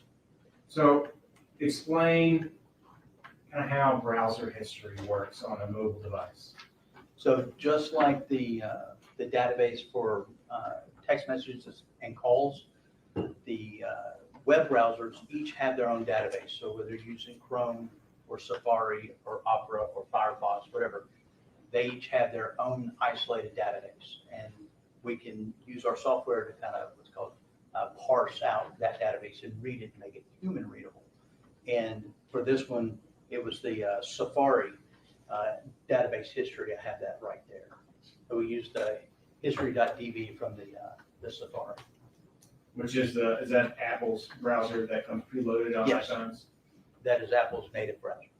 Now, can you delete browsing history on a phone? Yes. Can you sometimes still see history, browsing history that's been deleted on a phone? Yes, it would depend. So a lot of what phones do to operate very smoothly, they use what's called write-ahead logs, WALs, and journaling. All that is that phone is writing information to a faster piece of the memory so that you can get instantaneous results of what you're looking for. And when the phone kind of slows down or has a minute to breathe, it then writes those transactions to long-term storage, which is that database right there, that history.db. So there are write-ahead logs, and oftentimes write-ahead logs will contain information in them that have been deleted from the actual database itself. So yes, there are times that you can receive or view history that's been deleted from the database because they're in the write-ahead logs. And there's actually an event called wear leveling, where the device will manage its storage to make sure that you get the best bang for your buck, the longest usage out of it without having bad sectors and corrupt memory. And this actually moves the data around on your phone without you interfacing with it at all. And that actually leaves crumbs of that data in other areas. Our software can read that as well. So the software can pull together these artifacts Yes, and put it together in a way that you can read it. And yes, celebrate. yes. Your Honor, requesting permission to pass the document to the witness. Okay.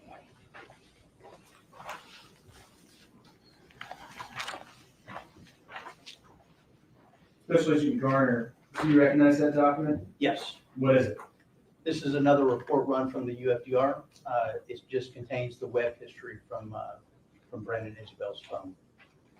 Now, we'll pause for a second. Your Honor, this time requesting it be marked as exhibit number 120.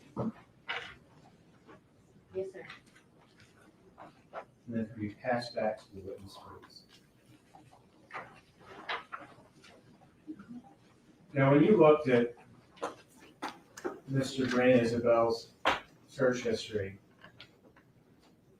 did it show whether any of the search or browsing history had been deleted? Yes, How much of it had been deleted? all of it had been deleted. Were there items recovered? Yes.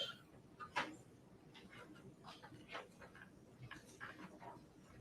like to direct your attention to the first 3 browsing history entries as they appear on the list. And might be difficult to read from there. I'm going to launch it on the laptop. I'm requesting permission to publish. Go ahead, please.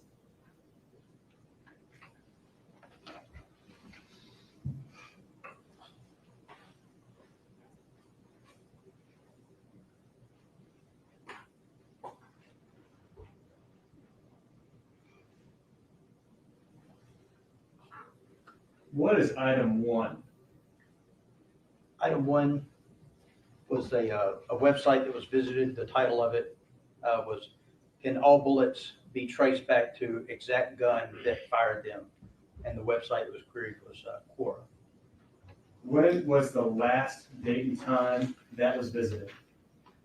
That was last visited, it's column right here, on January 30th, 2022 at 5:42 and 54 seconds PM Central Time. Was that piece of browser history deleted? Yes. And the software will actually tell us, just in red, was it deleted? Yes. What about number 2? Number 2, the title was, can you tell what gun a bullet came from? And that was a Google search. Going back to your PowerPoint.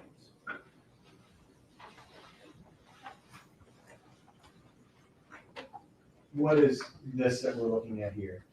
So I took that second column, that URL, and I wanted to kind of break it down so we can know kind of how Google searches work. So what you've got here is the query, the Q, and then can you tell what gun a bullet came from Safari? But what you've got right here, that OQ, that's what's called the original query. That's what was actually typed. The query is what Google kind of autofilled for you. You know, when you start typing, Google starts suggesting. So what was actually queried was, can you, OU, tell what bullet? And from that, Google gave us, can you, or not gave us, but suggested, hey, search this. Can you tell what gun a bullet came from? From that, from what was typed right here, to what was actually searched right there. And is this kind of the same thing that you were just explaining? Yes. So the original query is what was typed into the search bar by the user. And then the query is what was filled in by Google and then searched. So going back to here, looking at entry number 1, is that a Google search? No, that is that's a website that he directed to from the Google search. So a Google, and when we look at these, is number 1 the most recent in time or oldest in time? That would be the most recent in time, and then we're descending in time. So we're going back each time with Yes. each number. 5:42, 54 seconds, 5:42 and 30 seconds. So we're going backwards. So the search query starts with number 3, correct? Yes, Goes to number 2, correct? yes, And then number 3, that is a link that he clicked on to go to that web page. yes. And the title of the page. Now, where do you see that on your browser when you're looking at a website? So when you open up a browser, you have the tabs at the top because everybody's tab browsing now. The title of the web page is actually in the tab of that browser, and that's what would be displayed in the tab of that browser. So on January 30th of 2022 at 5:42 and 30 seconds PM, Isabelle's phone Googled the operator of that phone. Can you tell what bullet a gun came from? Yes, And then whoever was operating that phone clicked on the link to a web page titled, "Can all bullets be traced back to the exact gun that fired them?" that's correct. Going back just slightly before in the history, what was searched at 5:42 and 29 seconds PM on the same day, January 30th, 2022? You can see the query right there, NBA games today, on the Safari browser. And that's what we get right there, NBA games today, Google search. So going from NBA games today to can you tell what gun a bullet came from, what's the time difference between those two queries? They are right after each other, 5:42:29 and then 5:42:29. So it appears that the query, whoever was operating the phone went straight from querying about NBA games today to can you tell what gun a bullet comes from? Yes, sir. Going back just slightly further.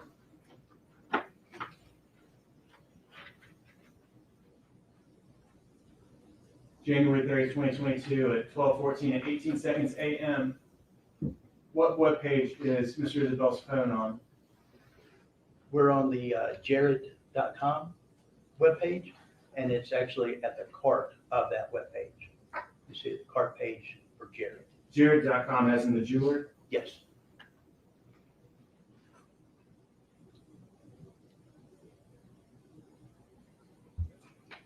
And as we scroll down, is this more web queries on jared.com? Yes, and you can see the personalized.jared.com. Those are pages within the jared.com domain.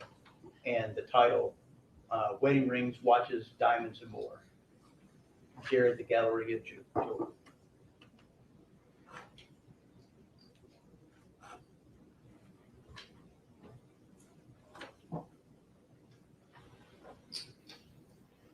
Directing your attention to number 39. What do we see there? We've landed on a page that's jared.com/120 CTTW diamond colored stone couples ring. When was he visiting a page with It's that a- URL? 1 January 30th, 2022 at 12:11 and 57 seconds a.m.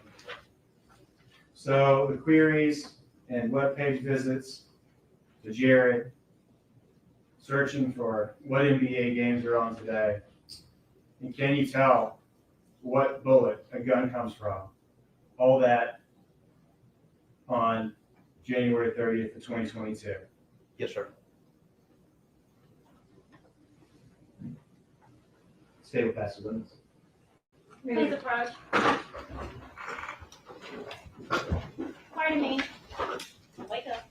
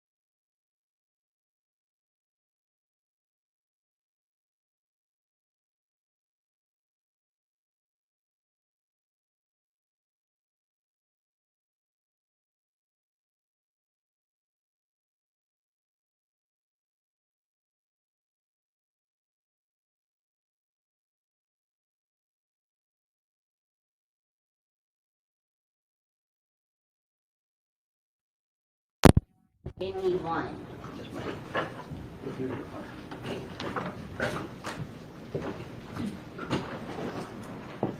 You've heard this so many times before. I know you get so excited when I say it. Now it seems like we're at a good breaking point. Go enjoy your evening. Right. No discussion of anything we learned today. Just sit back, relax, and enjoy. We're gonna do a modified schedule tomorrow. For those of you who like to sleep in, you'll get an extra hour, just one extra hour. Just one. So the quicker I get you in, the quicker I can get you out. So I'm thinking we start at 10. I need you in the box at 10. And then we'll end by 4 so you can catch whatever sport. Okay? I don't know. Sport. So, First of all, enjoy. it's Monday Night Football, Judge. It's Monday Night Football. And I told y'all she had some shit to do and she was getting up out of here by 4:30. What is Talk about whatever sport. You know you watch football, heifer. Where's Johnson? To help the people.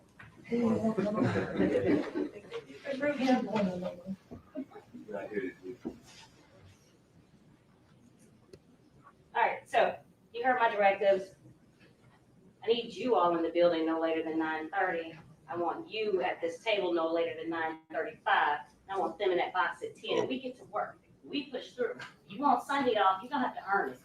Oh shit, they going past. They expect this shit to last in 2 weeks. All right. Wait, she said you gotta earn it if you don't wanna. Oh damn. All right, y'all.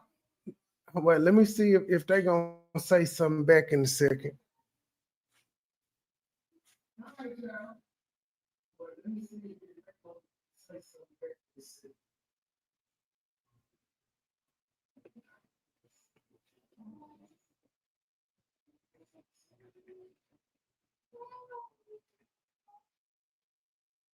Oh yeah, they done. It doesn't look like they're gonna say anything else.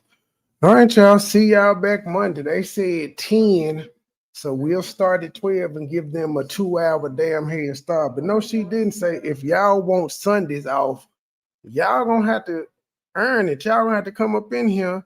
But I don't think they ain't working this goddamn Sunday. She giving them this Sunday off. They coming back Monday, right?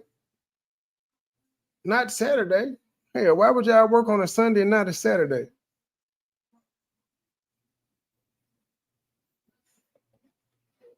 All right, y'all. To the next episode. We out.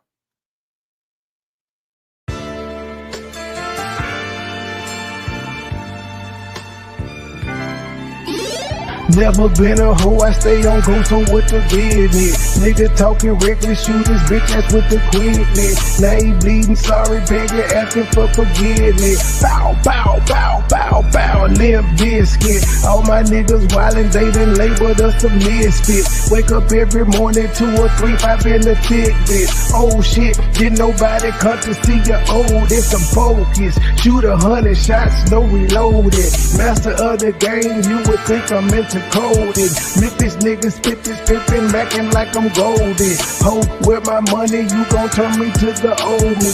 Say hi, first class flight, I'm in the nosebleed. Copy, cooking, whipping, shipping, till you count the proceeds. OG, I've been moving pack niggas since 03. Low key, niggas hating, but they don't want no beef. State gang, true sippers, bitch, I bet we don't eat. Get jammed, get a lawyer, make it bunny, don't speak. Pour up, I need some more. A nigga had a long week. Shout out to my plug, he showed me love, he out in Long Beach. I'm true geek, walking by myself but left with 2 freaks. Ooh, we nothing in they mouth and on they booty. Austin Power swag, yeah, baby, this is groovy. You can call me money boy, or you can call me nudie. Hood niggas, churches, chicken, let me get a 2-piece. Top down, 2-seater, let me feel the 2 breathe. Gotta hold it steady, chopper, kick it back like Bruce Lee. Lately I've been in the zone, I guess I'm in my 2-3. Don't call my phone for nothing less than a QP. Feeling like the Migos, cause my bitch is bad and bougie. All my haters love me, all these bitches, this some groupies. Came a long way, I like to introduce the new me. Standing on business like I'm king or like I'm Drewski. Call me Ron Island, cause I like my number choosy. When we link, it's a movie, she bustin' like a Uzi. I love the way she do me, I beat it up like Uzi. She dancing just like Suki. Call me Ron Island, cause I love my lover choosy. When we link, it's a movie, she bustin' like a Uzi. I love the way she do me, I beat it up like Uzi. She dancing just like Suki. I never been a hoe, I stay on go, so what the business? Niggas talking reckless, shoot his bitch ass with the quickness. Name pleading, sorry, begging, asking for forgiveness. Bow, bow, bow, bow, bow, limp biscuit. Never been a hoe, I stay on go, so what the business? Nigga talking reckless, shoot his bitch ass with the quickness. Name pleading, sorry, begging, asking for forgiveness. Bow, bow, bow, bow, bow, limp biscuit.